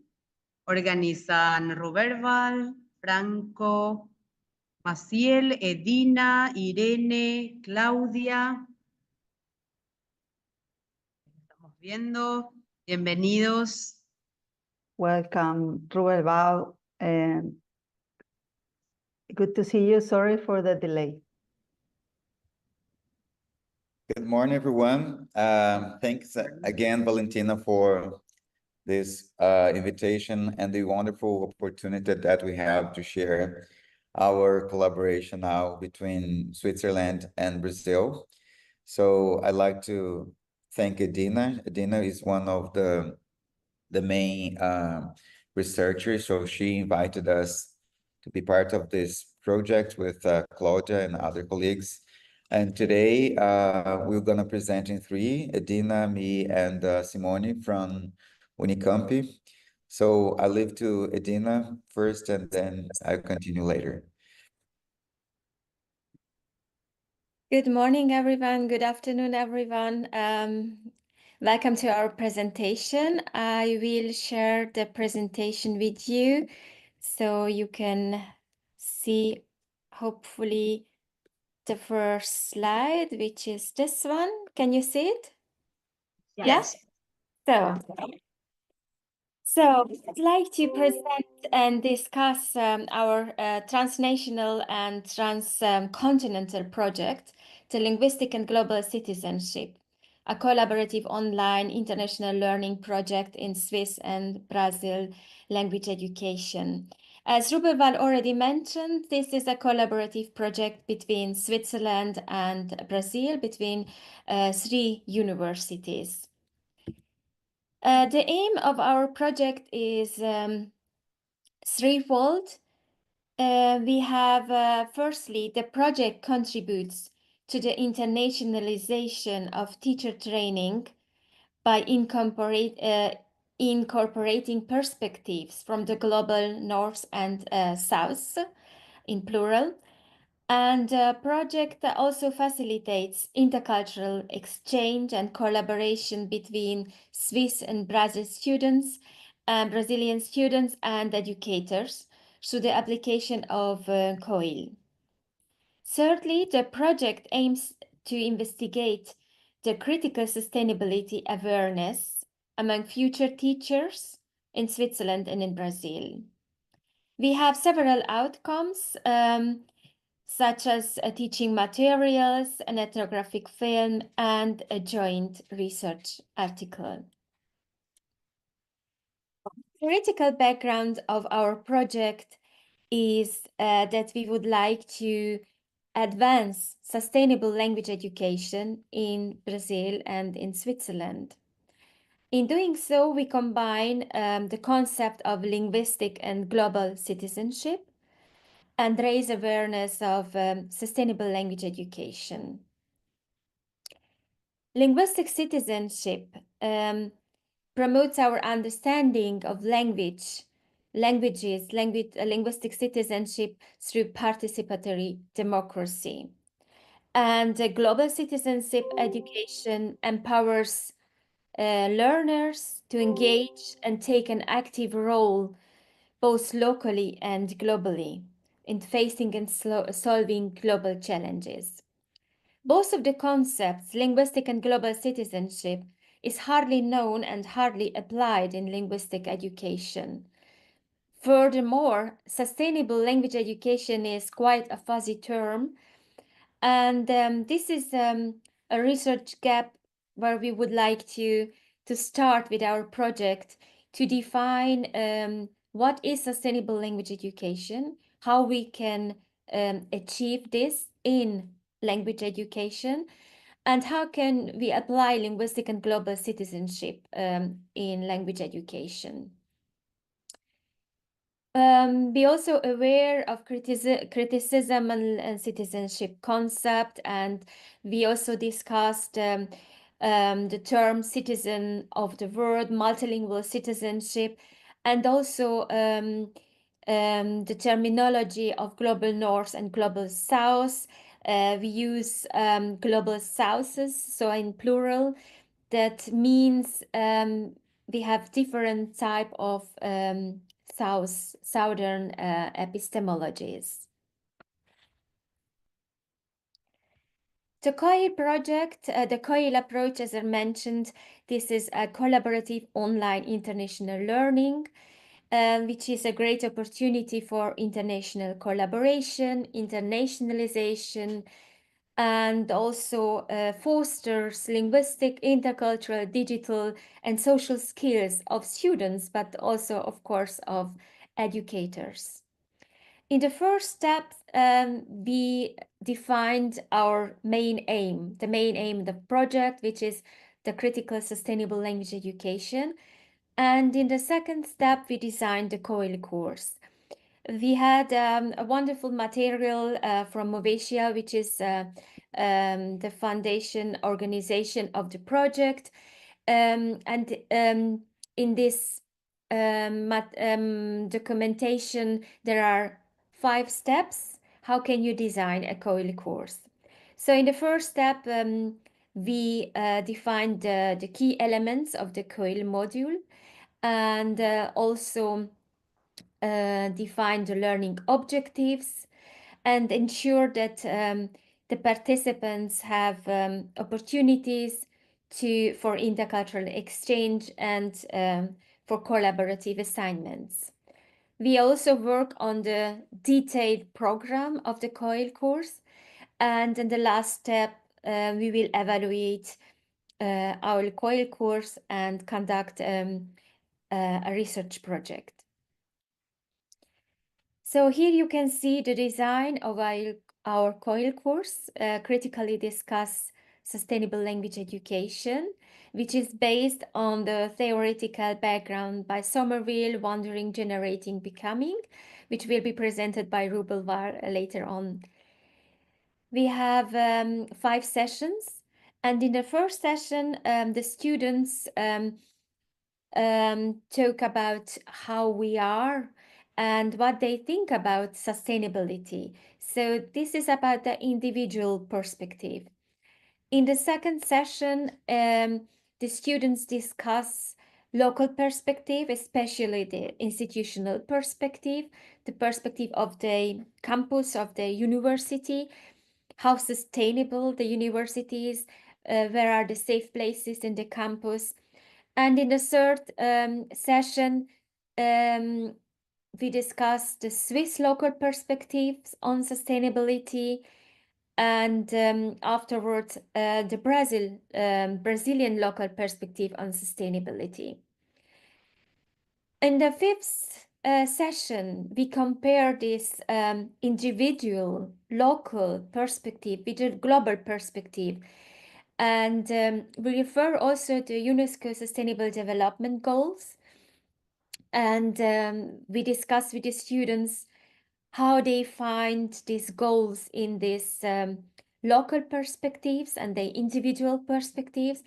And at the last step, lastly, we will reflect on all these steps from wondering to generating and becoming.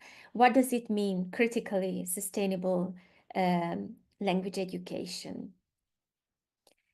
We start with a COIL course in March 2022 with 30 students from 3 universities.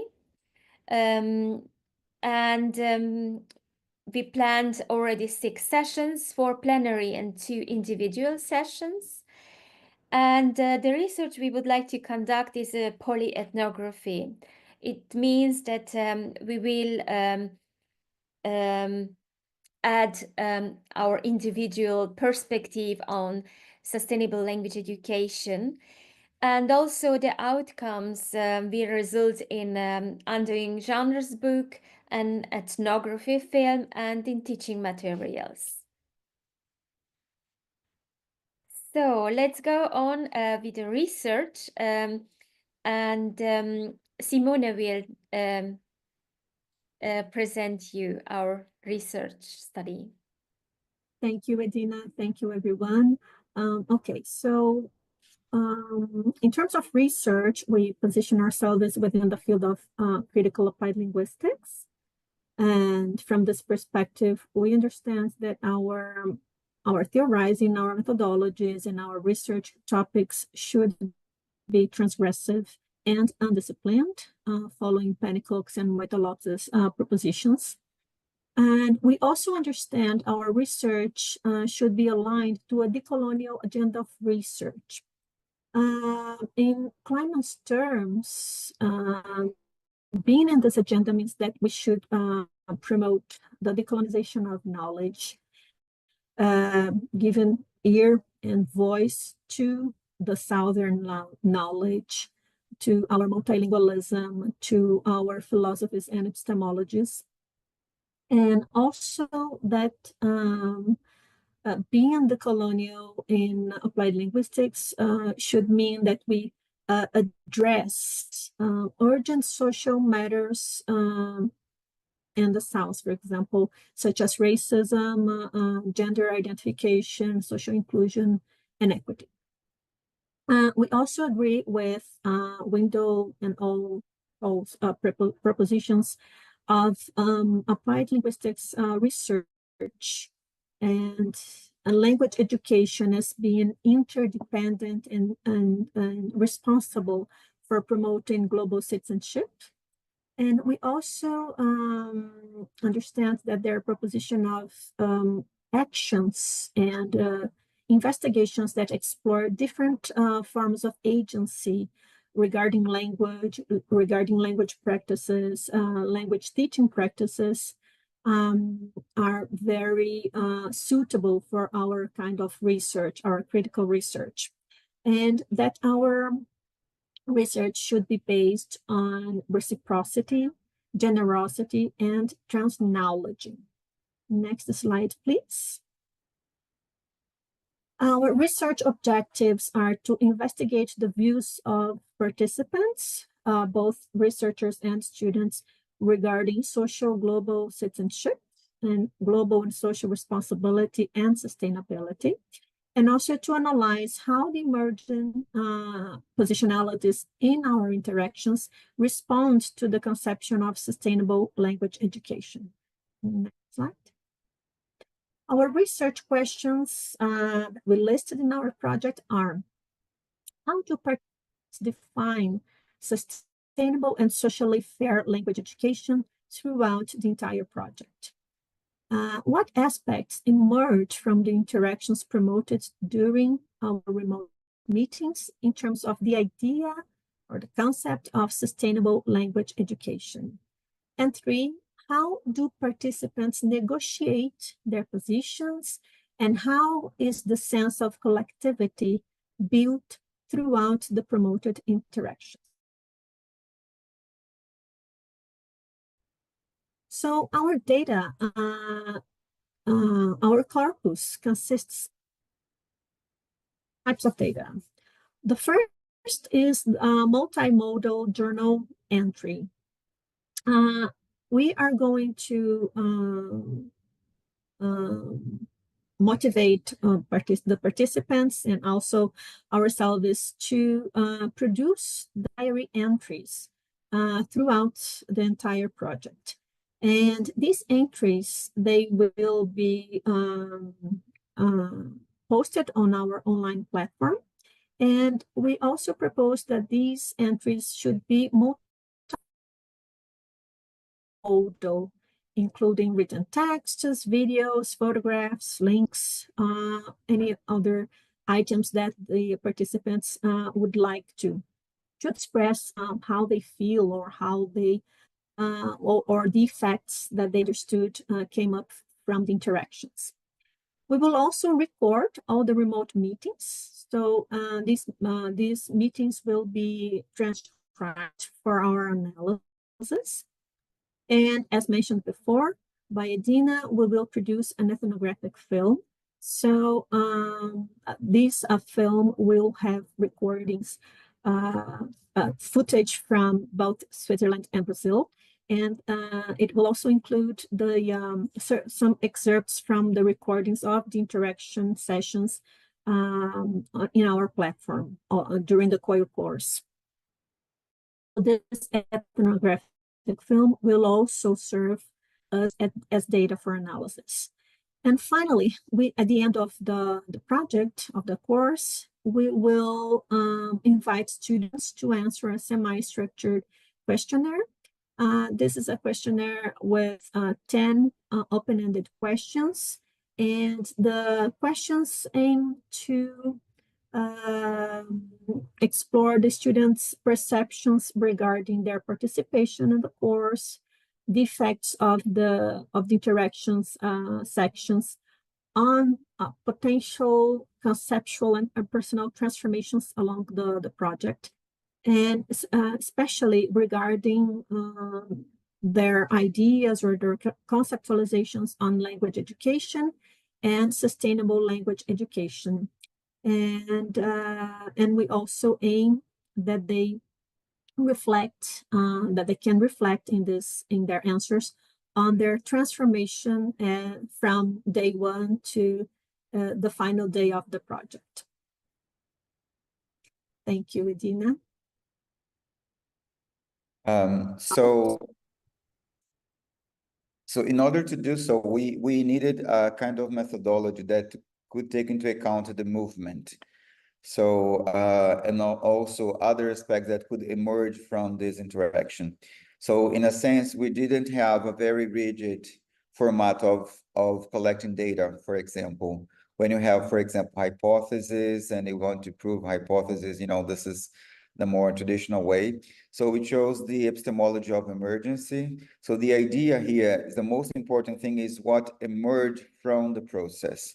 So if you want to know, for example, how students, how participants, for example, define sustainable and social language education, for example, what emerged from the interaction, how they negotiate their positions. So here we have something that, in a way, we have to have our open mind for the new knowledge. So one of the main things here is to produce new knowledge, things that we don't know previously, or things that can emerge and can also change our research questions, for example, and some objectives according to the quality of the interactions and the things that emerged from this perspective. And here we have three main important aspects, that is wondering, becoming, and generating. Wondering is, the openness to the new. So instead of, again, having a very, let's say, a hypothesis or something rigid or something that was previously planned, so we are open to what can happen during the process. And with this interaction, we have the concept of becoming. So we bring some concepts, for example, of sustainable language education, about sustainability. And then we have these interactions with our interlocutor. And through this interaction, our perception will expand. So in a way, we are bringing our knowledge and we also receiving our other knowledges. So we are in this process of becoming. So this idea of the fluidity and how this interaction can be very rich in both sides. And the generating are the products that we have from this interaction. So here we are just discussing the general design of this project, but we never know what's going to happen in the second phase and the third phase. So that's why we wanted a methodology that could open for the newness and to the movement of research. So, and then we can analyze these phases of what we had in mind in the beginning, how things were changing during the process, and what is the product of this process. And this is very interactive. This is during all phases we have this wandering, generating, and becoming. It's not something that is rigid, let's say, in 3 phases. So and the other thing that we'd like to show you, the next slide, is some discussion after our meeting in Switzerland. I had this text with Claudia, who unfortunately is not here with us. So if we're talking about sustainability, so I think it's also important to address the Agenda 2030 here. So despite of, so this is a new paper. This was published 2 weeks ago. So the idea here is to address sustainability with these sustainable development goals, but to be critical about, this movement as well. So we started mentioning that despite of the considerable scientific achievement and technology advancement, humanity continues to wrestle the issues of sustainability, such as social equality, public health, renewable energy, and so many others, for example, climate change, among others. So in this regard, the 2030 Agenda and with the 17 global sustainable goals listed here may be something that we can address during this process, but not something that just take one objective or other objective. This is part of many agenda, even for the research funding agencies. For example, here in Brazil, we have to connect our proposal with one of those agenda. And this is a very limited way of looking to this Agenda 2030. And some authors, such as La Fuente, for example, she says that the United Nations 2030 Sustainable Development Agenda can be considered was one of the most significant attempts to address the complexity of global challenges of our time. So according to these authors, this idea seems to make sense because we need urgently to learn how to live more sustainable in our planet. So this is things that probably the students will address during their interaction. So if you can move on to the next slide. So here are some of the main things that we've discussed here. So this is basically based on Garcia, for example, talking about language and sustainability, because this is normally is not something for language educators. So when we talk to other people in our departments, in some other places, they might ask you, for example, what do you have to do with sustainability? This is for engineering. This is for biology or other areas. So I think that it's very important for us to bring this to education and to bring this to language as well. So I have this quote here from Garcia talking about translanguaging and addressing language diversity and sustainability. So she addresses language. She used this metaphoric use here as language as a garden to talk about diversity. So Garcia used a garden metaphor to represent language diversity, and she asked, what would be a garden? What would a garden be without the colors of diversity? And she suggests she's one of the main authors for translanguaging, for example, and bringing translanguaging to sustainability. So sustainability as a dynamic and future-oriented. So like renewing past language practice for future generation. According to Garcia, the concept of sustainability is a dynamic and future-oriented rather than static and past-oriented. So more specifically, language sustainability refers to renewing past language practices to meet the needs of the present while not compromise those of the future generation. Thus, the sustainability of languaging is a new copy of the past, a dynamic relocalization of space and time, and a fertile performative memories that bring us to a creative emergence, a new generative of becoming. So this is idea of not hierarching one language more important than other languages as well. This is just one example from Garcia, but there are many others authors that are currently addressing this agenda of sustainability to language education as well. We know that here in Paraguay, we have Guarani and so many other languages that can be part of this discussion of language and sustainability. Yeah, can you move on to the next? So here are some critiques. So though we have many people in favor of this Agenda 2030, there are some criticism about this agenda as well. So the idea of addressing sustainability is not just take them for granted or choosing one or other SDG, but to be critical about them as well. Some of the authors, I just bring here 4 of the main critiques, that they are a universal template. For example, if you consider health, for example, in one context, this may be different for one indigenous community in other contexts. Just, this example that you may be familiar here in Paraguay as well.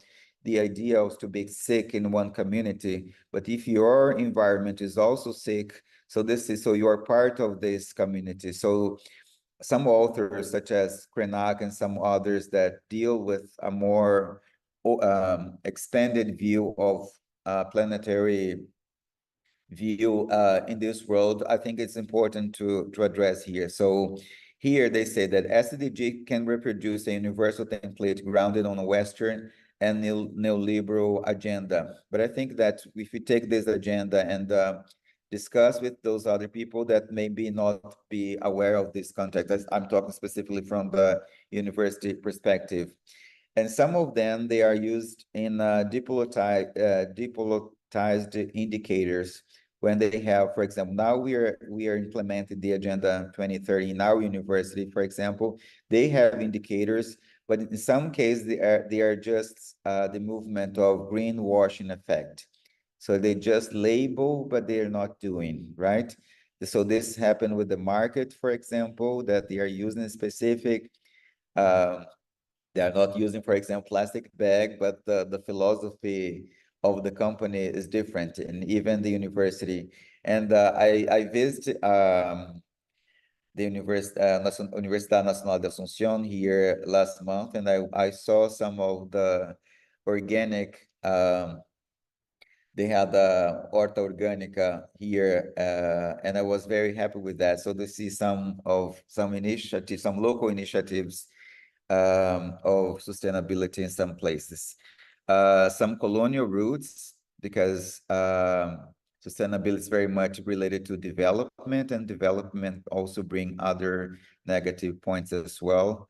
And the development is not free of its history and global inequality. So there are so many things to be discussed in this agenda. I think this, when Simone talks about to address a critical applied linguistics, is also important here, because then we look at this spaces, materials. For example, I have analyzed some materials for English language teaching that they address the Agenda 2030, but they are also in this greenwashing effect. Sometimes they just address this because they want to be, let's say, environmental friendly, and you know, be part of this wave, but actually they are more concerned with the market. Next. So as this is a very complex issue, so we need a transdisciplinary approach, right? We are also, when we are engaged in this process, we are also contributing to other area as well. So here, to talk about sustainability should be approached from a transdisciplinary point of view in dialogue with other area. The colonial perspective, as I mentioned, for example, can bring some indigenous knowledge to this discussion about sustainability as well. Just to give an example, the translingual orientation, I just mentioned one example of Ophelia Garcia, but there can be so many others. So when we talk about, you know, the importance of languages, and to talk about a new narrative, to talk about sustainability, I think this is something that's going to be produced from this, the result of our transnational collaboration. So fight against the individualist, competitive, and destructive way of seeing life, and see how Brazil and Switzerland perceive in a different way. And then here we have some other counter-colonial perspective here as well, to talk about sustainability. So challenging hegemony, environment over development, insurance over other worlds. So these are some ways of looking, so we don't have time to go for all those issues now, but I think this is some of the issues that I have addressed in this text with Claudia, and you know, in this interaction that we had there in Switzerland in our first meeting. And then I'll move back to Edina. So this is one of the beautiful meetings we had there, and this is our first impression about our first meeting.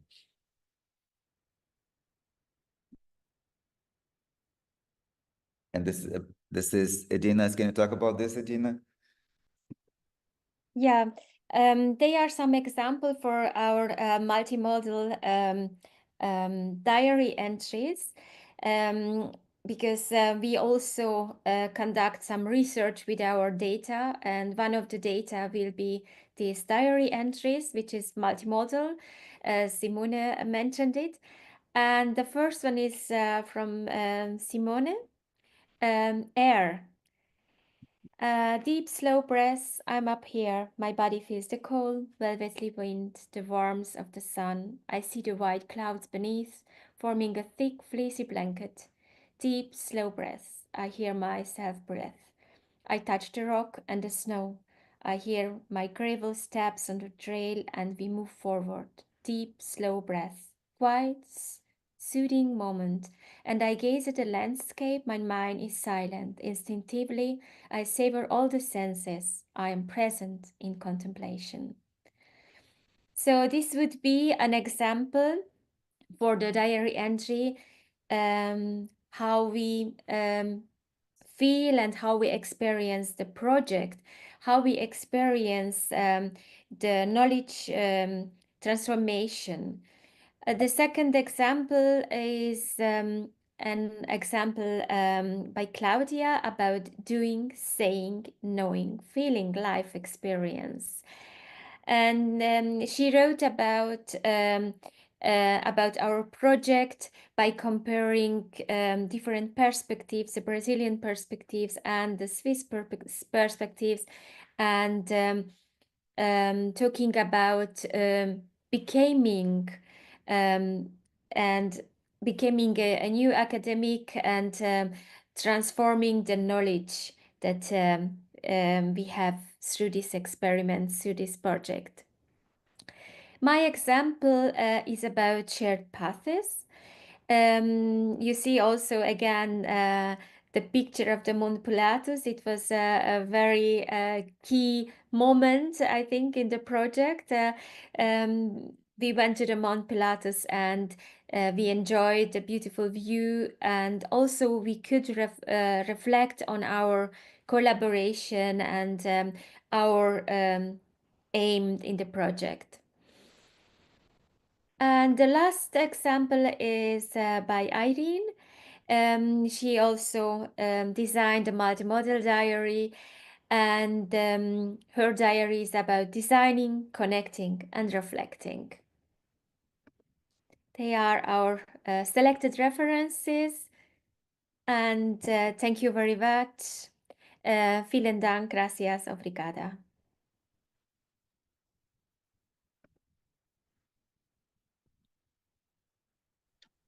Thank you so much, Ruberval, Edina, Irene, and Claudia, Simone as well. So thank you so much for sharing these valuable thoughts. So with this, I don't know if you have any questions regarding to this. Yes, I would like to, before anything, I would like to thank them for coming to our event and sharing with us this wonderful experience and all the different aspects that had to do with doing this project. And I just want to know, and I know you probably mentioned this, but just emphasize what were the main, let's say, takeaways in terms of the students. How did the students responded to this experience? Shall I answer? Thank you very much. First of all, thank you very much for inviting us. We are really delighted to be here and share our project with you. The first thing, we just started with the project. So we designed the project and we will conduct the COIL course next year, in March. So we are very at the beginning of the project, and we are really happy to have feedbacks on the theoretical background and the framework and the design of the COIL course, because it's a work in progress. Yeah. Oh, thank you so much. I was hoping that you had already started with your students and because it seems very exciting, and especially the different approaches, especially the decolonial and you know these issues regarding, you know, the critiques to also to the sustainable goals, and how they need to, you know, they shouldn't be taken at face value, but really looking into what do these things actually mean for our communities and for the sustainability of our environment and our world. So thank you for sharing such an important project, and we are very glad to be able to share this in our event. And we hope to hear from you again next year, then when you have some experience with the results and how it went with your students. So you already have an invitation for the next edition of our conference. So I don't know, Ruerbal, if you have any other things, but that was just one of the things I was wondering, and well, it's very exciting, and hopefully it will be a wonderful experience for your students as well.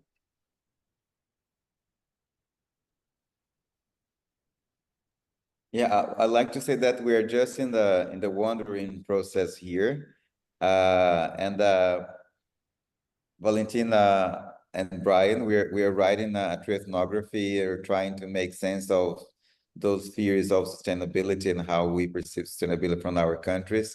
I think this is the beginning of one group that is trying to make sense of those movement from very situated, from our context and let's say different way of doing a COIL and using other methodologies as well.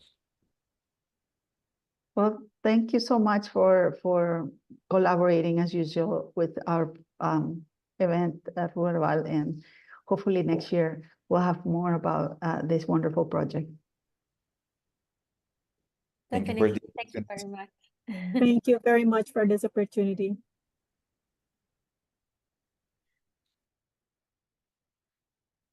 Well,